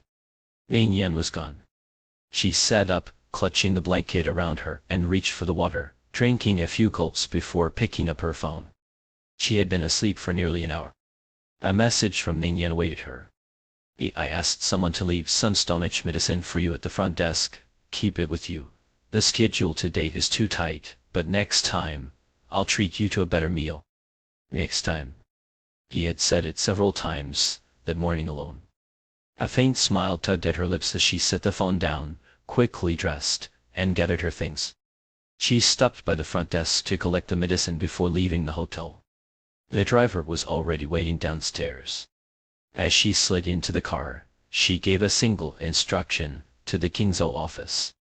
The car merged onto the airport expressway, the distant roar of a plane taking off overhead. Xiaoxi lowered the window slightly, the wind tussling her hair as she watched the aircraft climb steadily into the sky. They both had packed schedules.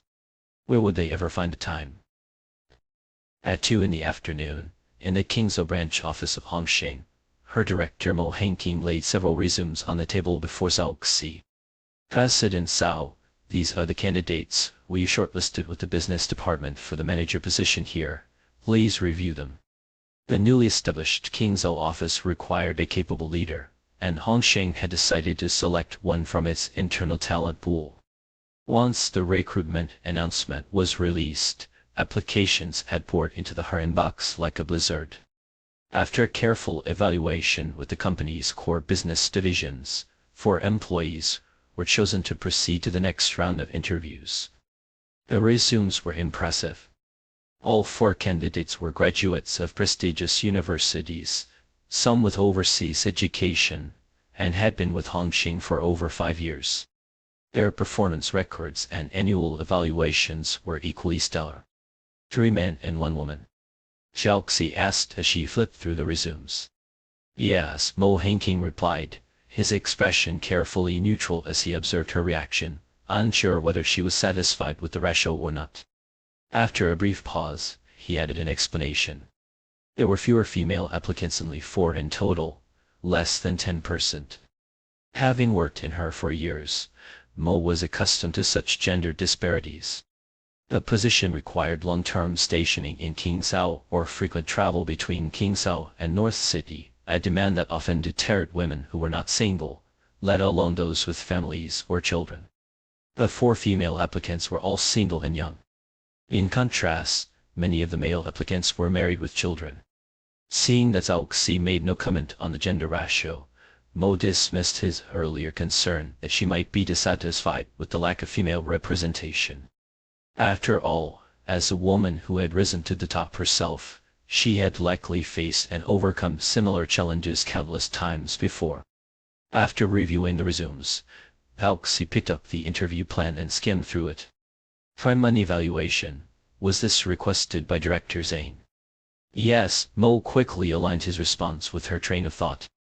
The headquarters has a standard interview process for managerial positions, but this time, Director Zhang and several business directors suggested adding an assessment of the candidate's decision-making skills and professional expertise. Foreign companies often favored standardized processes replicable, easy to implement, and highly regulated. However, their rigidity and formulaic approach sometimes drew criticism, particularly from pragmatists like Zhang Meiji, who had spent years navigating the local market. He believed the process often failed to select candidates who were truly grounded and effective in practice. This time, given the unique importance of the Qingzhou office, Zhang had insisted on a hybrid approach, blending Western methodologies with local pragmatism, and incorporating a practical assessment. Don't just focus on personality and emotional intelligence tests, Zhang had told Mo. We need someone who can strategize on the battlefield, wield a sword at the front lines, and lead a team to win tough battles.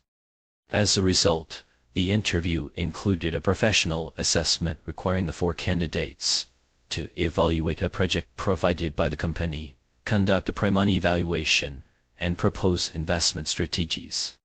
The candidates had been given 2 real projects currently under consideration by Hongsheng's investment department. 3 days before the interview, her had sent the relevant materials to the candidates, asking them to choose one project for their presentation. Although Xiaoxi herself had been selected through the standard process, her unconventional appointment of Zhang Meiji as a department head indicated her alignment with pragmatism. She had no objections to Zhang's proposal.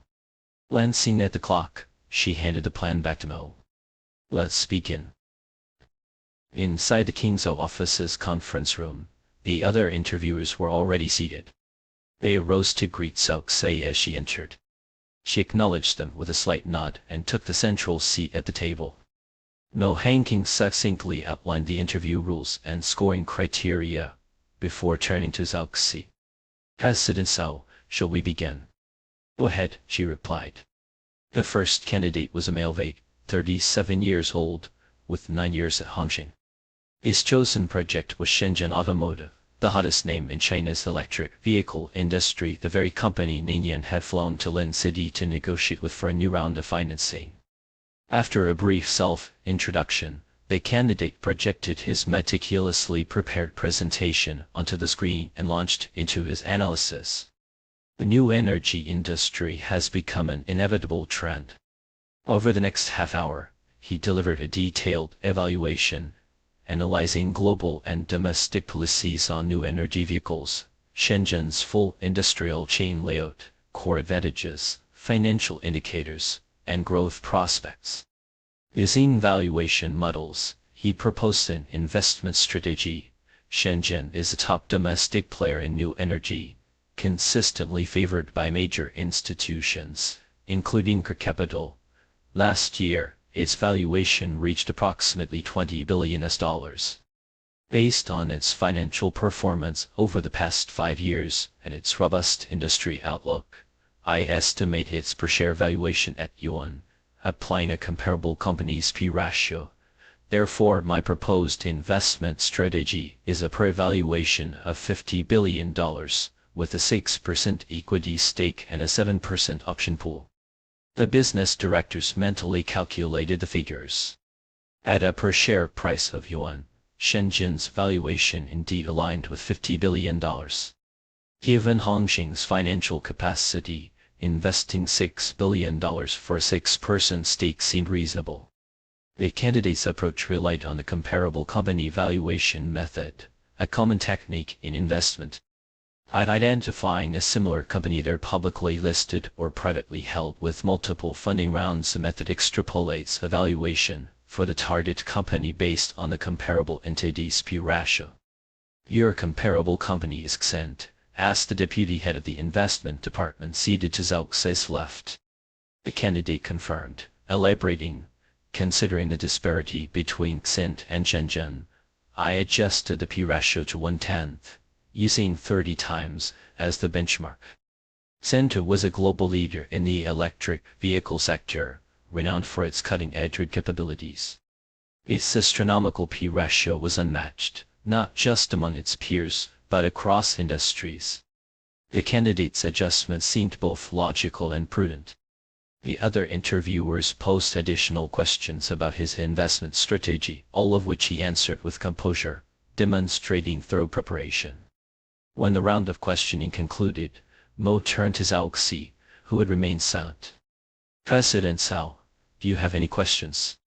Tapping a pen against the table, she fixed her gaze on the candidate. Who is Shenzhen's largest institutional shareholder? When did Core make its initial investment? During the round, a prime valuation of $1 billion, with 6% equity and a 10% option pool. The candidate answered promptly, pausing to add, this was also Core Capital's first billion-dollar investment project after its founding in. Zhao Xi detected a note of reverence in his tone, reminiscent of the awe with which Kai spoke of Ningyan. Another admirer, she surmised. And the most recent round. Last year, during the round, a prime valuation of $10 billion, with 2% equity and a 10% option pool. While Mo, lacking a business background, silently commended the candidate's grasp of the data, the other interviewers, seasoned veterans, began to discern subtler implications. The deputy head of the investment department, who had been overseeing the Shenzhen project, felt a cold sweat beat on his forehead. In Shenzhen's latest financing round, Core Capital, the earliest investor, had maintained its position as the largest shareholder by acquiring 2% equity for $200 million. This move had convinced other investors that Core remained committed to Shenzhen as a long-term asset. However, Zhao Xai's pointed questions cast doubt on this assumption. 10 years prior, Core had secured a 10% option pool during Shenzhen's round. Over the subsequent decade, through successive funding rounds, this original 10% had been diluted and expanded. Last year's round, where Core acquired a new 10%, was in fact a fraction of its original stake, now magnified through dilution.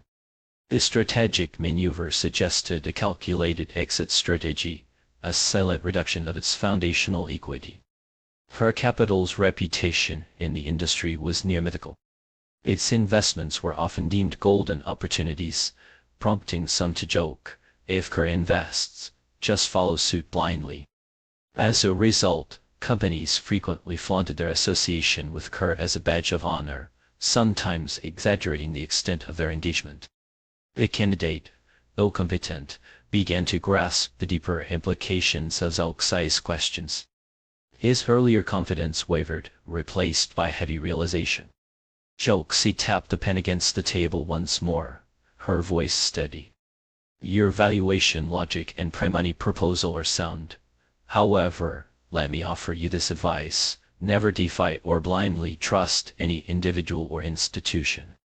As an investor, your decisions should stem from your own analysis and judgment, not from surrendering your reasoning to others. Especially not to a fox who conceals ambition behind a polished facade. Shenzhen's upcoming financing round had drawn Ningyan to Lin City. To outsiders, it appeared as though a major investor was arriving with a blank check, eager to board the lucrative train. In reality, the fox had already set the trap, waiting for the lambs to enter the pen. Though the project hadn't yet been formally proposed for investment approval, Zhao Xi had skimmed the materials earlier that morning, when Mo presented the interview topics. The data confirmed her suspicions. As Shenzhen's largest shareholder, Kerr would have unparalleled insight into potential investors for the next round. During their morning conversation, Ningyan had mentioned Shenzhen, but had omitted any reference to this. Was it confidence that Hongsheng, with Zhao Xi at the helm, would avoid the fox's jaws?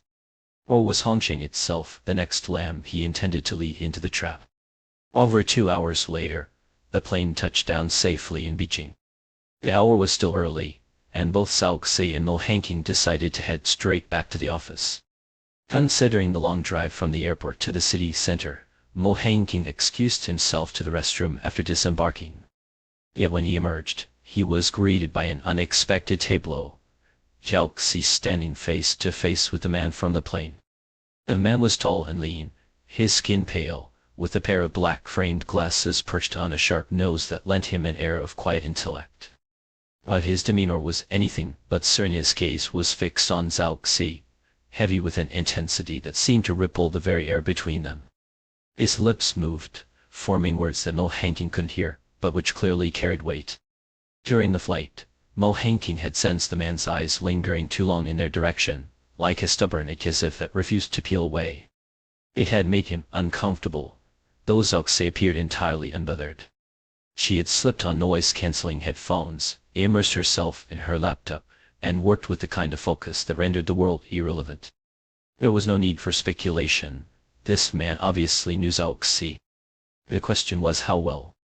Judging by his taut expression and the charged atmosphere between them, their connection ran deep, perhaps uncomfortably so. An ex-boyfriend, maybe.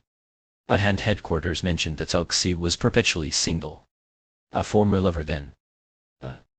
Mo Hanqing's train of thought derailed as Zhao Xi, with her back to him, turned sharply on her heel. He barely had time to pull out his phone and feign absorption in its screen before she closed the distance between them. "Let's go," she said, her tone clipped but steady. He nodded, tamping down his burgeoning curiosity, grabbed his luggage, and followed her out. By the time they reached the office, the afternoon sun was already leaning westward. In the corridor outside his office, Mo Hanqing bumped into Zhang Meji. "You are back already?" Mo Hanqing asked, surprised. "Your wife's out of the hospital. She was discharged yesterday," Zhang replied, his tone casual. "She is staying at a postpartum care center now. Between the nanny and her mother, there's nothing left for me to do but stay out of the way and earn my keep." "Smart move," Mo Hanqing joked. "You'll probably just get underfoot and end up being scolded." Then, lowering his voice, he added, "By the way, have you heard about Maya?" "She told me a few days ago," Zhang said with a knowing smile. Mo Hanqing chuckled. "Chell always has an eye for talent. Maya's got a shot if she plays her cards right." Zhang nodded, and after exchanging a few more words, the two parted ways. Tseng headed straight to Zhux's office. The moment he stepped inside, he was greeted by the rich aroma of coffee, dark and inviting. "Something on your mind?" Zhuxi asked without looking up. He nodded and got straight to the point. "This morning, I got a call from Ji Yutong. She asked if I'd be interested in co-investing in Shifeng Tech." He paused deliberately, his gaze locking onto hers. "What do you think she means by that, Zhao? What did you tell her?" Zhuxi countered, her voice calm, almost indifferent. "Of course I said I was interested." Shifeng Tech was a short video content platform, still fledgling with fewer than 5 million active users, but Cheng Muzhe saw immense potential in its trajectory. It started courting the founding team 6 months ago, angling for a spot in their next funding round. But he was the only one with a discerning eye, because Ji Yutong had also thrown her hat into the ring. "This offer is probably similar to ours," Zhang speculated, "but the founders are obsessed with Ningyan. They've made it clear they'll only work with him. His reputation precedes him. Everyone believes that if Ning invests, a company is destined to become a unicorn." In truth, the project was Ji Yutong's brainchild. Ningyan likely had even glanced at the pitch deck. But his name alone had been mythologized to such an extent that Kerr and Ningyan were now practically synonymous. "I heard they signed an exclusive term sheet with Kerr just a few days ago," Bang continued, probing. "Why would they suddenly approach us?" Zhuxi took a sip of her coffee, her gaze steady as it met his. "What do you think?" Tseng leaned forward slightly, his voice dropping to a conspiratorial whisper. "Have we partnered with Kerr?" If both he and Ji Yutong believed in Shifeng's potential, her overture was tantamount to handing him a golden ticket, a chance to share in the spoils. But why would she do that? Kerr and Hongxing weren't exactly old friends. Unless, of course, the two companies had struck some kind of alliance. And at present, the only thing capable of aligning their interests was the trillion-yuan Minqing Fund. Zhuxi's silence was answer enough. Tseng's face lit up with a grin. "Well, that's a relief. I was most worried about Kerr. If we're not competing but collaborating, this battle's as good as won." Zhuxi cast him a sidelong glance, her expression unreadable. Realizing his slip, Fang backpedaled with a sheepish laugh. "Of course, alliance or no alliance, we'd still win, with you at the helm. Thou victory's a given." Her immunity to flattery was well documented. Setting her coffee cup down, she said evenly, "Shifeng will be a key focus of the Minqing asset management plan. Coordinate with Ji Yutong and ensure we time our entry point precisely." "Understood." Tseng's tone turned serious. "Let's set up a meeting with her to iron out the details. By the way, have you and Ning agreed on a price range?" "No, that's your job," Zhuxi replied, her voice crisp. "But remind Ji Yutong this is the alliance gift Ning promised." Tseng could help but laugh. Zhu's message was clear: drive a hard bargain. Still, another thought nagged at him. "Zhao, now that we're allied with Kerr, should we reconsider our stance on Union?" Her gaze sharpened, one corner of her mouth quirking up. "Reconsider what?" He hesitated before clarifying. "Should we stop competing with them for Union's shares, maybe even offer as a gesture of goodwill?" Union Biotech was a rising star in the pharmaceutical industry, a company Zhuxi had been eyeing since her return to China. Kerr, however, had been ahead of the curve, investing millions in Union's first funding round over a decade ago. Since then, they participated in every subsequent round, amassing a stake and a commanding presence on the board. Recently, Union's angel investor had decided to divest their shares for personal reasons, and Kerr had expressed interest in acquiring them to solidify their position. This put Hongxing and Kerr on a collision course once again. Tseng, wary of Kerr's entrenched advantage, had been skeptical about their chances. Now with the alliance in play, he wondered if it was worth pursuing at all. But Zhuxi saw through him. Instead of platitudes about perseverance, she posed a simple question: "Why do you think Kerr offered us Shifeng Tech?" He hesitated, then admitted, "Because they stand to gain the most." Exactly. Kerr's generosity wasn't altruism, it was strategy. involving Hongsheng. They gained a public sector funds endorsement and a capable partner for post-investment management. Meanwhile, the fund, not Hongsheng, would reap the eventual profits. It was a calculated move, one that benefited her more than anyone else. But Zhao wasn't naive. For Hongsheng, the alliance was a means to an end, breaking regulatory barriers and securing the Minqing Fund's trust. In this game, everyone had their own agenda. Sing sighed. Still, though reciprocity matters in Chinese culture. Reciprocity, she said, her voice tinged with irony, is not getting in their way. Her words ended the discussion. By the time Zhao Xi wrapped up her work, the city outside her window had transformed. Neon lights glimmered like restless constellations, casting a kaleidoscope of colors on the streets below. A knock at the door broke her focus. Her secretary appeared hesitantly. "Joe, the foreign business spring gala is tonight. It's about time to leave." She glanced at the clock and nodded. "We'll change, have the driver wait downstairs." The secretary left quietly, and Zhao Xi retreated to the adjoining lounge. She swapped her office attire for a sleek evening suit, and touched up her makeup with practiced efficiency. When she emerged, the secretary frowned at her minimalist ensemble.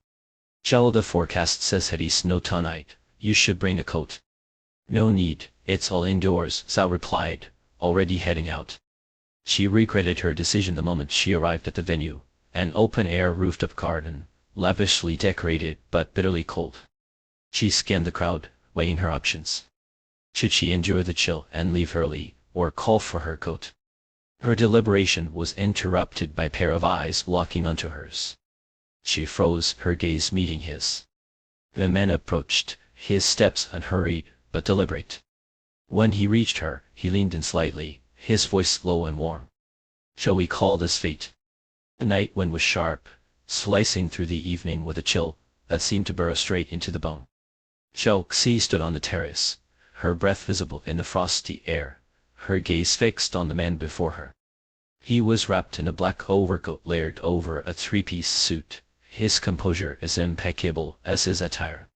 "You should give your assistant a raise," she said, her tone as matter-of-fact as if she were commenting on the weather. Lin Yan chuckled softly, his eyes dropping to her thin, inadequate clothing. "Are you cold?" he asked, though the answer was obvious. "Of course I'm cold." Zhao Xi shot back without hesitation. Who in their right mind holds an outdoor cocktail party in the dead of winter? He shifted slightly, positioning himself to block the wind that howled in from the edge of the terrace. "Director Xian should be arriving soon," he said, his voice calm as the frost grew thicker around them. Tonight's event was a New Year's gala hosted by the city government for foreign investors, with a keynote speech scheduled from the head of the Foreign Affairs Bureau. Most of the shivering attendees on the terrace were here out of respect for Director Xian, much like Zhao Xi herself. "Let's hope he did wear a coat either," Zhao Xi muttered, hugging her arms tightly around herself. Lin Yan glanced at her reddened hands, his eyes darkening slightly. "You should go inside, I'll let you know when he arrives." "No need," she replied, already turning toward the warmly lit interior. "I'll make a round." As she spoke, she raised her hand in a polite wave toward someone in the crowd. Lin Yan followed her gaze and recognized the recipient, a man who was both a representative of a foreign institution and Zhao Xi's college classmate. "You should go," he said.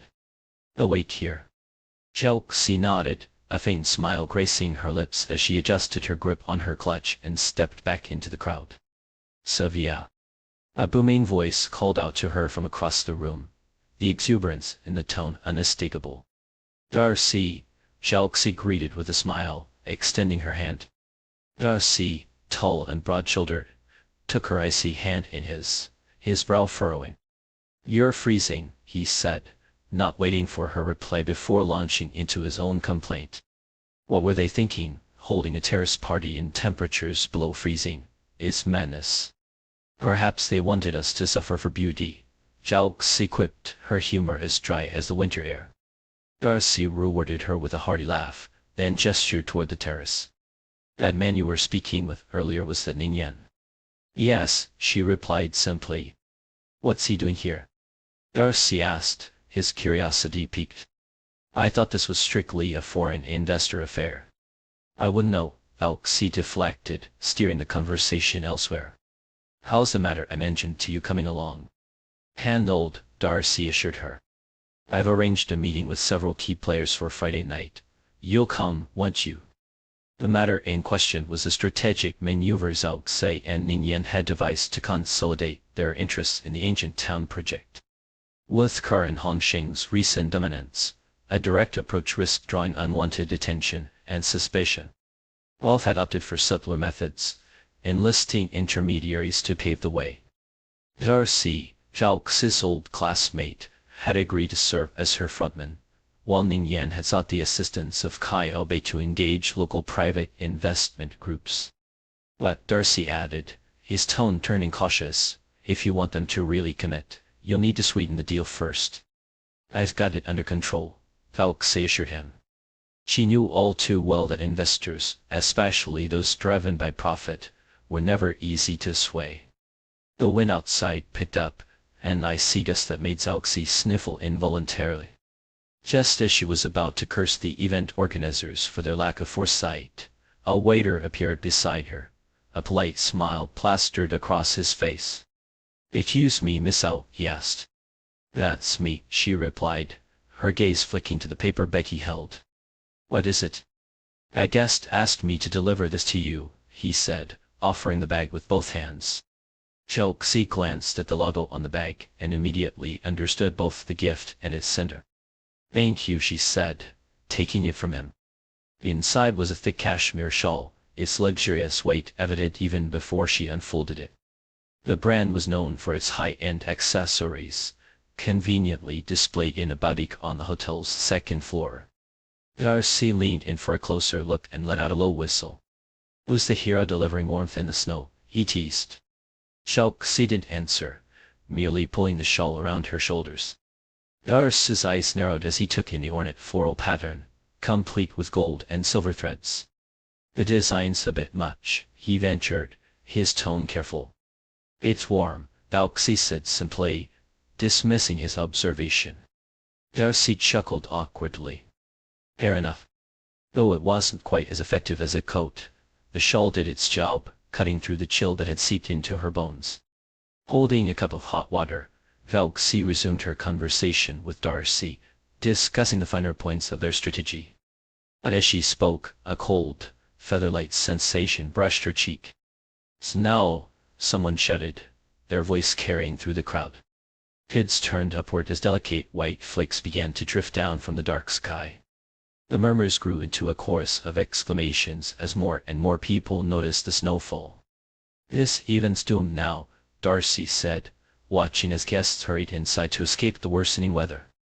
"If they don't call it off, the organizers aren't just foolish, they're insane," Alexei replied, pulling the shawl tighter around her as she gestured for Darcy to follow her indoors. The snow quickly thickened, transforming the world outside into a monochrome blur. Thankfully, the organizers went entirely mad. Within 10 minutes, a staff member appeared to announce, with profuse apologies, that the evening's festivities were cancelled due to the weather. The guests, while outwardly gracious, silently cursed the planners for their lack of foresight. Still, the prospect of retreating from the storm outweighed any lingering resentment. "You haven't eaten, have you?" Darcy asked, his tone light. "How about dinner?" Alexei shook her head. "I have plans," she said, her gaze dropping to the fringes of her shawl. Darcy caught the subtle movement and raised an eyebrow. "A date," he teased. "Something like that," Alexei replied, her tone as composed as ever. Darcy's curiosity flared. "Who?" "Someone I know, and I'm to meet the person who managed to snag Arcelia." "No need to wonder," Alexei said, her voice calm but firm. "It's Ningyan. Heard of him?" Darcy blinked, momentarily stunned. "Well, of course," he said, recovering quickly. "Wo infinit's hast." But as he glanced again at the garish shawl draped over her shoulders, a realization struck him. If Ningyan had chosen it, it was clear his taste in women far outstripped his taste in fashion. Clearing his throat, Darcy recalled a rumor had heard recently. You're aiming for Claudiane, aren't you? Xiaoxi didn't deny it, and Darcy's respect for her grew. Watching her and Ningyan exchange polite pleasantries earlier, had assumed there was nothing more to it. Now, he saw the potential for something far more intriguing. Good luck, he said, stepping into the elevator. Then as an afterthought he added, and good luck to Ningyan too. After Darcy left, Xiaoxi pulled out her phone and opened her unread messages. He picked the thickest one in the store. The color's a bit much, hope it works. The message was time-stamped 30 minutes ago. The next one was sent 5 minutes ago. It's snowing.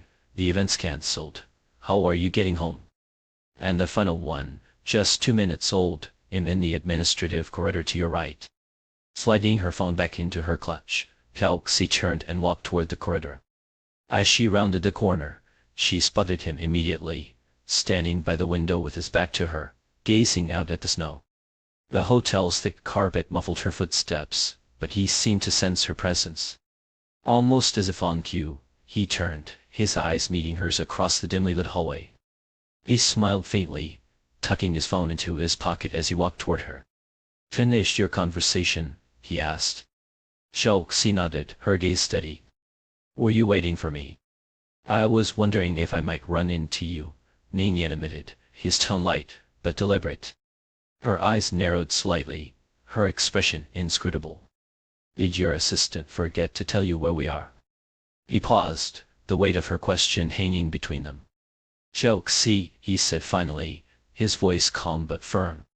I know we're in Beijing. Their unspoken agreement had been clear, no personal interactions in Beijing. Here, they were nothing more than professional acquaintances, Ningyan of Ke and Xiaoxi of Hongxing. I know breaking the rules might upset you, he continued, his voice softening. It's risky, and the consequences could be unpleasant, but... He hesitated, then met her gaze directly. I wanted to see you. For a moment she said nothing, her face unreadable. Then finally, she spoke. I thought such risks were beneath you. Ningyan's lips quirked in a brief, self-deprecating smile. I don't regret it, he said simply. If it weren't for tonight's event, I'd have found another excuse to see you. Xiaoxi studied him, her sharp eyes taking in every detail. This was Ningyan, ambitious, calculating, and relentless. She had seen it in him from their very first meeting, and she saw it now, beneath the veneer of his calm demeanor. Her lips curved into the faintest of smiles. So was it just to see me? She asked, her voice light. For a moment, he looked caught off guard, unsure of her intent. Or, she continued, her tone teasing now, were you planning to invite me to dinner? His eyes lit up with amusement, though he quickly hid it. I was hoping to, he admitted. Then what are we waiting for? She said, brushing past him. In starving. Outside, the storm raged on, blanketing the city in white. Upstairs, in the hotel's The Floor restaurant, the staff cleared away their appetizer plates. Xiaoxi, seated by the window, glanced down at the gridlocked streets below, her thoughts drifting back to their earlier exchange. Have you decided what to feed me? She had asked as they walked to the elevator. I have thought of many options, Ningyan had replied. But given the weather, it's best to stay here. Snow's bound to cause a traffic jam, he had added, pressing the elevator button. There's a Western restaurant upstairs. It's not the best, but it's quick.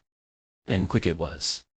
The main course arrived moments after the appetizers were cleared. Xiaoxi reached for her knife and fork but paused, her eyes lifting to watch Ningyan as he meticulously sliced his steak. Sensing her gaze, he looked up. What is it? He asked. This meal, she said, her tone playful. It doesn't qualify as good, does it? He smiled, nodding in agreement. No, it does. She arched an eyebrow at him, before returning to her plate. Then you'll owe me a better one next time, he added. Another next time. Xiaoxi didn't bother calling him out on his ploy. Instead, she cut a piece of steak and took a bite. The meal passed mostly in silence, interrupted only by the occasional comment on the food. It wasn't until dessert was cleared away that Xiaoxi broke the stillness. You knew I'd be here tonight, she said. I was sure, Ning Yan replied. But I knew Director Xian would be, and I guessed you'd come to support him. So you posed as a foreign investor, she asked, her tone skeptical. Us founding is an overseas university fund, he said smoothly. It's not exactly a lie. Chokesay swirled the dessert wine in her glass, watching the pale liquid cling to the sides, before sliding down. The singer's husky voice filled the room, a lazy, melancholic melody that seemed to underscore the moment. She looked at him then, her gaze sharp and unyielding. Ning Yan, she said, her voice low but deliberate. How many women have you used this approach on? He did flinch, did waver. Meeting her eyes, he answered, one. And her name, she pressed. Chokesay, he said. The restaurant was cloaked in a dim, moody light, the soft croon of a female singer weaving through the air like smoke. The only one. Chokesay let out a quiet laugh, her voice laced with a teasing incredulity. Should I act flattered? Ning Yan did laugh this time.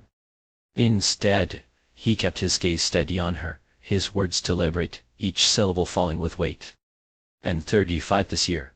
Before the age of 6, I don't remember much, but from the moment I could recall anything, you're the first woman I've ever truly wanted to pursue. The first one I've worked so hard to win. The lightness in Zalx's smile faltered, her expression softening into something unreadable. She listened as he continued, his tone unwavering. I've only been in one relationship, for 3 years with a college classmate. We broke up, and since then, there's been no one, no flings, no entanglements, until you. Her brows knitted slightly, her voice tinged with skepticism. Do you think him interrogating you about your love life? Ning Yan shook his head, his voice calm but resolute. Neither of us would do that, and am not confessing my history to you. Without waiting for her to probe further, he offered her the answer she had asked for. In telling you this because I want you to know I'm not impulsive. I don't fall for someone easily. That night in Hong Kong, when I got into your car, it was a fleeting whim or random spark. I'd been drawn to you long before that. Chokesay held his gaze, an unfamiliar, fluttering emotion stirring within her. It was as though a feather had brushed softly against the walls of her heart, or perhaps a butterfly had begun to beat its wings in the quiet space inside her chest. Ning Yan met her eyes with a quiet fortitude, his silence speaking volumes. He did ask if she believed him. He did need to. His only movement was the subtle, repetitive motion of his fingers, twisting the corner of the napkin on the table. The silence between them stretched, taut and electric, like the stillness before a storm. They both knew this was another gamble for him unriskier than the last. By laying his feelings bare, by exposing the raw vulnerability of his longing, he was treading on precarious ground. It might overwhelm her, might drive her away. But still, he had chosen to take that step forward. It wasn't hard to see why he was revered in his industry, admired by startups and colleagues alike. Ning Yan had a way of confronting risk not recklessly, but with a calculated bravery that set him apart. Yet Zalx's eyes lingered on the small, unconscious movements of his hand, and a faint smile curled at the corners of her lips. She shifted her gaze, her tone composed, almost serious. So far, I haven't felt any sparks for you. But I don't let just anyone into my car either. A flicker of amusement danced in Ning Yan's dark eyes. Then I'm honored. You should be, she replied, her expression deadpan. And the fact that you've never pursued anyone before me, it shows you have good taste. A smile broke across his face, quick and unworded, spilling into his voice. He does it. In the hotel lobby, the driver glanced at the snow-laden branches outside before turning to the man beside him, who was engrossed in the glow of a laptop screen. Assistant Wu, the snow's getting heavier, and worried the roads might close soon. Wu Ying lifted his gaze from the screen to the frosted glass walls, his brows arching slightly. He understood the driver's concern. But knowing his boss, who was currently with Zalxi, would Ning Yan secretly hope for the snow to fall harder, to trap them together just a little longer. Having worked for Ning Yan for 3 years, Wu Ying had come to know his boss' habits, rhythms, and unspoken rules better than anyone. He didn't believe the rumors about Ning Yan's supposed indifference toward women, yet had never seen a single one linger by his side until 6 months ago. That was when Ning Yan had first instructed him to monitor Zhao movements outside Beijing, orchestrating chance encounters with the precision of a chess master. As his assistant, we knew better than to pry. He lived by his own mantra: don't see what you shouldn't see, don't ask what you shouldn't ask, and above all don't presume to make decisions that weren't his to make. A gust of wind swept through, dislodging fresh snow from the branches outside. Wu Ying picked up his phone from the sofa and tapped out a quick message. At the same moment, Ning Yan's phone lit up on the table. He glanced at the screen. A widget notification from Wu Ying: Mr. Ning, the snow is heavy. The roads might close soon. Wu Ying was one to make decisions lightly, and Ning Yan, in turn, left the choice to Zhao Xi. The snow's picking up outside, he said, his voice even but laced with quiet deference. If we wait much longer, the roads might close. Should I take you back now, or would you like to stay a little longer? Zhao Xi tilted her head toward the window, her gaze sweeping over the snow-covered cityscape. Then she turned back to him, her lips curving into the faintest of smiles. What answer are you hoping for? Ning Yan chuckled softly. Zhao Xi am not greedy. 2 steps forward tonight. That was more than enough. Whether it was an innate skill or a carefully honed instinct, Zhao Xi appreciated his knack for knowing just how far to go, his ability to balance warmth with restraint. Setting down her wine glass, she offered him a smile that felt more genuine, more hers. Let's go, I have a meeting early tomorrow. After settling the bill, Ning Yan retrieved their coats and her shawl from the server, draping them over his arm. As they waited for the elevator, Zhao Xi's eyes fell on the tassels of the shawl. When you picked this out, weren't you worried I'd find it ugly? I was only worried it would be warm enough. Ning Yan held the elevator door open for her, gesturing for her to step in first. She lowered her gaze, a small, private smile playing on her lips as she stepped inside. They were both seasoned investors, adept at weighing risks and rewards. For people like them, the choice between warmth and aesthetics was hardly a dilemma. As the elevator descended, Zhao Xi met her own reflection in the mirrored walls and said, Darcy's arranged a dinner with some foreign investors on Friday. Ning Yan did miss a beat, as though accustomed to her abrupt shifts in conversation. What a coincidence, Piao Bei's organized something for the same day. She turned her head to look at him. Where's your dinner? His gaze met hers, steady and unflinching. Shall we see if we can bump into each other again?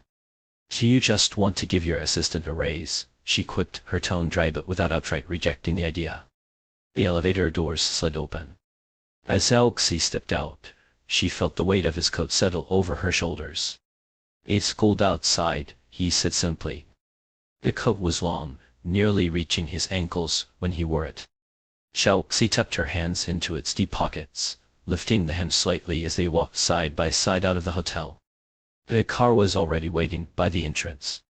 Wu Ying stood outside, his expression carefully neutral as he greeted her. Oh. She nodded in acknowledgement. Ning Yan opened the car door for her, waiting until she was seated before sliding in himself. Lowering the window, he called out to Wu Ying, the snow's heavy tonight, Edin will give you a ride. No need, you and Miss, I'll go ahead, Wu Ying replied, stepping back and instructing the driver to drive carefully. The roads are slippery. Ning Yan gave him a brief nod before signaling the driver to start. As the car pulled away, Zhao Xi glanced at Wu Ying through the frosted glass, then turned to Ning Yan with a faint smile. You really should give him a raise. Ning Yan reached for her hand, resting lightly on the seat. Fine, tomorrow. Back at the hotel, Wu Ying watched the car disappear into the snowy night before retreating to the warmth of the lobby. He pulled out his phone to request a ride, only to find no drivers willing to brave the storm, even with the generous tip. After an hour of waiting, he glanced at the clock on the wall and resigned himself to spending the night in the hotel. Just as he was fishing his head out of his wallet, a sharp slap on his back startled him. Turning around, he found himself face to face with a radiant, all too familiar smile. What are you doing here? Ji Yutong's voice was as bright as her presence, cutting through the heavy air like sunlight through clouds. Wei Ying straightened, his expression neutral. Sir, Ning had business here tonight. What kind of business? An event? She asked casually. His lips pressed into a thin line, offering no reply. Ji Yutong rolled her eyes. Had it, in Binosi. Wei Ying's gaze drifted past her to the man standing a few paces behind her. He recognized him as investment director, a familiar face at business functions. Lately, the man had been making frequent appearances outside Chris' offices. Just this Monday, Wei Ying had seen Ji Yutong climbing into his car, a bouquet of flowers cradled in her arms. So what now? Ji Yutong's voice snapped his attention back. Is your boss staying here tonight, or did he get drunk? They both knew Ning Yan's habituous mild germophobia, his aversion to unfamiliar beds. No, Mr. Ning's already left, Wei Ying replied evenly. Her eyes flicked to the half-retrieved tay in his hand, putting the pieces together. You can't get a ride, can you? Before he could respond, she cut him off. I drove, I'll take you home. Wei Ying's eyes darted to the man behind her, who was now checking his watch. There's no need, you should go, is waiting. I'm not busy, she said breezily, turning to the man and adding, I'll drop off a colleague. You go ahead. The man hesitated, his gaze lingering on Wei Ying before nodding his assent. Wei Ying opened his mouth to decline again, but Ji Yutong was already tugging on his sleeve, her tone half scolding. Come on, go home and save your money, you'll need it to get married someday. Resigned, Wei Ying followed her to the underground parking lot.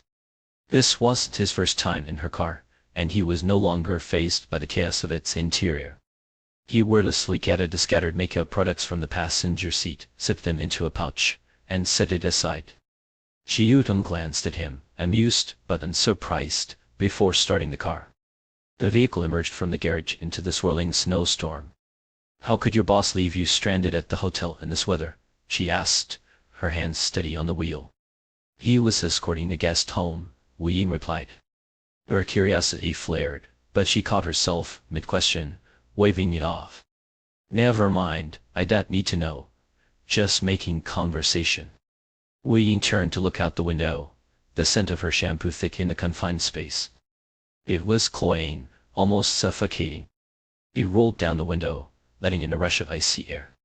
Ji Yutong shivered, pulling her coat tighter. What are you doing? It's stuffy, I needed some air. His voice was calm, his gaze fixed on the snow. Aren't you cold? She snapped, her tone exasperated. He glanced at her wind-tousled hair and replied evenly, No, it's refreshing. She muttered something under her breath, reaching over to close the window. Meanwhile, Ning Yan's car was a cocoon of warmth, a stark contrast to the storm outside. After navigating the treacherous roads, they finally arrived at Elks' residential complex. Since outside vehicles weren't allowed in, Ning Yan stepped out with her, holding an umbrella over her head as they walked to her building. The umbrella was tilted entirely in her direction, leaving his tailored suit damp from the snow. You should have just let me take the umbrella, she said, glancing at his soaked shoulders. He did arg, simply brushing a stray lock of her hair from her face. I wanted to walk you in, spend a little more time with you. Then his eyes flicked to the hem of his coat, now streaked with slush. Give it to me. She laughed softly. You really are new to this whole dating thing. What do you mean? In situations like this, shouldn't I be the one washing it? That way you'd have an excuse to see me again when you come to pick it up. Ning Yan chuckled, leaning in just slightly, his voice low. And is this the moment where I'm supposed to kiss you? The words fell alongside the kiss, a searing breath brushing against her cheek, warm and electric. Beneath the eaves where snow swirled like a restless tide, they kissed, his body and the umbrella shielding her from the biting wind, creating a fragile, intimate heaven. After the heat of the kiss ebbed, their embrace lingered, entwined, a single shared rhythm. Ning Yan cupped her face with one hand, his voice low and steady, like the earth murmuring to itself, Let's go inside, it's cold out here. Xiaoxi tilted her head within the cradle of his palm, her lips curving ever so slightly. Don't want to go upstairs and watch a movie, she teased, her voice light, but edged with mischief. He pressed her waist with a touch that was both firm and restrained, his head dipping again, brushing her lips with a fleeting, deliberate softness. I do, just not tonight. She studied him for a long moment, her eyes gleaming with amusement, then reached up, curling her hand around the back of his neck. Pulling him closer, she caught his lips in hers, not too gently, not too softly, but with a deliberate, playful intent. A reward, she murmured against his mouth, for not being greedy. The kiss stretched on, unhurried, the minutes bleeding together as if time itself had forgotten to move. When they finally parted, Xiaoxi traced her fingers across his lips, now glistening faintly under the street lamp's cold light. Leave the jacket with me, she said, her voice lilting with quiet authority. I'll return the next time. Ning Yan took her chilled hand, wrapping it in his own, his warmth seeping into her skin. All right, he said, his tone as steady as before, yet carrying a softness that lingered. He stood there, unmoving, watching her retreat into the apartment building until the door swallowed her silhouette. Only then did he turn, the umbrella still shielding him from the relentless snow. As he walked, his phone buzzed faintly in his pocket. Instinctively, he knew it was from her. Pulling it out, he wasn't wrong. Her message read, I forgot to say, you made my heart flutter a little tonight. Snowflakes fell soundlessly onto the umbrella's black surface, their delicate patterns vanishing into the fabric. Ning Yan's fingers tightened around the handle, his knuckles flushed with red and blue from the cold. His gaze lingered on the glowing screen, the words stirring something within him, something vast and unnamable, rising and falling like waves under a restless moon. Upstairs, Xiaoxi shrugged off her coat and tossed it into the laundry basket. She moved to the kitchen, pouring herself a glass of warm water. Her eyes flicked to her phone, still open to their chat. At the top of the screen, the words typing remained, suspended like a promise. She smiled faintly, drained the glass in one long sip, and swiped the app closed before stepping into the bathroom. Later, emerging from her shower with the face mask clinging coolly to her skin, she noticed a new notification, a 3-second voice message. She tapped it, and Ning Yan's voice, low and tinged with a quiet resignation, filled the room. Xiaoxi. Just her name. Just those 2 syllables, but they carried the weight of 1,000 unspoken thoughts. She could picture him now, standing in the darkened street, snow falling endlessly around him, typing and deleting, until all the words collapsed into that single, tender utterance. Though it said nothing, it said everything. She played it again, and this time, she could almost see his eyes, the faint curve of a smile tugging at his lips, a smile meant only for her. Before she fell asleep, her phone buzzed once more with another message from him. Hey, this is the first time you've messaged me first. Somewhere across the city, Ning Yan chuckled softly to himself, his breath misting in the cold night air. Her reply came swiftly, by rope. But just a playful jab. Not by not, binding them closer. The snow had cleared by morning, leaving the world transformed. The sun rose, casting its pale light across the frost-laden earth, the air sharp and crystalline. The conference room at Hongsheng was already abuzz, though the quarterly investment meeting was still 20 minutes away. The attendees, all present, sat in a tense, anticipatory silence. At the head of the table, Xiaoxi skimmed through her notes, her lips pressed into a faint line, a picture of poised deliberation. Her presence commanded attention, her calm demeanor exuding an air of authority that brooked no nonsense. President Cao, everyone's here. Shall we begin early? Asked Zhang Meshi, seated beside her, his voice slow, deferential. Xiaoxi lifted her gaze, her sharp eyes sweeping the room. With a curt nod, she signaled her assent. Let's start. Zhang Meshi activated the speaker system, skipping any preamble and diving straight into the agenda. The room's occupants, long accustomed to this brisk efficiency, adjusted without hesitation. The project leads followed suit, their presentations concise, their data precise, cutting straight to the heart of each matter. Two of the firm's high-profile projects, Shopee and Shenzhen Auto, had been temporarily shelved, shifting today's focus to several fast-moving consumer goods brands. The discussion turned to a comparative analysis of financial metrics for Hizet Drinks and Monster Beverage, with charts and graphs projected onto the screen and sent to everyone's tablets. From two, Hizet had outperformed Monster in key metrics, such as revenue growth, gross profit margin, ROE, and ROE. Hizet is the first domestic company to focus on functional beverages, the lead explained. Currently ranked second in the energy drink market, its share has been growing steadily for 3 consecutive years. We're optimistic about its market potential. The proposed valuation is billion with an investment of million and at option pool. The valuation drew comparisons to Monster, a loose beverage giant with a market cap exceeding billion. Based on Hizet's recent financials, that billion estimate seemed reasonable. Yet Chang Mazashar caught a discrepancy. Monster's debt-to-asset ratio has been declining, peaking at just. Meanwhile, Hizet's ratio has risen above for the past 2 years. What's driving this? The project team was prepared. Since, Hizet has been establishing new production facilities in several cities to reduce logistics costs.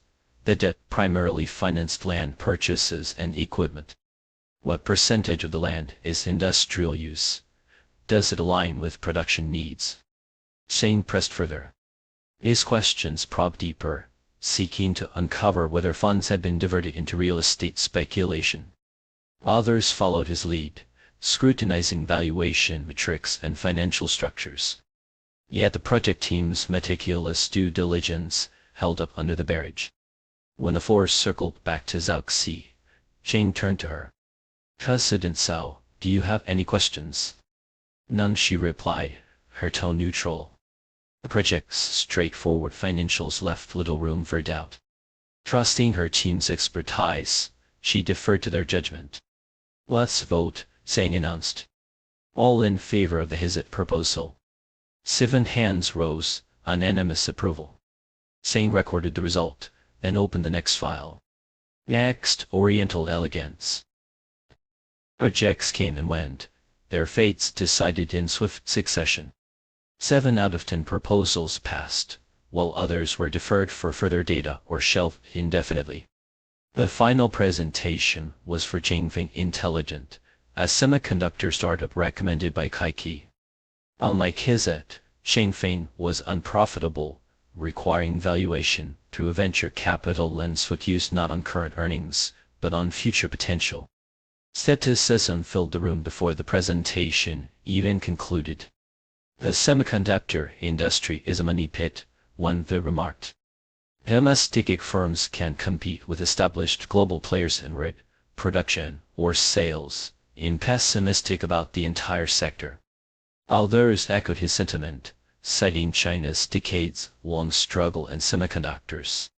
Changfeng, a 10-year-old company, had yet to break even, with annual sales barely reaching million, dwarfed by global giants like Sun, whose China's sales alone exceeded billion last year.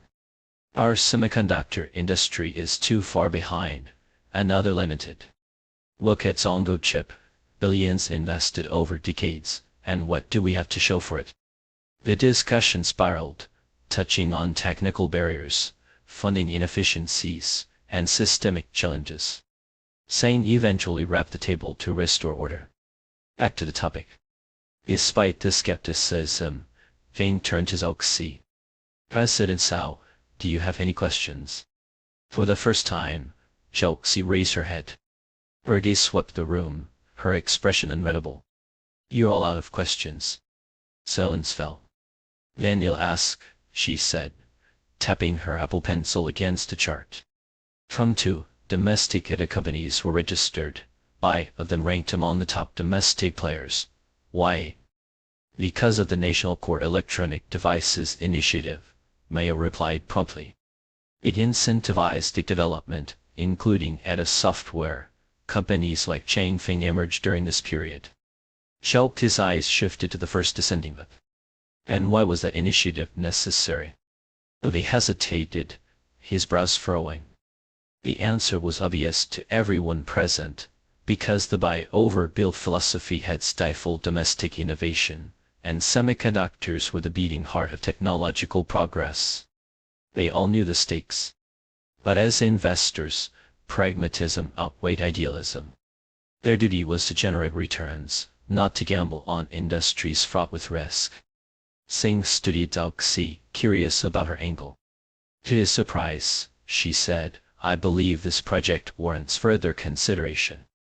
After lunch, Feng Muzhi knocked on Zhao Xi's office door. Seeing the untouched salad box sitting on the coffee table outside, he asked, "President Cao, you haven't eaten yet?" "Not hungry," Zhao Xi replied without lifting her head. Feng Muzhi let out a soft "oh," then walked straight to her desk. "Can I have a few minutes of your time?" Zhao Xi glanced up briefly, her gaze sharp. "You want to talk about Changfeng Digital?" A sheepish smile crept across his face as he pulled out a chair and sat across from her. "I just called to ask about the morning's investment meeting. He trailed off deliberately, watching her expression with careful attention. Zhao Xi saw through his little game and chuckled lightly. "What's the matter? Are you worried she can't handle the outcome, or are you concerned he'll have a hard time explaining it?" "Both," he admitted with a wry smile. The investment committee meeting earlier that day had concluded with a resounding rejection of Changfeng Digital's proposal, 5 votes against, 1 in favor, and 1 abstention. The project would not be securing funding from Hongshan, at least for now.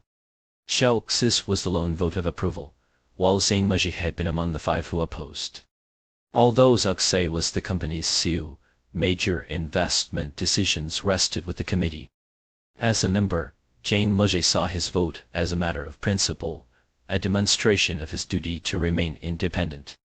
Yet, when he heard at noon that Kai Kai had already submitted her resignation, but was still so invested in the project, he couldn't help but wonder if Changfeng Digital held some deeper significance for her.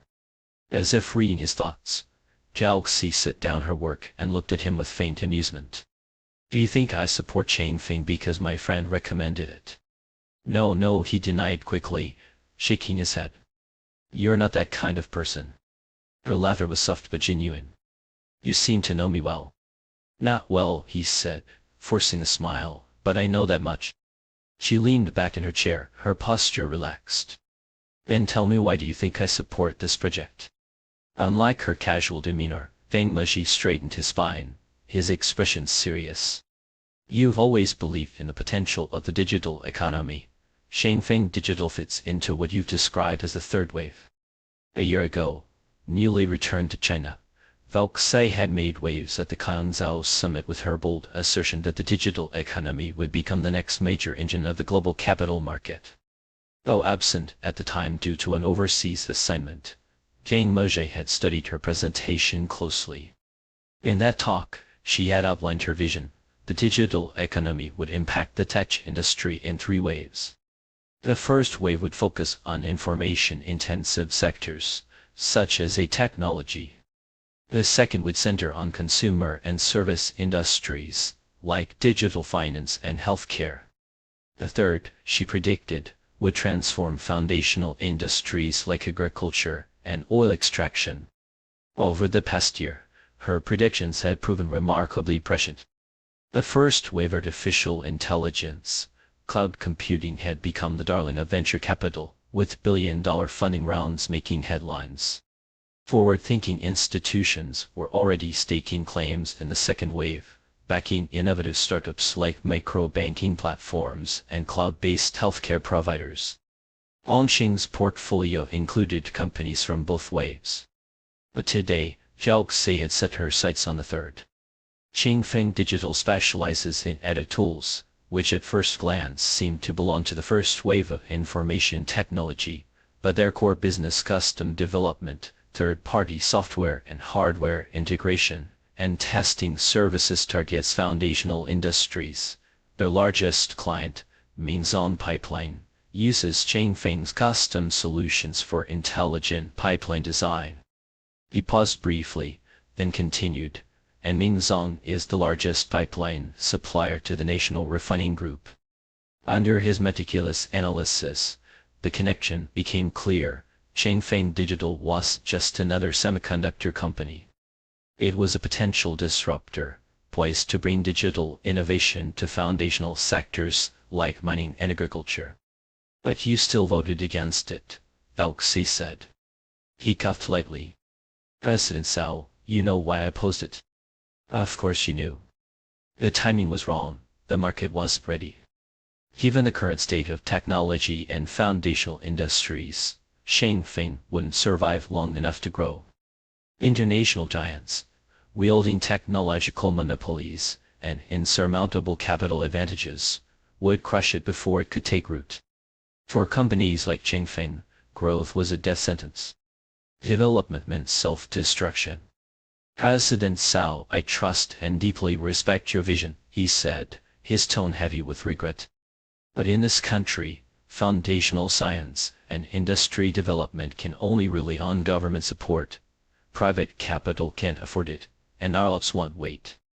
Zhao Xi studied him in silence. After a moment she said quietly, "You'll handle Kai Kai. You don't need to say anything." Recognizing the dismissal in her tone, Bing Meji rose and excused himself. The office door closed softly behind him. Zhao Xi swiveled her chair to face the floor-to-ceiling windows behind her.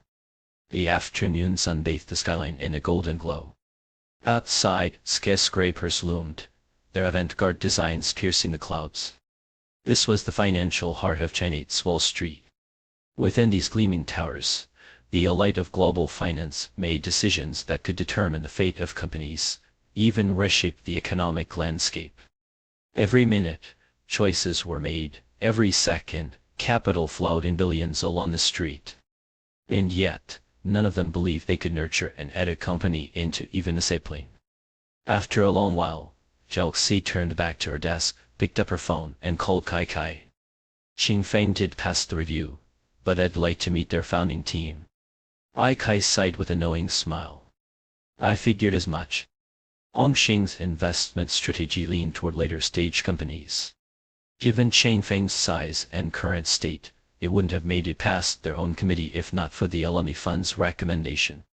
Still, Kai was curious. Why do you want to meet them? Just to talk, Velxi replied vaguely. Kai didn't press further. When are you free?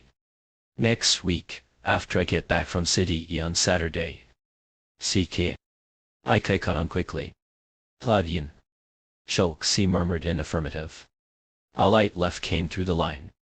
Aren't you and Ningyan allies now? How are you still competing for deals? Originally is deal, that would have been competition. Now it's just fair game, Velxi corrected. Fair enough, Kai said, her spirits visibly lifted. Does Ningyan know you're playing fair game with him? Zhao Xi raised an eyebrow. Do you think he needs me to tell him? Across the same street, Ji Yudong chuckled as she listened to Wu Ying's report over her salad. Chairman Singh must be doing this on purpose, scheduling Hongxing's meeting on Saturday too. How badly does he want to see us fight? Wu Ying offered a more practical explanation. His assistant said he's flying to Europe on Sunday and won't be back for a month, so Saturday was the only option. Yeah, right, Ji Yudong said, popping a cherry tomato into her mouth. Shang's a shrewd one, is dying for word to get out that Kerr and Hongxing are fighting over his shares, just to boost Claudian's market expectations ahead of the IPO.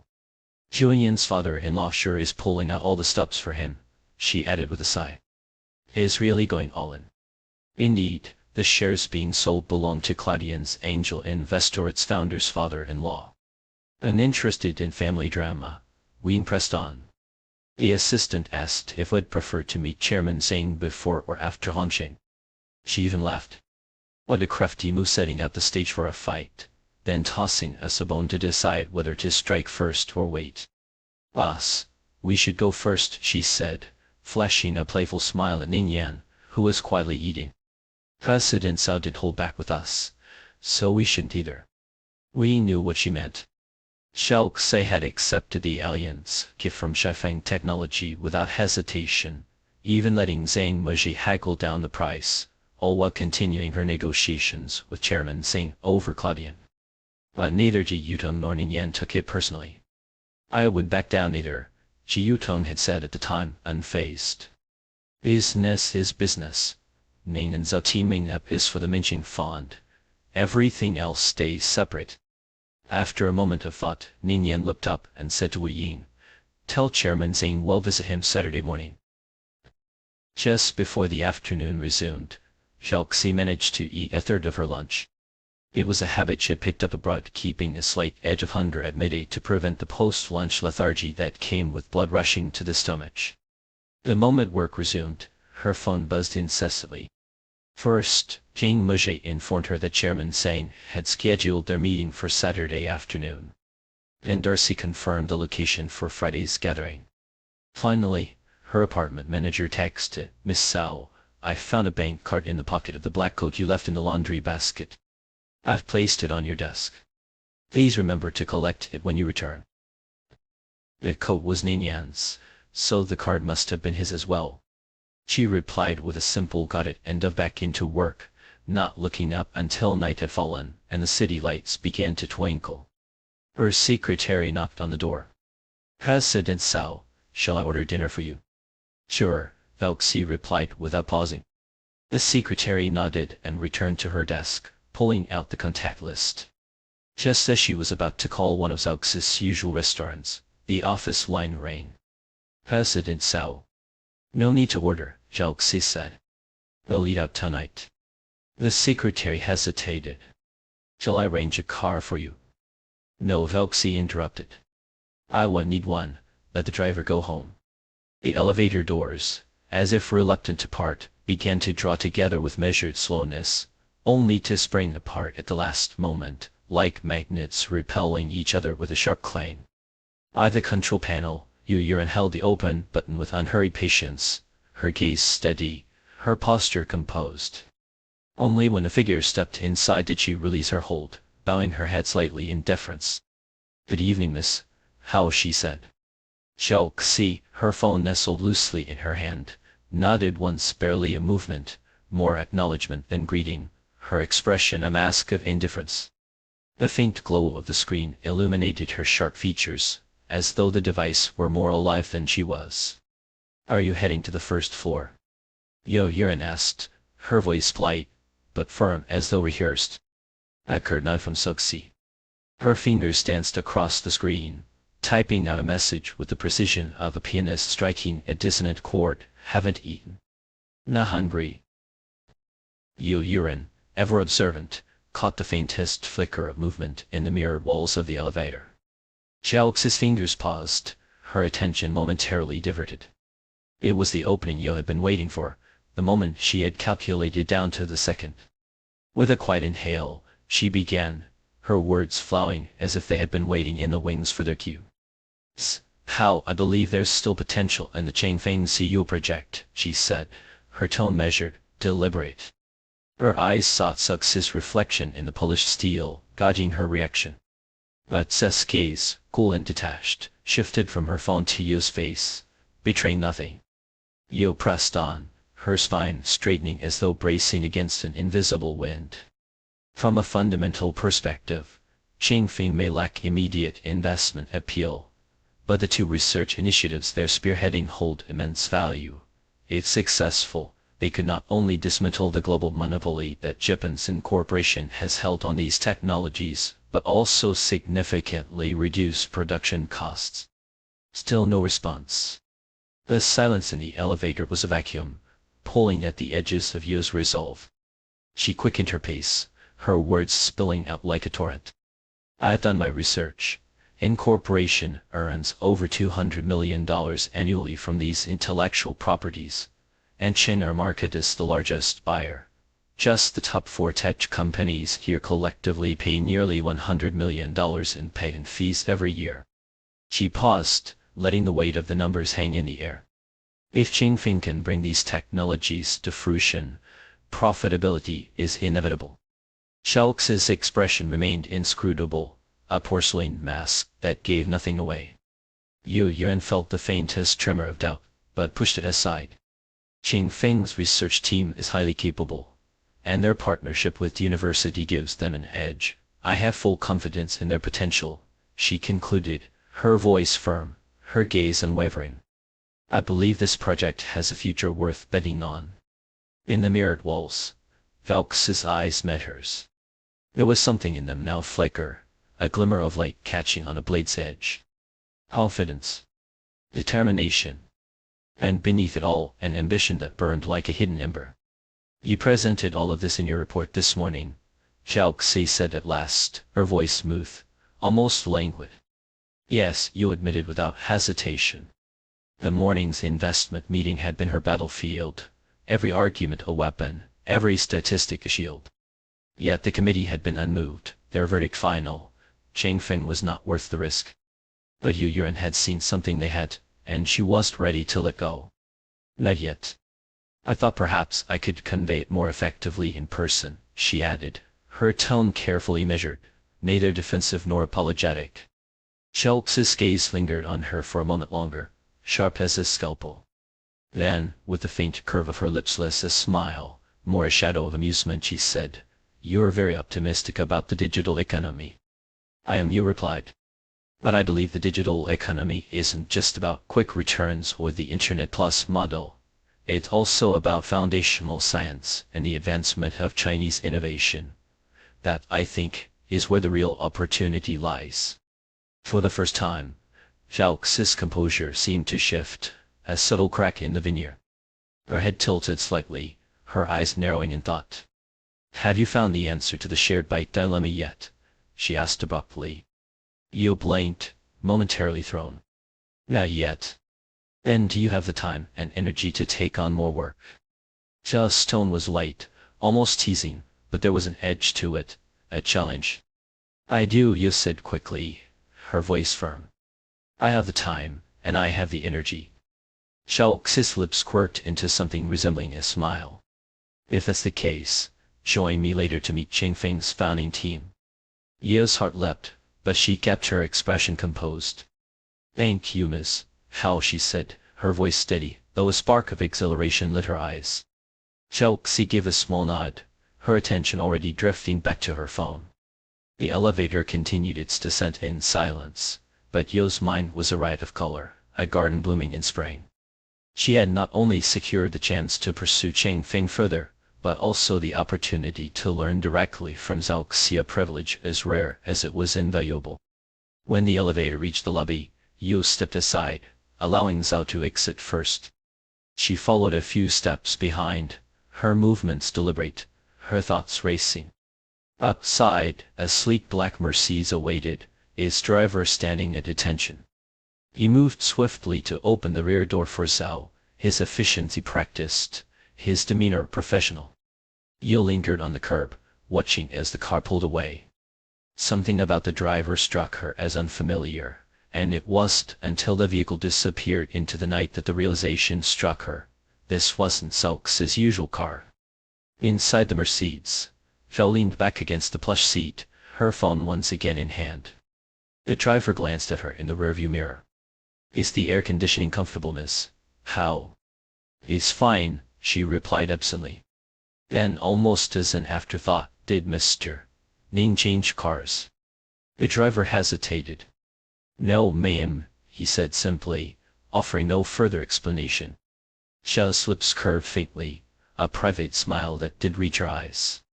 She returned to her phone, her fingers resuming their rhythmic dance across the screen. The car wove through the city streets, its headlights cutting through the encroaching darkness. The journey was quiet, the only sounds the hum of the engine and the faint rustle of paper as Zhao reviewed documents on her tablet. The city fell away behind them, replaced by the stark emptiness of snow-covered fields, the road stretching endlessly northward. In a fleeting exchange of glances, a silent agreement passed between them. This 3-hour journey, arduous as it was, had been worth it. As they settled into their seats, Director Zhao introduced the square-faced man with a perfunctory formality before turning to Ning Yan and Zhao Xi with a deliberate air. "This gentleman," he said, his tone laced with mock surprise, "surely needs no introduction." Of course he didn't. In the world of domestic finance, who hadn't heard of him? Ning Yan smiled, preparing to offer his greetings, but the square-faced man raised a hand to forestall him. Director Zhao, catching the cue, quickly interjected, "Let's just call him Teacher Chen outside of formal settings." Obediently, Ning Yan and Zhao Xi greeted him with a respectful, "Teacher Chen." The man, now officially addressed, inclined his head slightly in acknowledgement, his demeanor as inscrutable as ever. On the table, 2 cups of pure tea sat untouched, their surfaces still and cool to the touch. Zhao Xi, under the guise of setting down her phone, brushed a finger against the porcelain. The tea had clearly been poured long before their arrival, and no one had come to refresh it since. It was a subtle but unmistakable signal. Teacher Chen had no intention of leaving any trace of this meeting. Her thoughts barely had time to crystallize before Director Zhao spoke, confirming her suspicions. "This evening isn't an official engagement," he said, his tone casual, but carrying an undercurrent of gravity. "It's just the 4 of us, having a chat." The unspoken message was clear: what was discussed here would remain confined to this room. Outside these walls, silence was mandatory. Ning Yan and Zhao Xi exchanged faint smiles, but held their tongues, waiting for Director Zhao to steer the conversation toward its true purpose. He did disappoint. After a few pleasantries, he cut to the chase. "The matter you brought to my attention of already briefed Teacher Chen is supportive in principle, but tonight's meeting is to iron out a few details."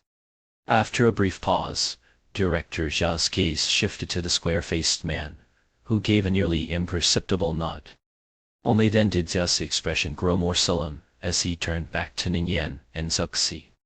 "If we loosen regulatory constraints and allow you to compete for the livelihood fund, how will you ensure fair competition without disrupting the market?"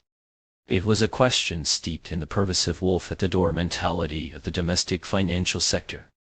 The financial system, being the backbone of national economic security, had long been haunted by the specter of international financial predator Soros, and his ill-cool speculative attacks on currencies and markets had left governments worldwide worried and scared. As Director Zhao had once remarked in a quiet ancient town, the patriarch of a family always knew that not all his offspring were exemplary, many were, in fact, wastrels. But they were still family, bound by blood and loyalty. If they misbehaved, they could be disciplined, scolded, beaten, even disowned. Outsiders, however, were a different matter. Punishing them could escalate into inter-clan disputes, tarnishing the family's reputation and sowing discord. Ning Yan did challenge this perspective. Instead, he responded with measured calm. "Although we're not state-owned, whether the channel is opened or not, we will continue to operate under the guidance and oversight of regulatory authorities. We have always adhered to policies and regulations and have never engaged in market disruption in the past. We certainly won't in the future." He paused briefly before continuing, his tone steady and deliberate. "Our firm has been committed to fostering a diversified financial and economic ecosystem under a scientific regulatory framework. Private and foreign capital are not wolves, nor are they alien invaders. We are an integral part of China's financial market." His words were earnest, neither servile nor arrogant, each point articulated with clarity and conviction. Zhao Xi listened in silence, allowing him to take the lead on this particular battlefield. After presenting his case with facts, logic, and a touch of emotional appeal, Ning Yan circled back to the core issue. Given that the livelihood fund impacts hundreds of millions of citizens, I propose that regardless of whether the channel is opened, an independent third-party review body be introduced to oversee the entire process from bidding to management to exit. This would ensure compliance and protect the interests of the people. Zhao Xi, who had been absently tracing the rim of her teacup, withdrew her hand and added, "We could also establish a multidimensional evaluation mechanism, for instance, inviting other financial institutions and regulatory bodies to conduct periodic reviews and mutual assessments of the fund committee, third-party reviewers, and fund managers. This would create comprehensive oversight and checks and balances." Director Zhao's gaze flickered between the two of them, his expression unreadable. If he had been certain he had leaked the questions in advance, he might have suspected these two foxes of rehearsing their answers. Their seamless interplay, one leading, the other supplementing, gave the impression of self-imposed accountability, but was, in reality, a clever maneuver to preemptively tighten the leash on any unscrupulous competitors. Moreover, their proposal to introduce independent third-party oversight and evaluation mechanisms not only heightened the scrutiny on participating financial institutions, but also subtly restrained the decision-makers with voting power, ensuring their authority operated under the glare of transparency. After addressing this critical question, Director Zhao raised several other key points. Lin Yan and Zhao Xi, like seasoned debaters, alternated between leading and supporting roles, each answer earning nods of approval from Zhao, who seemed increasingly pleased. Teacher Chen, the pivotal figure in the room, remained largely silent throughout. His expression was stern, his demeanor impenetrable, occasionally interjecting with a question that left his satisfaction or dissatisfaction ambiguous. Time slipped away unnoticed. When the grandfather clock in the corner chimed midnight, Director Zhao, satisfied that all his questions had been answered, turned to Teacher Chen. "Do you have any further concerns?" The square-faced man's sharp gaze swept over the three of them, his authority palpable. "You've all made excellent points," he said at last. "I agree with Xiao Zha's proposal to use the livelihood fund as a pilot for opening competitive channels, allowing more institutional types to participate. However," he paused deliberately, his eyes landing on Zhao Xi. His voice, when he spoke again, was slow and deliberate. "American capital still off limits." The wind and snow outside had intensified, the dashboard thermometer reading a bone-chilling -9 degrees Celsius. The windshield wipers beat furiously against the onslaught as the driver's voice broke through the tense silence. "Sir, named the snow's too heavy. The highway's likely closed. We'll have to take the national road back." In the back seat, Ninian rubbed Zhao Xi's frozen hands gently, his voice low and tender. "Should we find somewhere nearby to stay the night?" Zhao Xi gazed out at the swirling snowflakes illuminated by the car's headlights and nodded. "All right." The driver exhaled in quiet relief. The surrounding area was a restricted zone, dotted with military installations and private estates, most of which were closed to the public. Following Ninian's instructions, he searched for the best hotel in the vicinity, finding one just 20 kilometers away. After confirming room availability, he cautiously navigated the treacherous roads toward it. The car's interior, though heated to its maximum capacity, remained chilly. The frigid walk they'd taken earlier had left their bodies stiff, and it wasn't until they'd been driving for some time that Zhao Xi began to thaw, her posture relaxing slightly. "I'm hungry," she murmured, her lips dry from the cold and the artificial heat. Ning Yan turned to her, studying her face for a moment before chuckling softly. Amid the blizzard outside, and the uncertainty of the battle they just fought, her simple declaration hungry cut through the tension like a blade of light. It reminded him of the martial arts novels had devoured as a child, where legendary fighters, mid-duel with a host of challengers, would suddenly pause and declare, "You carry on, I'm off to eat." That kind of nonchalance, he thought, was more awe-inspiring than any display of dominance. He reached out to touch her cheek. "Let's go eat." The 20-kilometer drive stretched into over an hour, the snow-covered roads treacherous and slow. When they arrived at the hotel, Zhao Xi showed no hesitation. When Ninian asked if they should book one room or two, she replied matter-of-factly, "One." Once in the room, she shed her coat and headed straight for the bathroom. Ninian, ever the gentleman, let her take the first shower. As the sound of running water filled the room, he scrolled through his phone, his thoughts elsewhere. Halfway through her shower, Zhao Xi heard a faint knock at the door, followed by Ninian's voice. "The noodles are here." She rinsed off quickly, wrapped herself in a towel, and stepped out, her damp hair clinging to her shoulders. Ninian, seated at the small table, looked up from his phone. His gaze lingered on her bare skin, glowing faintly under the soft light. For a moment, He wasn't sure whether to be pleased by her lack of self-consciousness, or disheartened by how little she seemed to regard his presence. Oblivious to his internal conflict, Xiao Xi padded over to the table, her slippers slapping softly against the floor. She glanced at the 2 steaming bowls of noodles. "Why didn't you start?" "I was waiting for you," he said, his eyes drifting to her damp hair. Rising to fetch the hair dryer, he was stopped mid-step by her hand on his arm. "Eat first," she insisted, picking up a pair of chopsticks and beginning to stir her noodles. "The heat will dry my hair soon enough, let's eat while it's hot." Resigned, Ningyan sat back down, and they ate in companionable silence. As Oxy sipped her soup, her gaze flicked to him, focused intently on his meal. A sudden impulse struck her. "Do you always eat in silence?" she asked. Caught off guard, Ningyan looked up, his chopsticks pausing midair. After a moment, he nodded. "Yes, it's a habit." "Speak not while eating, nor while sleeping," she teased. "Your family must have had impeccable table manners." "Not quite," he replied lightly. "We were too poor to have a table. Meals were eaten off a small stool." Her expression froze momentarily, and Ningyan, noticing, chuckled. Reaching out, he pinched her cheek playfully. "What did you think I was, some young master, and heir to some grand legacy?" Xiao Xi instinctively leaned away from his touch, but her eyes remained fixed on his face. She had assumed he came from wealth, but his polished demeanor and refined intellect had suggested at least a comfortable middle-class upbringing. As if reading her thoughts, Ningyan smiled faintly. "It's all learned, over time." She studied the subtle warmth in his eyes, framed by his glasses, and said sincerely, "That's impressive." "Not pretentious?"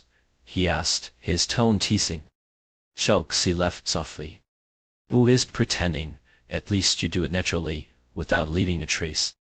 His smile deepened, a mix of amusement and something more profound. He reached out again, his hand brushing her cheek in a gesture both tender and familiar. They returned to their noodles, neither pressing the other for stories of their pasts or paths to the present. The unspoken understanding between them was enough. After their meal, they called for the dishes to be cleared, took turns washing up, and finally climbed into bed. By then, it was well past 2 in the morning. With no change of clothes, Ningyan had purchased 2 shirts from the hotel's boutique, one of which Xiao Xi wore as a makeshift nightgown. She slipped under the covers first, and moments later, Ningyan joined her, turning off the lights as he did. The mattress dipped under his weight, and then a cool arm slid around her, pulling her close. The mingling scents of their respective body washes filled the space between them. Xiao Xi rested her palm against the curve of his waist, and tilted her head to look up at him. "Do you want to?" she asked, her voice slow and steady. Ningyan clasped her hand in his, pressing a kiss to her forehead. "Not tonight," he murmured. "Been too tired." The bedside lamp still cast its muted glow, a soft halo of light spilling over the room. Xiao Xi gazed at the face mere inches from hers, her lips curving into a half-smile, half-tease. "Went out already," she murmured. Ningyan let out a low hum of acknowledgement, his hand finding hers where it rested against his waist. He clasped it firmly, pulling her closer, their bodies folding into each other like pages of a well-read book. "Right now," he said, his voice a rasp of fatigue, and something softer, "I just want to hold you and sleep." Her eyes lifted to meet his, a flicker of surprise mingling with a quiet delight. "Hours ago," he had said, "you make me think more deeply about everything," a confession wrapped in tenderness, that had left her feeling cherished in a way she had expected. And now, with a casual word out, had revealed a disarming honesty that was no less captivating. The latter, she realized, tugged at her heartstrings in a way the former couldn't. It was raw, unvarnished, and real. Ningyan's gaze lingered on her, his lips quirking into a faint smile as he caught her staring. "What if," he offered with a laugh, "I just fly here and let you do all the work?" Xiao Xi broke her gaze, her voice languid, a touch playful. "And too tired for that." His laughter was warm, unguarded, as he bent his head to press a kiss to her temple. "Then let's just talk." She felt the rise and fall of his chest beneath her cheek, steady as the tide. Talk about what? Are you planning to comfort me? Do you need comforting? He asked, his tone deceptively light, though his question carried an undercurrent of gravity. An hour earlier, an important figure had made a pronouncement. Private domestic institutions may participate in this round of bids for the public welfare fund managers, but foreign institutions are excluded. The declaration had hung in the air like a judge's gavel, final and unyielding. Chalberia's surprise had been palpable, his expression betraying a rare crack in composure. Chen. There is no need to art, Mr. Chen had interrupted, his hand raised in quiet authority. The financial market must open its doors, but not throw them wide. A steady-faced approach to capital market liberalization has always been the guiding principle. This case had shifted deliberately to Zhao then, his words measured. It seems this trip of yours has been for nothing. Zhao, however, had merely smiled, a slight, enigmatic curve of her lips. Meeting you could never be a wasted trip, she had said, her tone as smooth as polished glass. On the drive back to the hotel, Balbiro had sent them both the same terse message, don't rush. But Ningyan was rushing. And he knew Zhao was neither.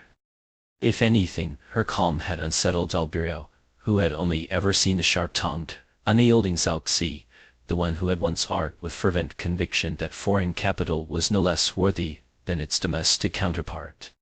He couldn't have known about the 14-year-old girl who had landed in Singapore, navigating an alien world with quiet resilience.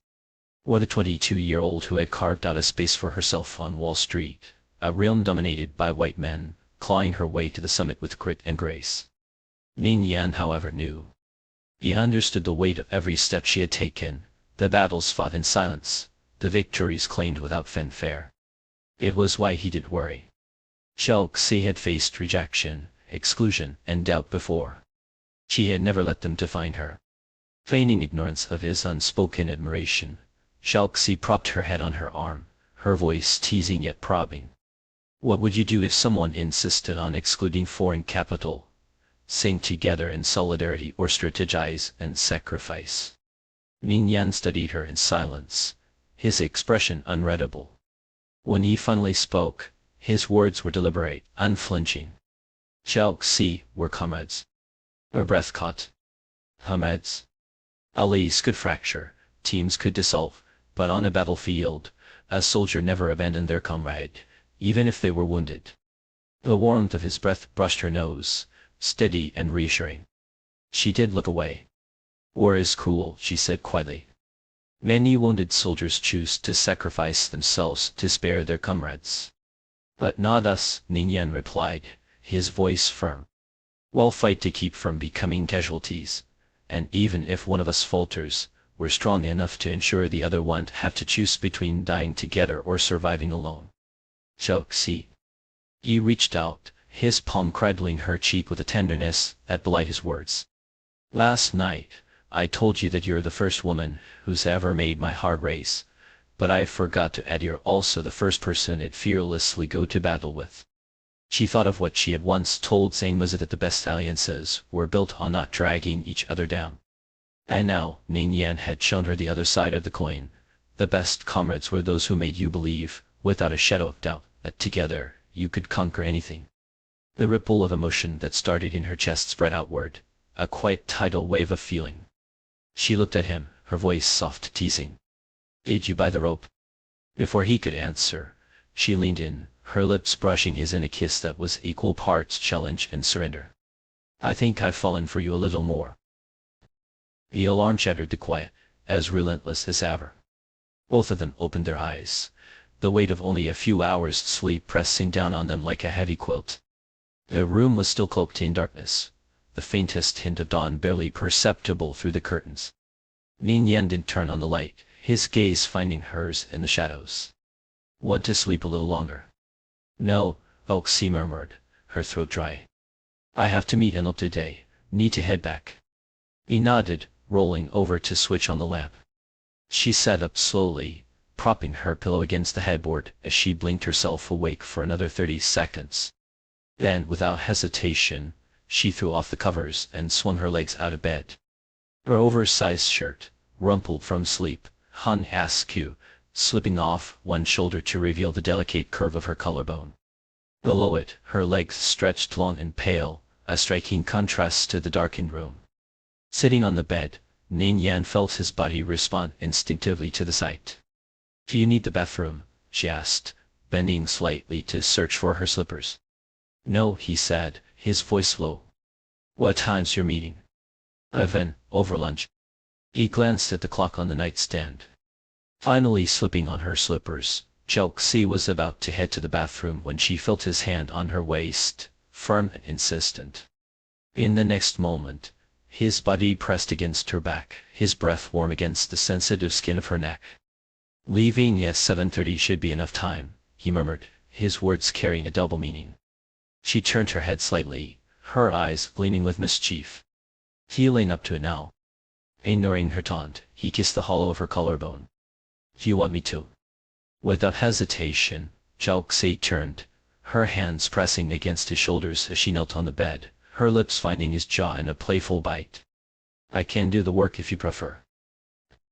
At 11 o'clock, Chelsea appeared in the reception room of Hong Sheng's headquarters, every inch the consummate professional in her tailored suit. "So this is Mr. Mo from Wanong," Sheng Mozhe introduced.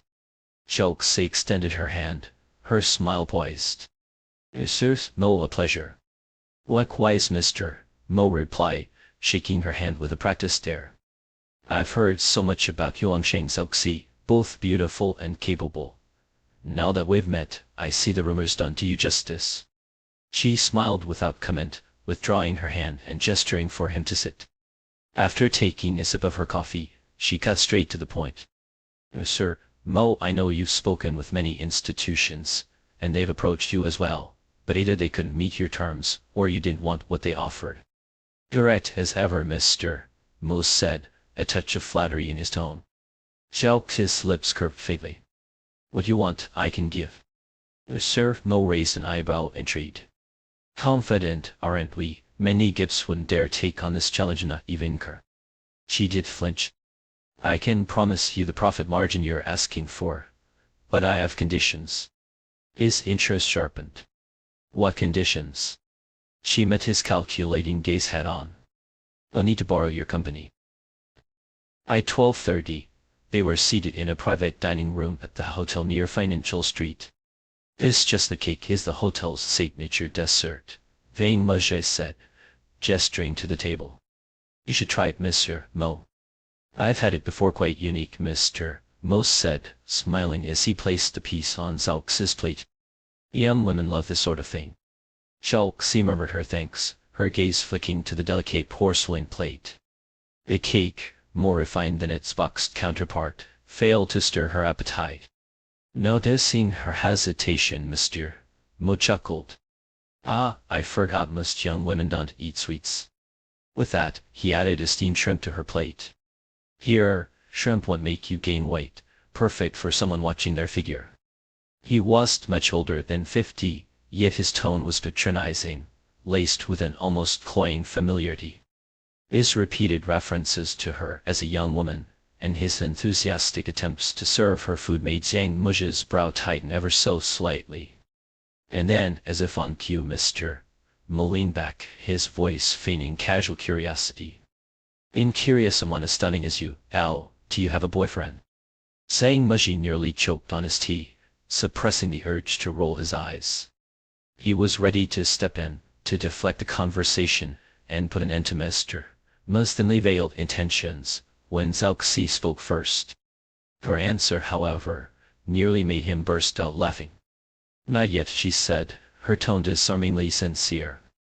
"Why, are you thinking of introducing your son to me?" Her words were so earnest, so devoid of irony, that Zhang Muzhe had to stifle the urge to laugh aloud. The more genuine she sounded, the harder it was to hold back. Sir Mo's face turned a series of vivid shades, from pale to crimson, before he managed a strained laugh.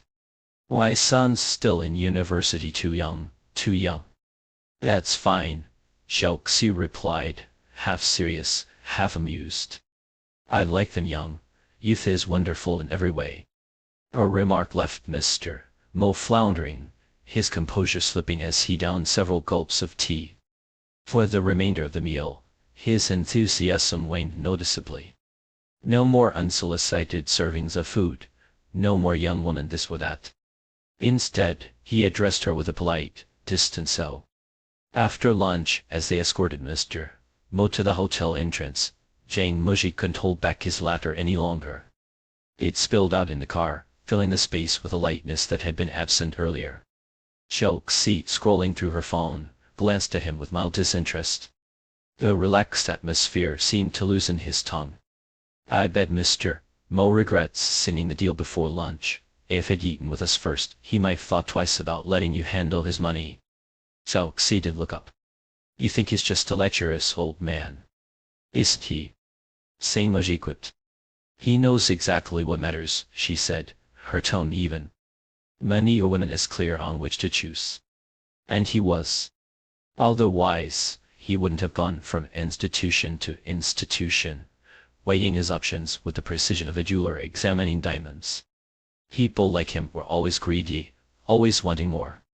Money in hand wasn't enough, they'd always reach for something extra. Sang Muji nodded. True. No one but you, or I should say, no one but Hongsheng would dare promise him those profit margins. That's why tonight's performance needs to be flawless, Chelxi said, her voice sharpening with purpose. We're going to make sure every cent is worth it. After a pause, she added, Where's Darcy meeting us? Muyan Club, Fang Muji replied.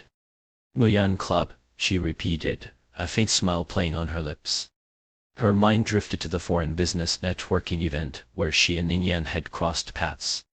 It said, coincidentally, Kaio Bei's event is also on Friday. She'd asked, Where are you meeting? Her eyes had locked. Let's see if we can coincidentally run into each other. You really want to give your assistant a raise, she teased. Now her phone buzzed with 2 messages from Ningyan, received during lunch. The first read, You're right. I should give Wu Ying a raise. The second, Kaio had something come up. Looks like we won't coincidentally meet tonight. On a brisk Friday evening, the North City airport pulsed with life, a ceaseless stream of travelers weaving through its fluorescent-lit expanse. Ji Yutong draped her black coat over the back of the sofa, her sharp gaze flicking to Ningyan, who was mid-conversation on his phone. Boss, should I order you a bowl of noodles? She asked, her tone casual, but edged with familiarity. Ningyan waved her off without a word, his attention still tethered to the call. Turning to Wu Ying, she tilted her head. What about you? Before he could respond, she smirked, her voice dropping into a teasing murmur. All right, you're cultivating immortality, no food after sundown. Wu Ying didn't dignify her jab with a reply, instead pulling a sleek laptop from his briefcase. The metallic click of its opening was his only answer. Ji Yutong rolled her eyes and sauntered toward the food court, her boots tapping against the polished floor. She ordered a bowl of noodles, then sank into a nearby chair, idly scrolling through her phone while waiting. Her fingers moved with practiced speed, skimming past a cascade of group chat messages, until one caught her eye. Her hand froze mid-scroll. Bangzon, have you heard that money from Wanon ended up with Hongsheng? Beneath it, a flurry of messages clamored for confirmation. After a long pause, the tagged user finally replied, Just heard about it myself. Hongsheng agreed to all of Wanon's terms. The chat erupted in disbelief, a flood of exaggerated images and incredulous remarks filling the screen. But one message stood out, laced with sardonic humor. What's Hongsheng planning? Opening a mint? Who even agrees to those kinds of terms? How confident is Chelxi, really? Yeah, even Kurd dare take it. She's bolder than Ningxuan. Almost simultaneously, someone tagged Ji Yutong, Jisong, did Wanon approach your firm too? The noodles arrived just then, their steam curling upward in delicate wisps. Ji Yutong exited the group chat without a word, setting her phone aside. She picked up her chopsticks and began eating, her movements deliberate, her expression unreadable. Halfway through the bowl, she dabbed her mouth with a napkin, peeled a mint from its wrapper, and popped it into her mouth. The cool sweetness spread across her tongue as she stood, phone in hand, and made her way back to the lounge. Ning Yan had finished his call and was now scrolling through his phone.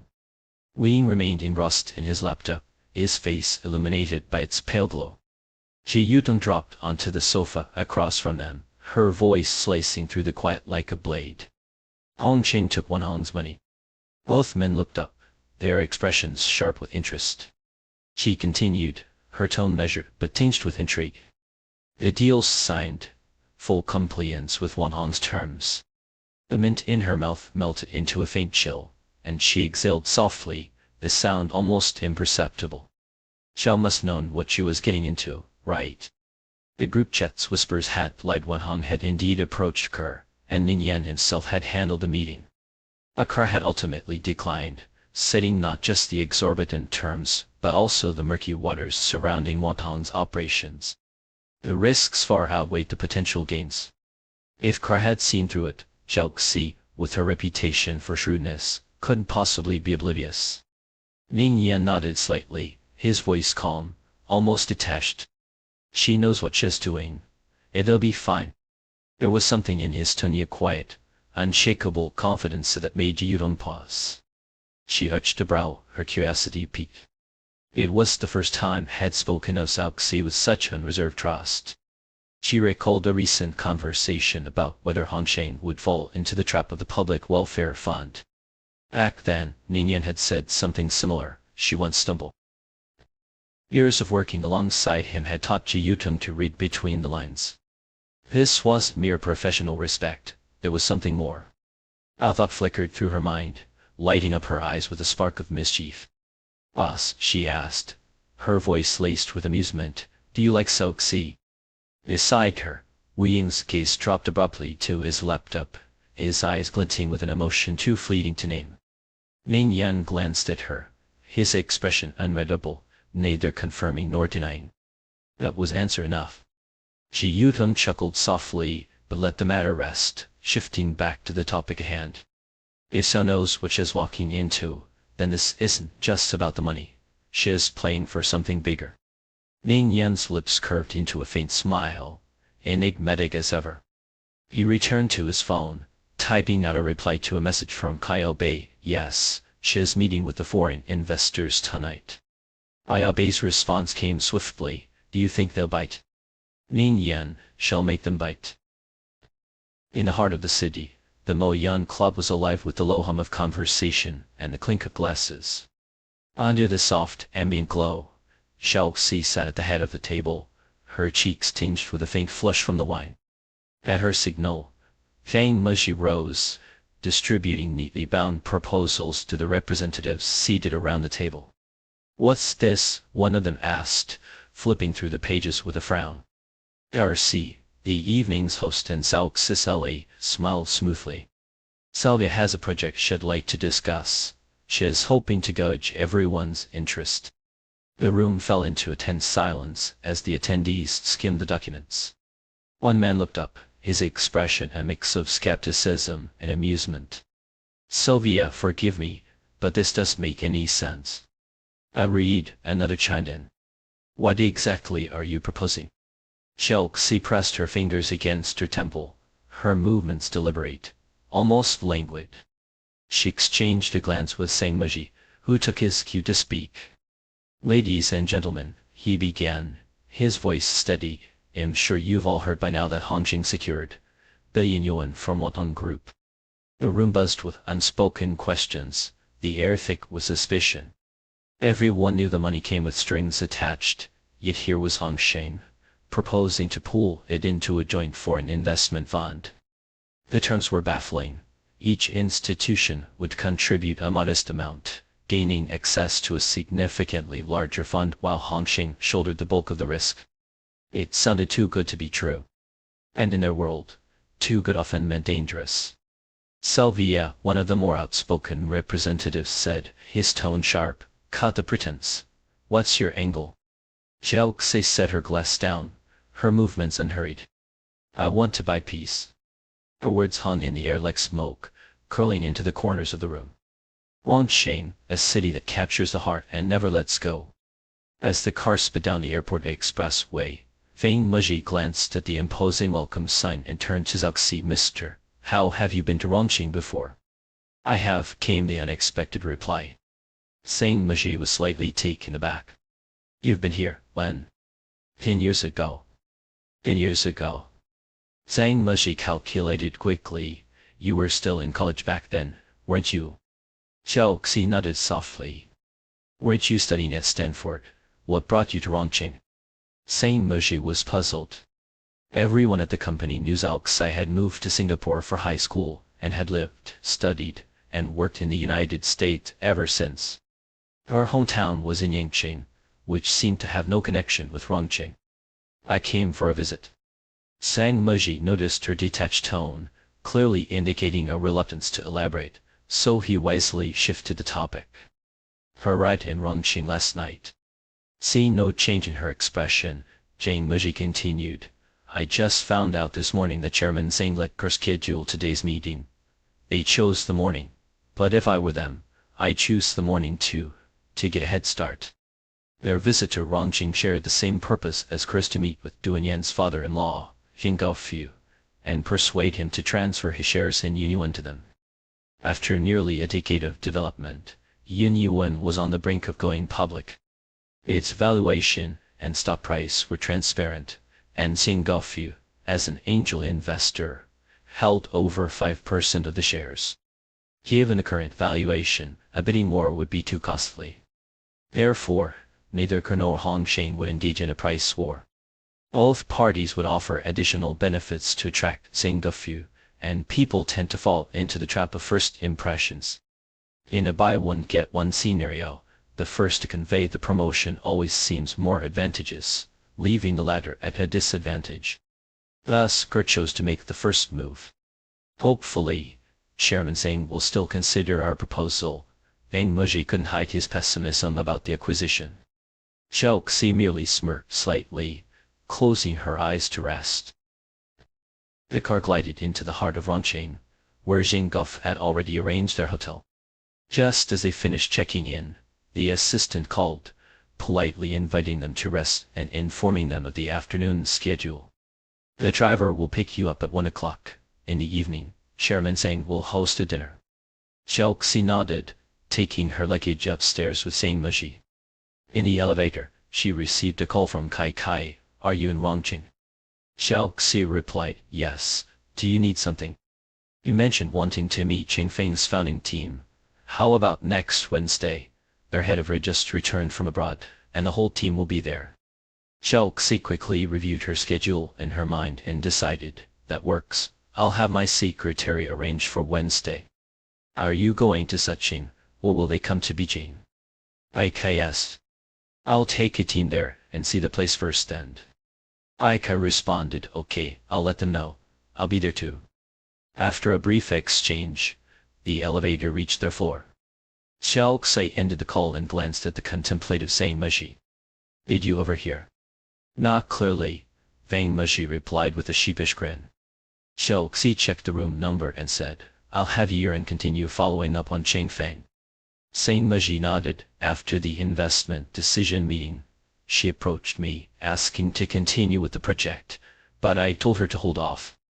Because, Feng Muzhi paused before continuing truthfully, I feel even if it goes back to the investment decision meeting, it might not pass. They reached their rooms.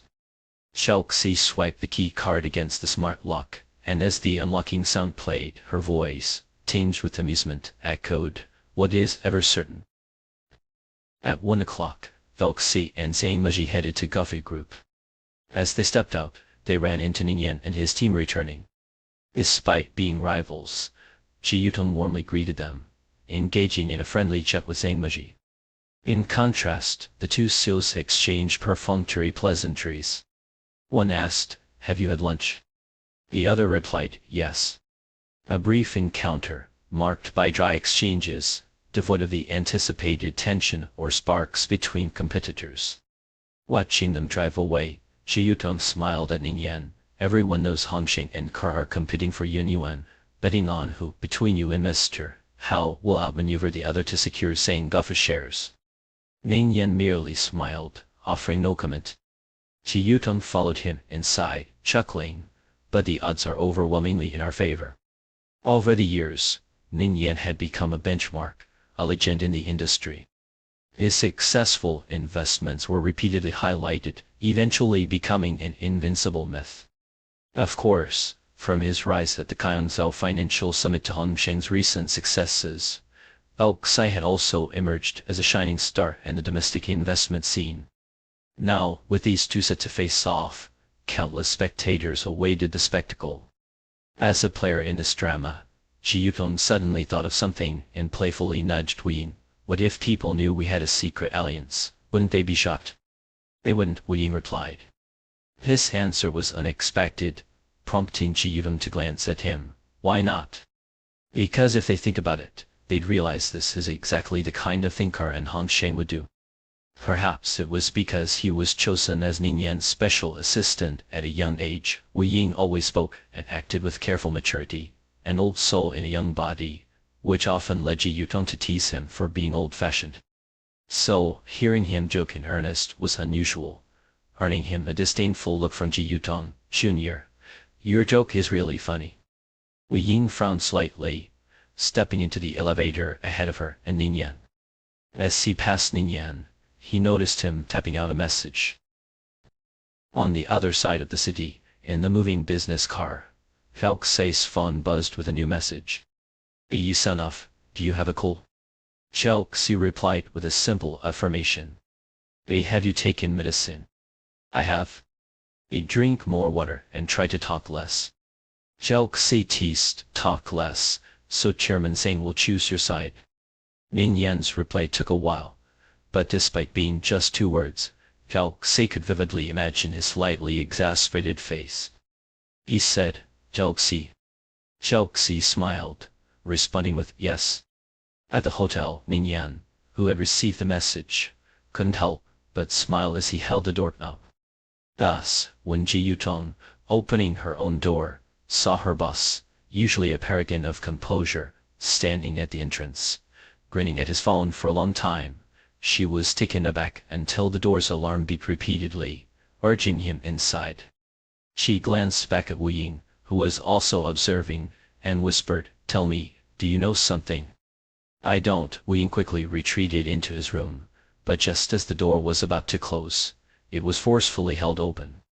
You definitely know something, Ji Yutong insisted, holding the door. I don't, Wu Ying maintained. Yeah, right, Ji Yutong tried to squeeze in, but lacking the strength, as she was about to be pushed out, she cleverly cried out, you're crushing me. The resistance vanished instantly, and Wu Ying hurriedly opened the door wider. Where did it hurt? Ji Yutong seized the opportunity to slip inside, winking mischievously, my hair. Meanwhile, as Wu Ying was being interrogated by Ji Yutong, Phelps Xi's car had arrived at Coffee Group. Zhang Goff was already waiting at the entrance, warmly greeting them as they walked to the meeting room.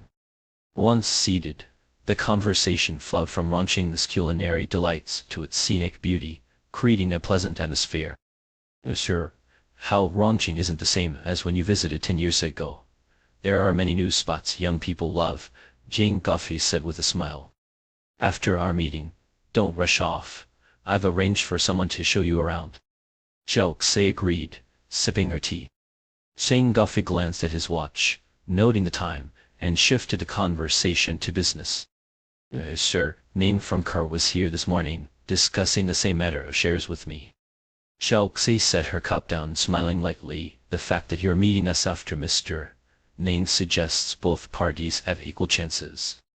As a seasoned businessman, Zhang Goff understood her emphasis on equal, a reminder of the inequality of Ning Yan's earlier meeting choice, and a subtle request for fairness in the proceedings. His Phelps Xi was not as gentle and amiable as her appearance suggested. Zhang Goff smiled, of course, I'm a businessman. To me, you and Carr are the same. Whoever offers the best terms, I sell to. I thought so, Phelps Xi replied, handing over the acquisition proposal. Please review the terms we've proposed. For a while, the room was filled only with the sound of pages turning.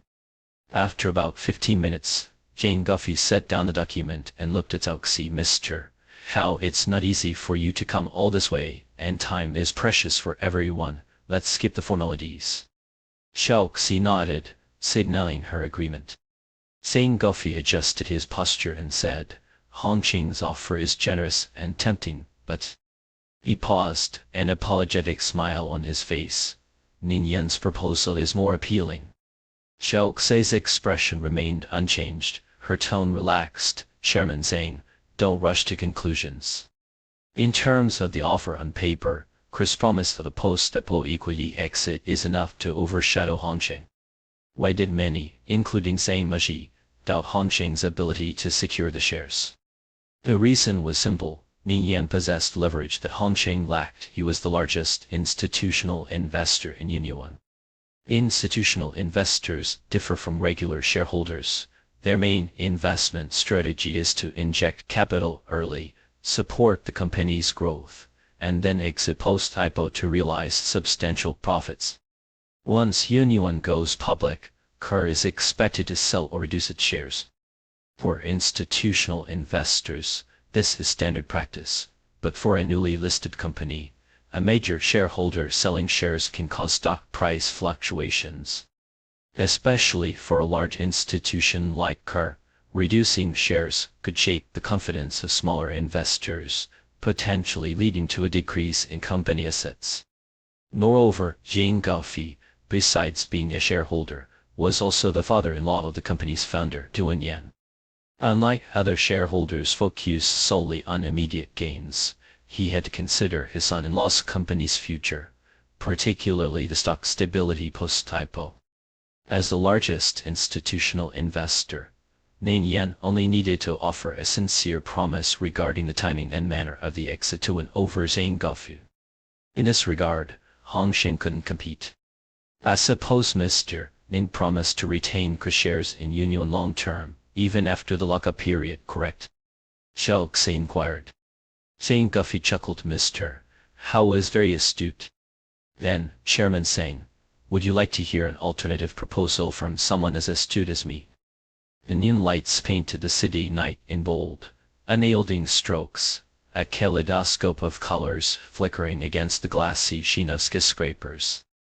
Inside the hidden gem of a private dining club nestled in the bustling heart of Rong City, the air was thick with the aroma of Sichuan spices and the quiet hum of muted conversations.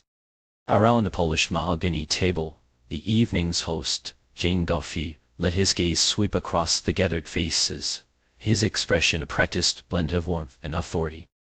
I believe everyone here is already acquainted, he asked, his voice smooth, yet tinged with a faint, almost imperceptible edge of calculation. Ji Yutong exchanged a knowing glance with Zhang Meji, seated directly across from her, their mutual silence deferring to their respective employers. It was Xiaoxi who broke the lull, her voice carrying the crisp confidence of someone accustomed to commanding attention. Yes, Ning and I met just a few days ago. Ning Yan, ever the picture of composed elegance, nodded slightly, picking up the thread with seamless ease. Zhao and I have crossed paths and worked before. Their words, though cordial, carried the unmistakable chill of mere professional courtesy. It was the kind of polite detachment that spoke of boundaries carefully drawn and maintained. Sensing the need to bridge the gap, Zhang Guofei leaned forward, his smile deepening. Xiao, you might not know this, but Ning is also from Rong City. Xiaoxi tilted her head, feigning surprise with the ease of a seasoned player in these social games. Is that so? You wouldn't guess it, would you? Zhang chuckled, his eyes narrowing into crescents of mirth. Though Ning is originally from Yaso, as we say here, Rong and you are like family. By that logic, he is practically one of us. Xiao turned her gaze to Ning, her lips curving into a faintly teasing smile. They say Rong City is famous for its beautiful women, but clearly, it also produces its fair share of handsome men. Her words, light as they were, seemed to brush against Ning's composure like the stroke of a feather. For the briefest moment, his chest tightened, a sensation as fleeting as a shadow passing over water. You've hit the nail on the head, Zhang interjected with a hearty laugh. We have an old saying here on women, yes men, it's a testament to the charm of yes gentlemen. Xiao's gaze lingered on Ning, her tone playful yet measured. Well, looking at Ning, I'd say the same holds true. Ning met her eyes, his voice steady, his expression unreadable. You flatter me, though. The exchange, innocuous on the surface, carried an undercurrent that Ji Yuvong couldn't quite ignore. She pressed her lips together, suppressing a smile as she reached under the tablecloth to tug discreetly at Wu Ying's shirt. When he glanced at her, she tilted her head ever so slightly, signaling him to pay attention to the pair across the table. But Wu Ying, ever the stoic, merely cast her a glance so indifferent it bordered on disdain. His eyes seemed to say, louder than words, how trivial. Ji Yutong shot him a pointed look in return, one that clearly conveyed, you are the boring one. Yet before she could dwell further, her attention was caught by Zhang Muzhi's gaze, sharp and observant, fixed squarely on her. When their eyes met, his lips curved into a smile so enigmatic it sent a flicker of unease through her. She made a mental note to suggest he get his vision checked after dinner. The meal began in earnest with the arrival of the hot dishes, their vibrant colors and tantalizing scents filling the room. Sankofa stood, raising his glass high. To all of you, for traveling such a long way to wrong city, this toast is for your kindness and generosity. Glasses clinked in harmonious unison, the sound ringing like tiny bells in the intimate space. What followed was a symphony of toasts, the rhythmic exchange of pleasantries, and the gentle cacophony of laughter and conversation. By the time Zhang had made his way around the table, his cheeks were flushed with the warmth of the wine, his smile broader, his gestures looser. He turned to Ning Yan, refilling their glasses with a practiced hand. Ning, this next toast is for you. For all these years of unwavering support for Union's growth, you've given me, as a major shareholder, confidence in my investment 1,000 times over. Ning inclined his head, his smile calm yet sincere. You're too kind, Zhang. If anything, we shareholders owe you gratitude. Without your foresight and angel investment back then, none of us would have had the opportunity to profit. Zhang waved off the compliment with a dismissive hand. Nonsense. When it comes to investing in an amateur, you're the expert. If it weren't for you doubling down during that one critical moment, Union wouldn't be where it is today. The room fell into a brief, contemplative silence. Everyone knew the moment Zhang was referring to a crisis 5 years ago that had nearly sunk Union Pharmaceuticals. The company had faced accusations of falsifying experimental data, leading to regulatory scrutiny and the suspension of new drug approvals. Investors, both old and new, had been on the verge of abandoning ship. It was Ning Yan who had steadied the storm, announcing Kerr's continued investment and rallying others to stand firm. His gamble had paid off. Union emerged stronger, its innovative cancer therapies propelling it to global acclaim. Zhang's voice softened, tinged with genuine emotion. Without you, without Kerr, there would be no Union today. He raised his glass again, the gesture heavy with meaning. And so I toast to you. The glasses met with a resonant chime, and both men drank deeply, their camaraderie evident in the shared act. But Zhang wasn't finished. He refilled their glasses once more, this time with a more personal air. That was my toast as a shareholder. Now as Duan Yan's father, I offer another. Zhang Muzhi, ever the keen observer, caught the subtle distinction Zhang had made. Father, not father-in-law. It was a deliberate choice, one that underscored the depth of Zhang's regard for Ning. Zhuan has spoken of you often, Zhang continued, his voice lightening with humor. He told me you were his first choice for best man. I even scolded him who picks someone better looking than themselves for such a role. Ning's lips twitched into a modest smile. Zhuan looks better than I do. Zhang laughed heartily. He's not bad, I'll admit, but you've got him beat by a margin. Still, what matters is that he's lucky to have a friend like you. His tone shifted, tinged with paternal pride. And even luckier to have found my daughter. Jackson is his greatest blessing. Ning nodded in agreement, though his gaze flickered briefly towards Oxy, who was quietly sipping her tea, her expression inscrutable. The conversation meandered from fond memories to broader reflections, the atmosphere growing more intimate as Zhang finally broached the true purpose of the evening. I know many people don't understand why I'm choosing to sell my shares in Union. Even my wife thinks I'm being stubborn. He paused, his eyes scanning the room. But in the proposals from both of you, he said, looking first at me and then at Cao, I saw understanding, real understanding. Zhao Xi smiled, her tone warm but measured. You're a father who sees far ahead. That's a rare kind of love. Indeed, Ning echoed. To love one's child is to plan for their future. Zhang's expression softened, his voice carrying the weight of years. People think him doing this for money or power, but they don't see the bigger picture. Yin Yin is Duan's life's work, his dream, and dreams they need to be protected. As the evening unfolded, it became clear that Zhang's decision was about more than business. It was about legacy, about love, and about the quiet, unspoken sacrifices a father makes for his child. And when he finally announced his choice, handing the reins to Zhao Xi and her firm, it was met with a stunned silence that spoke louder than any words could. In the room, a fleeting silence settled as Zhang Muzhe observed Zhao Xi, who wore a faint smile, while emotions surged tumultuously within his chest. Zhang Guff had chosen Hong Sheng.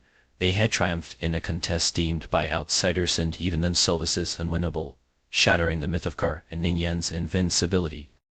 Zhang recalled the last words relayed by Zhang Guff. Yuanxing not only wishes to be a long-term partner of Union, but also desires to be the strongest support for you and your daughter.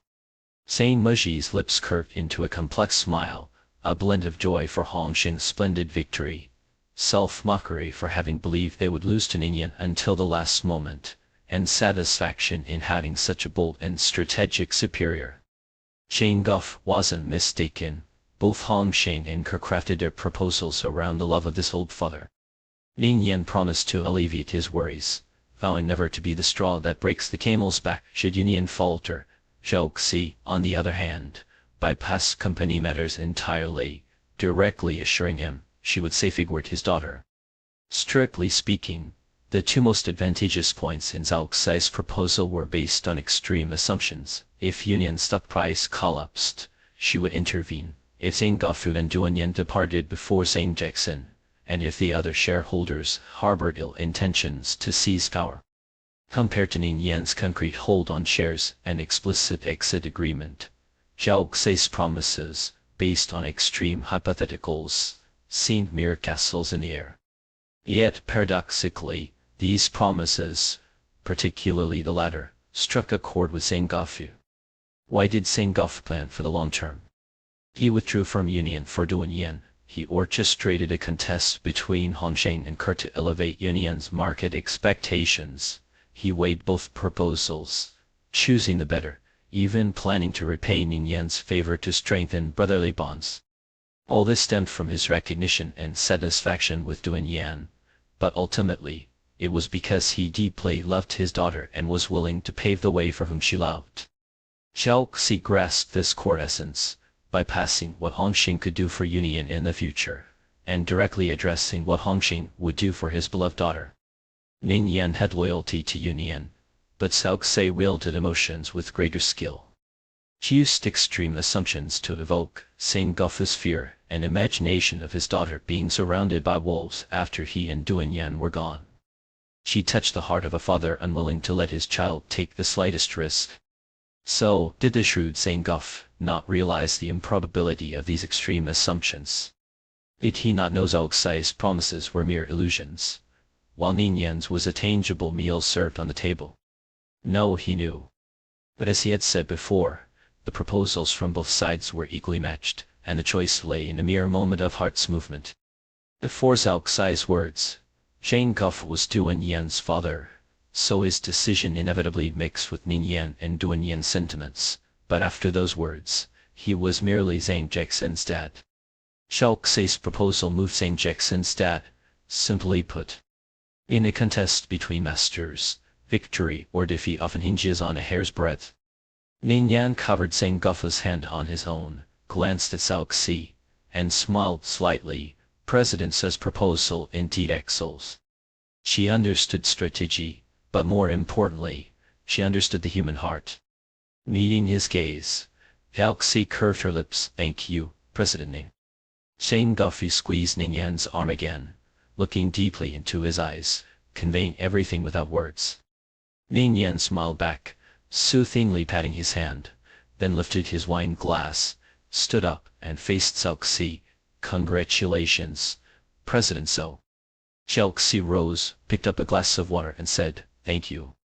The glasses clinked lightly, producing a crisp sound. After downing the drink, Ning Yan, eyes fixed on her, said, beautiful. Outsiders might think he was praising her proposal and their victory, but only the two of them understood the deeper meaning. Xiaoxi smiled and replied, thank you. Dinner concluded, and the car waiting to pick them up was parked at the entrance. Jane Guffey first saw Xiaoxi and her colleagues off, then tightly grasped Ning Yan's hand. Ning Yan, I hope you understand, uncle. No longer President Ning and Director Zhang. But uncle, Jane Guffey was speaking of sentiment. Ning Yan returned the grip. President Cao is an excellent investor. I believe with her joining, An's career will reach new heights. And An was the best response. Jane Guffey clearly understood, patting him forcefully, then I'll thank you on An's behalf. Ning Yan replied, you're too kind. After a round of reluctant farewells, the car carrying Ning Yan and his colleagues also departed the club. Shi Yutong glanced at Ning Yan beside her and sighed, I didn't expect us to lose. No one can win forever, Ning Yan answered calmly. True, but we had the advantage in this round, Shi Yutong lamented, who knew Xiaoxi could turn the tables. Ning Yan's lips curved slightly. Not surprising, she has that capability. Shi Yutong looked at him, smiling mischievously, boss, losing to the woman you like, don't you feel embarrassed? Ning Yan didn't answer, but his expression showed no hint of unhappiness, instead, a sense of pride.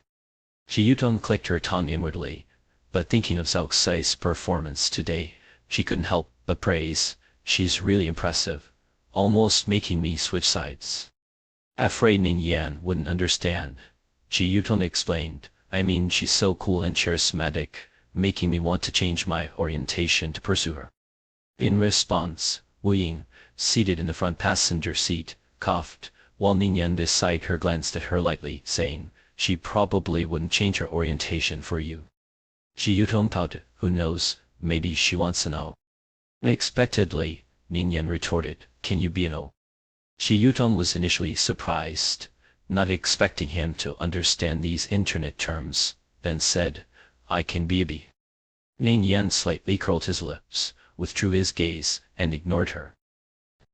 Under the same night sky, Zhang Muzhe was still immersed in the joy of victory, talking excessively. President Cao, don't laugh at me, but I never dreamed of acquiring Union, let alone winning against Kerr on this project. Xiaoxi cast him a bland glance, then dream less in the future. Zhang Muzhe wasn't bothered by her mockery, sincerely saying, President Cao, you're truly formidable. Xiaoxi replied, but you must continue to work hard. Zhang Muzhe cheerfully agreed, no problem, next time, I won't underestimate myself. After a few jokes, Zhang Muzhe felt so happy today that he suggested, President Cao, how about going out for a drink? Rongqing's bars are famous too. You can have a soft drink, just to relax and have fun. I have another appointment, Xiaoxi said. Zhang Muzhe responded with an oh, slightly disappointed, the next time.